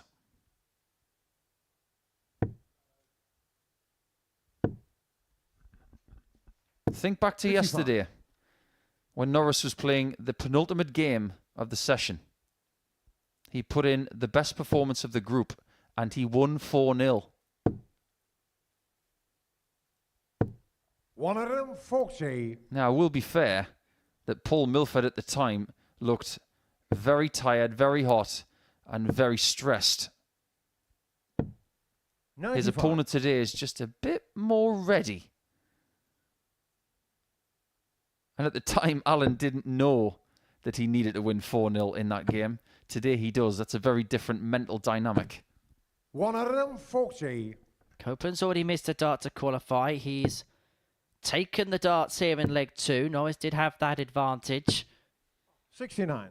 And that's not really done any damage. And so Copeland here has got 6 on 2-2-1 to send himself through to tomorrow night's final, to get through on debut, which would be quite the achievement for him. Tunt leads on 1-2-1.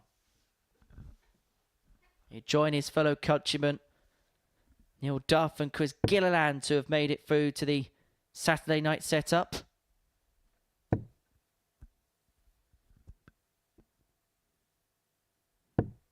$83. Norris needed another treble, but not that one. So don't do anything too fancy here. The last thing you want to do is leave yourself on a small number. 46. 2 decent darts and 1 bad one result in Alan Norris just smelling an opportunity. 59. Barrio car 75. And that face from Chuck is one of, I think he's going to get this to put me away. Didn't even entertain the treble. Went for 2 singles. And finds the double. Barry Copeland. The daddy's going to Saturday night. So if you want feisty darts, you've got another one who's there, and he is absolutely ecstatic. Chuck misses out by the finest of margins, but this man on debut has really fought and scraped his way, and now he's got a little bit of time to enjoy it. You have to give credit to the class of Chuck as well, because both players knew before a dart was thrown what the scenario, what the permutations will be, and as disappointed as he will be, as frustrated as he will be, he gave full congratulations to Copeland. And I think the rest of this game will be played in good spirit. Copeland with the acknowledgement of the fist bump. Norris ignored it. A play as to what happened yesterday. Oh, that was brilliant. 121. Oh, that would have been so good in response. It's almost like that was rehearsed. I promise you it wasn't. 140. Now he's opening his shoulders. There was a rueful shake of the head as he came back down the board, and that's because he's averaging 104.29. He's putting in a remarkable performance. But 79. Copeland only needed that one leg. I think it's been one of Alan's better performances here at the Super Series. I think that's 100. fair to say. Yes, he'd be disappointed that he didn't qualify, but I think there's a lot about this week which will, in his mind, feel like he's moving a step into the right direction. I really concur with that. Some of his performances have been really, really good. He's got a couple of averages of over 100 in a 2-day group. And he has a lead of 2-1 here with a 12 darter. The game is so close. Silver Gallon to through first. Game on. Nothing but breaks right here.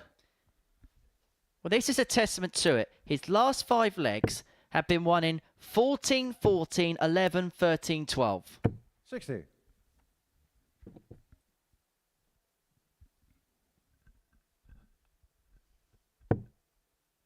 I'm not entirely sure what Alan's next journey is, apart from going back to 45. Bowness in Scotland. But what he should take from the last couple of days is that his game is in pretty good shape. And whatever he's been doing right, 100. I hope he can take it out of the doors, keep it in his memory bank, and use it for his next few months. As for Copeland, 100. who knows what might happen in the next 30 hours. Also, imagine what would happen if Copeland joined Duff at Champions Week. 140. It'll be fun, fun, fun. You'll know about it, put it that way.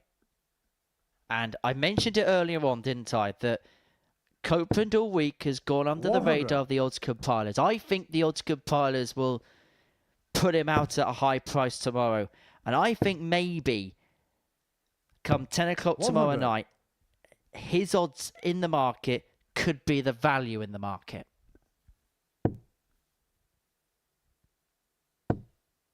His A game has been exceptional. Maybe the one question mark we do have is, what has he got when he's not playing at his best level? But he's been playing superbly the last couple of days, as has Norris.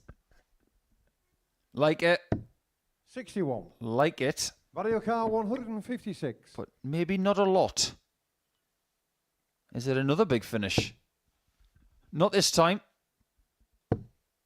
But Norris can establish a 2-leg cushion. 60. Barrio car 40. His goal right now is to win this match and to get 3rd position behind Copeland and West.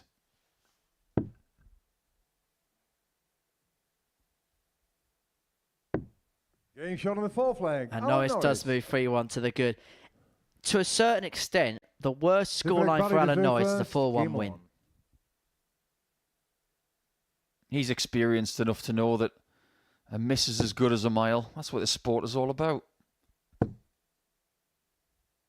Everybody's got a story 100. of fine margins. Mark Webster missed out on the World Grand Prix by £50. £50. 100. That was 13 years ago, I believe. Absolutely ridiculous. People have lost out on tournament participation by countback. 123.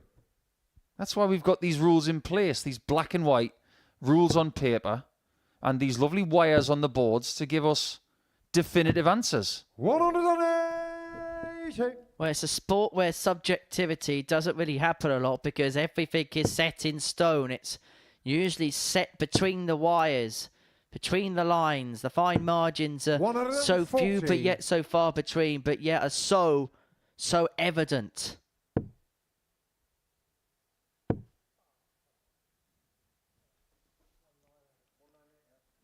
The news from the Challenge Tour is that Connor Scott is in the last 8 at the expense of Adam Lipscomb.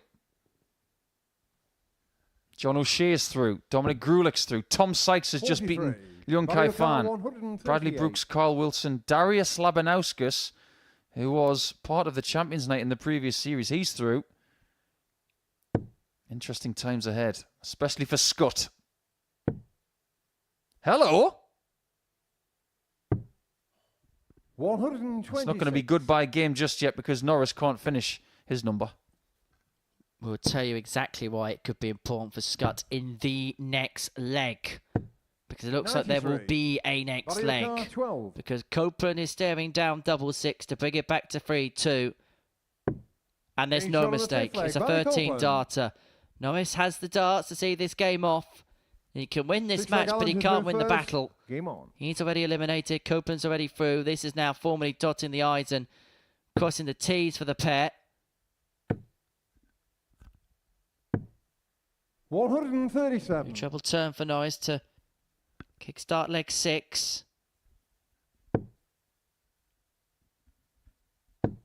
And we mentioned the importance of potentially Connor Scott's next game because he is currently on £6,250 on the Challenge to Order of Merit. That's 4th. Wesley Plaisir in 2nd is out and is on 6,475. If he wins his next game, he will move into the top 2 of the Challenge to Order of Merit, thus being in the automatic spots for a PDC tour card at the end of the year. If he wins another one, he'd go on to 6,750, and if he wins the tournament, he would go top, and neither Kiss, Plaisir or Janssen can do anything about it. 80. Still a long way to go, but that race in the Challenge to Order of Merit is fascinating. Well, it's beginning to turn a bit into a 4-horse race because Andy Bolton's not had the greatest of days, and so as a consequence of it, is finding himself behind. He's going to have a big Saturday and Sunday to keep himself in contention.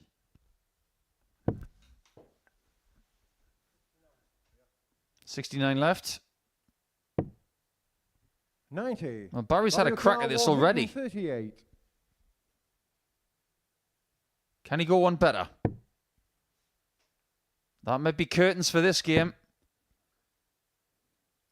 But the only person who will get an encore is Copeland, and it will be tomorrow.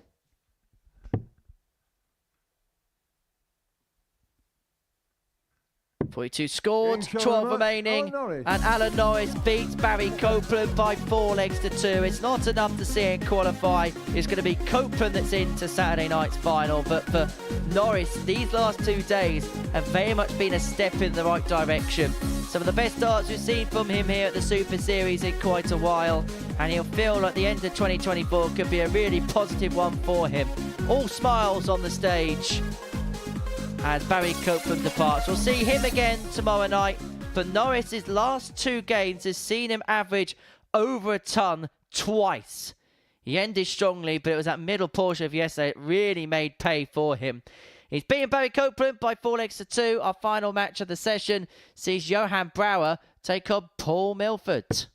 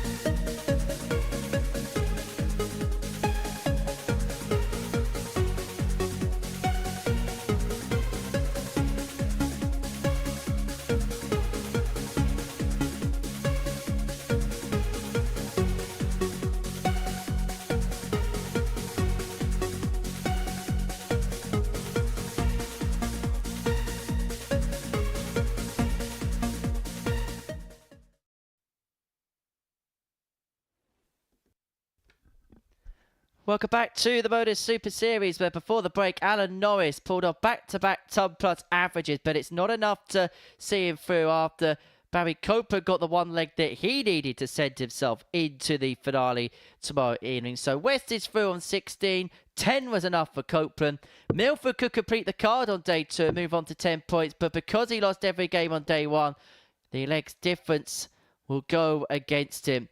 He takes on Johan Brouwer, who hasn't picked up a win so far today. These two could have pretty much contrasting days. A good Thursday for Brouwer could be a disastrous Friday, whereas a Thursday, which was as bad as it could have got, as cataclysmic as it could have got, could be as good as it could have got for Paul Milford on Friday. And the one thing that will irk Paul Milford as he plays the man from irk will be, why couldn't I have won a game on Thursday? Well, maybe that's the story of this group then. People leaving it too late. And it's not just Milford. How about Norris? 45. You said it. He's averaged over 100 in his last 2 matches. And he averaged over 100 in his last match yesterday. But he still hasn't done enough points-wise 45. to get his way through into the top 2.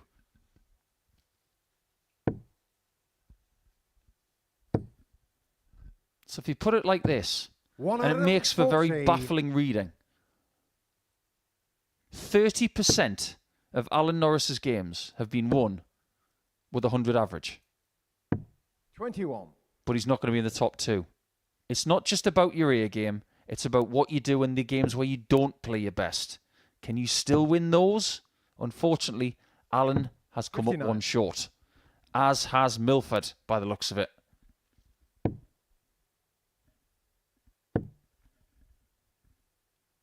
Unfortunately for Johan, if he loses this game, he's going to walk away having played week 11 and he would be bottom of Group A and bottom of Group C.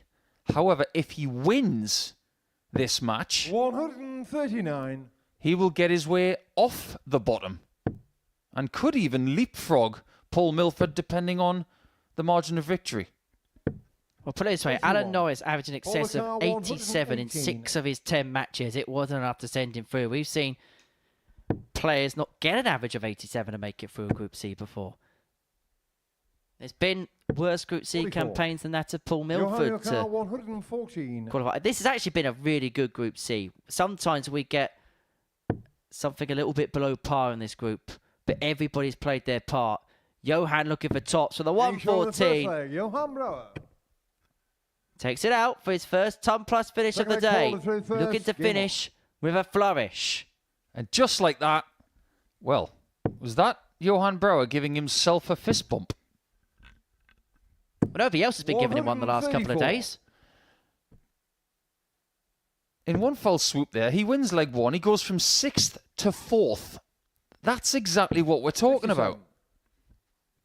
And the higher up the table you are, the better the reward. So don't be fooled that this is a dead rubber. It is far from that. 60. Right, let's cast our final summations on Johan Brouwer because it is the last time we're going to see him in action this week. We've commented on every single one of his matches. And one thing that 77. we cannot critique is his ability and his potential because he has it in bucket loads. But what would be your overall assessment of everything involving Johan? Because he has had a week where he's had some trials and tribulations. Yeah, it's just a little bit raw for me. I think it needs a bit of tweaking. And you used the word refinement. I think that's what it is. I think it's just surround yourself with the right people to mould you in the right direction. And maybe playing for the Netherlands at the Europe Cup in Slovakia soon might just be the experience that allows him to do that. But I have an assumption. 60. And it comes with a question. All the car 151. Would you rather have Johan Brouwer as an opponent or a teammate? Because in a team environment, 45. he could be useful. And we should say, every single time that we've spoken to Johan this week, very, very polite. Always comes up and shakes your hand at the beginning of every session. 140. Cannot say anything negative in that sense. Maybe just one or two things which maybe with a bit more experience will help him along the way. I think Milford will be better for this experience. He's been better on Friday, but he hasn't found the tops of the 106. Brower looking for back-to-back ton toppers.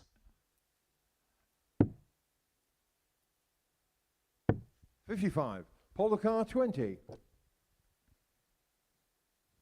2 10s for Paul. Right down the gun. Just opens up the angle. No score. Apparently, just goes a little bit too far. And Brower could double his lead. Looking to do the double over Milford. Game shot on the second. He's halfway there. Well, nobody's done the double over Milford. Lost every game yesterday, won every game today. Game on. And his best game all week has been when?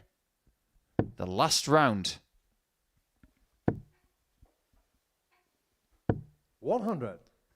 For Paul Milford, today we've seen much better stuff from him. He didn't play bad yesterday, but his timing at key points was, if the truth be told, just a little bit off. Yeah, the middle of the contests weren't great. People either played well against him or he didn't perform 100. in legs 4 and 5. He found himself either 3-1 down or 2-2 or 3-2 when it could have been him in a better position. And today it typifies that. Sorry, I got my words mixed up there. He's found himself in 60. more winning positions than at any point yesterday. It's not just about getting a chance to win a match with a match dart. It's about getting yourself into the 81. point where you've got 3 legs and they haven't. That's happened a lot more today.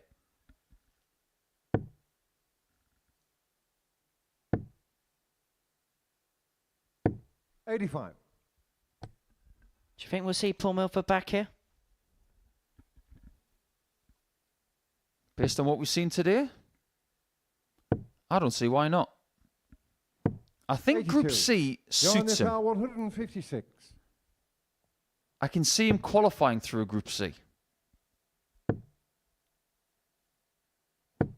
But Thursday can't happen again. Paul the car 161. And I think the next time he comes, if he does, he will feel a lot stronger for this experience. Now it's the bull. Oh boy, that was close. Johan car 96. Got the line perfect, but the length wasn't quite good enough. Treble 17. Would have given him a dart at tops, and so Milford will return for the 25 to bring it back to 2-1 and to keep a hold of his chances of the perfect day. And remember, no player has completed the card in Group C, not even the group winner Steve West. On the third leg. And so perhaps it'd be ironic if the player who finished 4th in the group did that. Fourth leg Paul through first. Game on. That leg win for Milford ensures that we're not going to get any 4-0s today. And yesterday we had no 4-3s. 60. I think there'll be a lot of 4-3s later on tonight. I think there's going to be a late finish for you lot in this Group B. I'm not sure about that. Last night we were done by 5-1, which is fairly early. I think that very much depends on Gary Stone. If he gets a fast start, I can see 41. tonight being great entertainment and really close. But if he doesn't, Group B could be done very quickly. 58. That's why I think tonight Gary's got to turn up and go all guns blazing. Gary, of course, guaranteed another couple of appearances here. He's going to be playing at the Global Championship in December. He's playing at the Tour Championship Finals in November as well. And I don't know for sure, but I'm going to play the game of assumption that we're going to see him in Series 9. If he doesn't, I will open up a picket line outside the venue. 100. I think we see enough of those these days. I dread to think what your bollard's going to say. 81. Polo car 160. We want Stone. We want Stone. More Garys, please.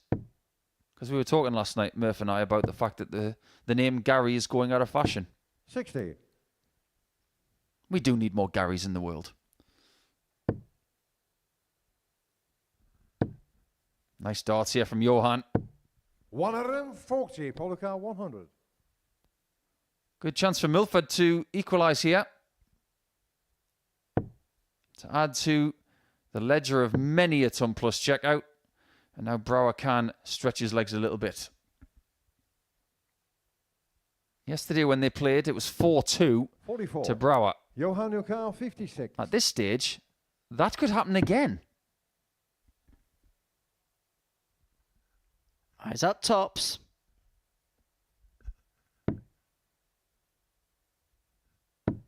Does it go? And Milford's back for 2 apiece.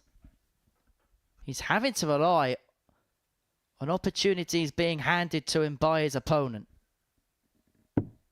People were hitting those shots against Milford yesterday. Today they aren't. 36. Johan, your car 40. Bends the wire with dart 1. Surely. 20. Surely not. Polo car 20. He doesn't hit it, and stop calling me Shirley. 2 10s for 2-2. Oh boy. He's got a gate on the right-hand side. Just cushion it in. 10. Johan, your car Couple of 20. tired dart players here. The battle is not over. Johan trying to jump up the table. One more dart left. He finds it this time. Johan Brower. One more leg. And soon. And fourth place is going to be his. Game on.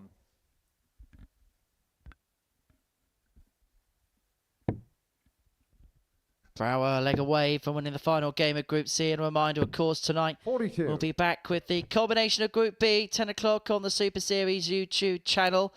And there will be a substitution in the commentary box. Deacon off, Murphy on 60. for the night shift. And then the 3 of us will be back tomorrow night from 7:30 on the Super Series YouTube channel to see how Week 11 100. culminates. And if it's anything like the last couple of Saturdays that we've seen here at the Live Lounge, you'll be very much worth the watch because we have seen some excellent Saturday night action here at the Super Series. I'd go so far to say 100. that Series 8 has given us the best overall crowds on Saturday nights in the last 2 years. And I think it all started 99. with the Champions Night in Series 7 because that night was raucous. Let's face it, we had Greaves here. We had Harrison here. We had Crabtree here. 125. We had Heenahan and others. And as far as the next 2 Saturday nights are concerned, we want you here to make sure that the noise is still there for the benefit of the players, the benefit of the viewers, but the benefit to yourselves as well to come and have a good time. 59. I think it's going to be a little bit lively in here tomorrow evening. I think that's for sure. Champions Night sold out, so don't even bother trying to get a ticket for that. You ain't going to get one. Simples. 145. Polo car 157. Well, this is to save the match. It will be some effort.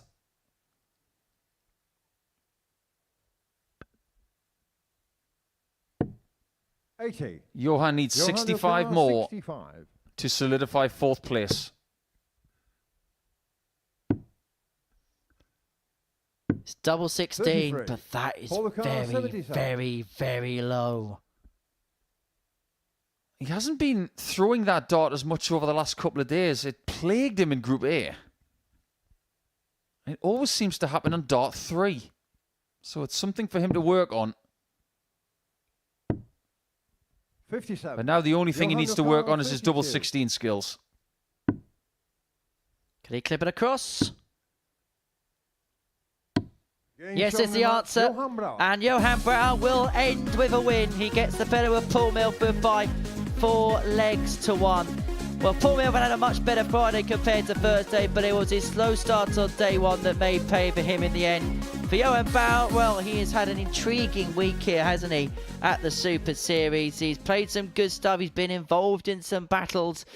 But as far as his Group C is concerned, Barry Copeland on debut is through to the Saturday night final, and he is going to be joined alongside Steve West. He was the victor of Group C, confirmed his place as the group winner fairly early on. He was the dominant force, and on a return to the live lounge following an 8-month layoff due to hip surgery, West is through, and we're going to hear from him after this short break. I'm sure we're going to find out plenty.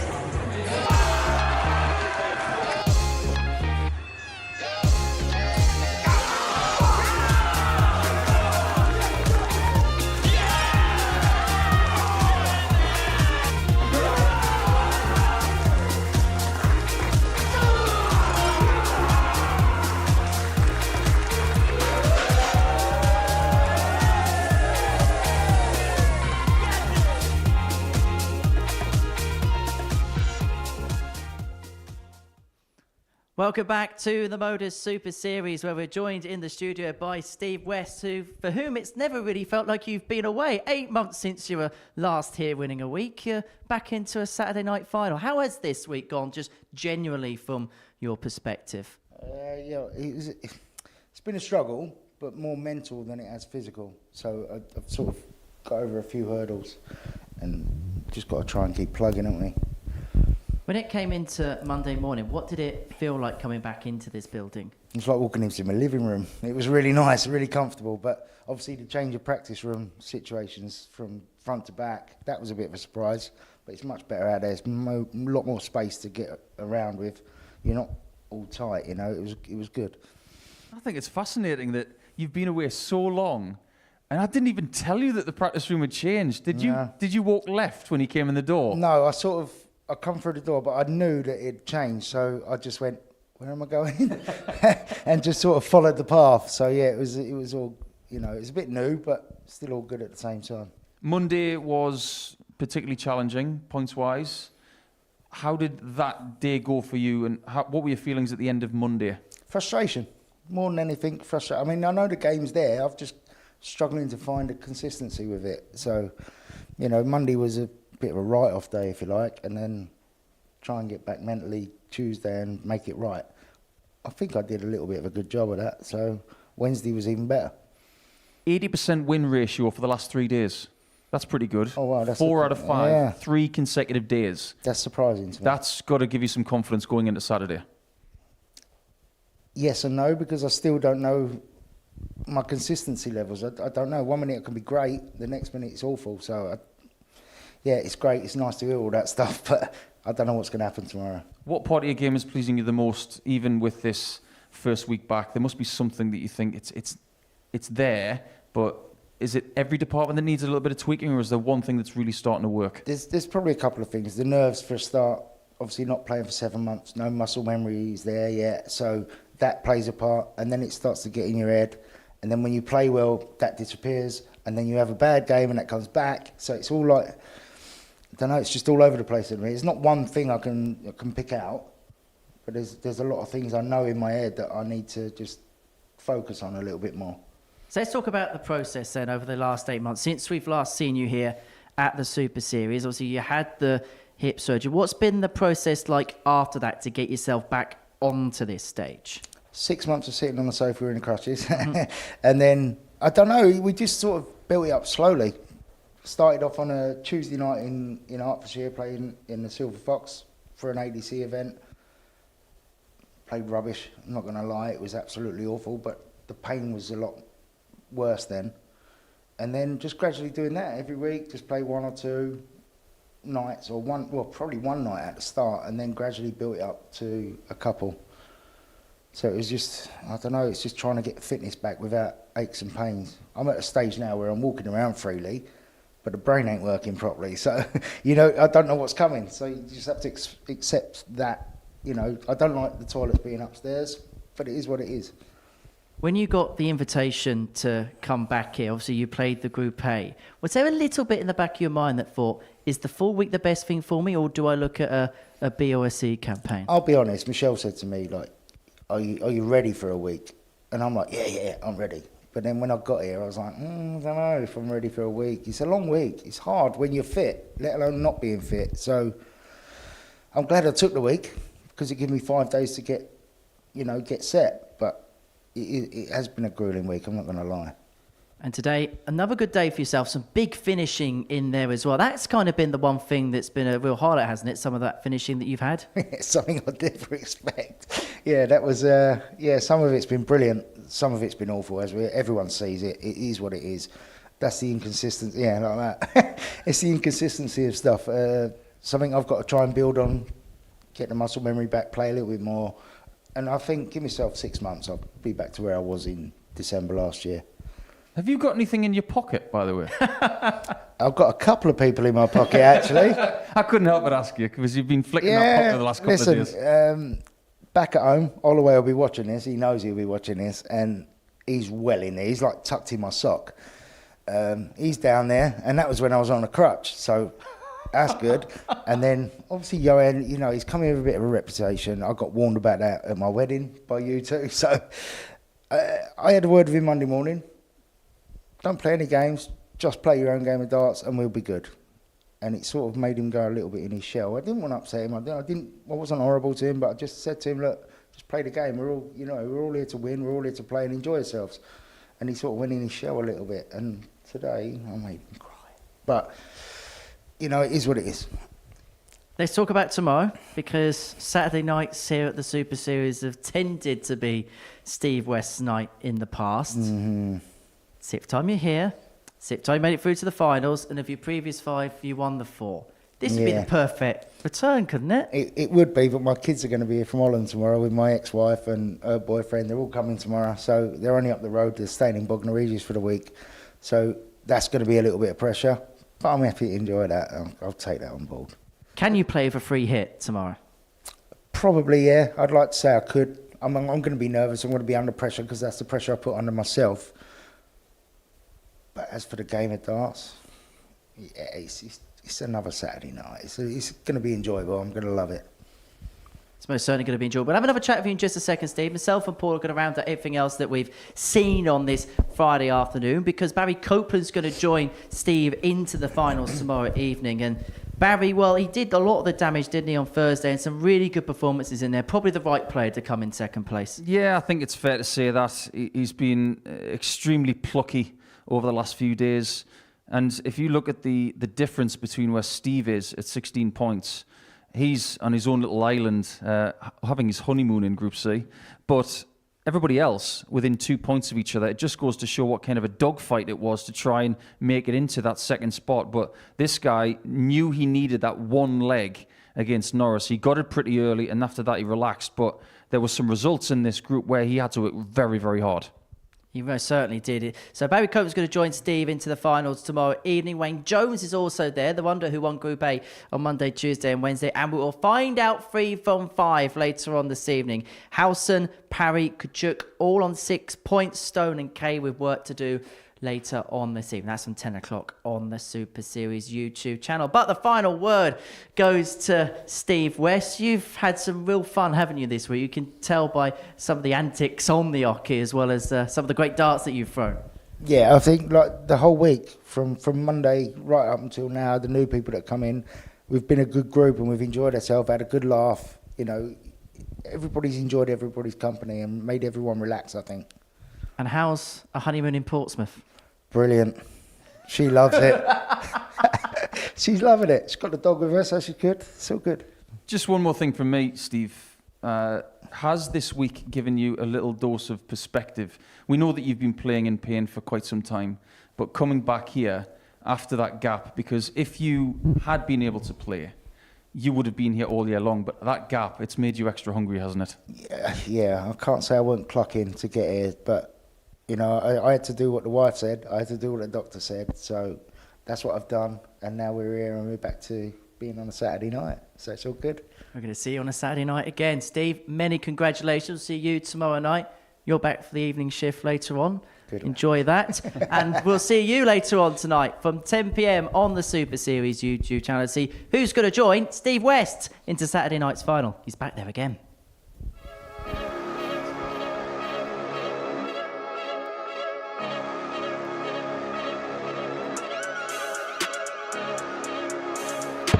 It's on this time.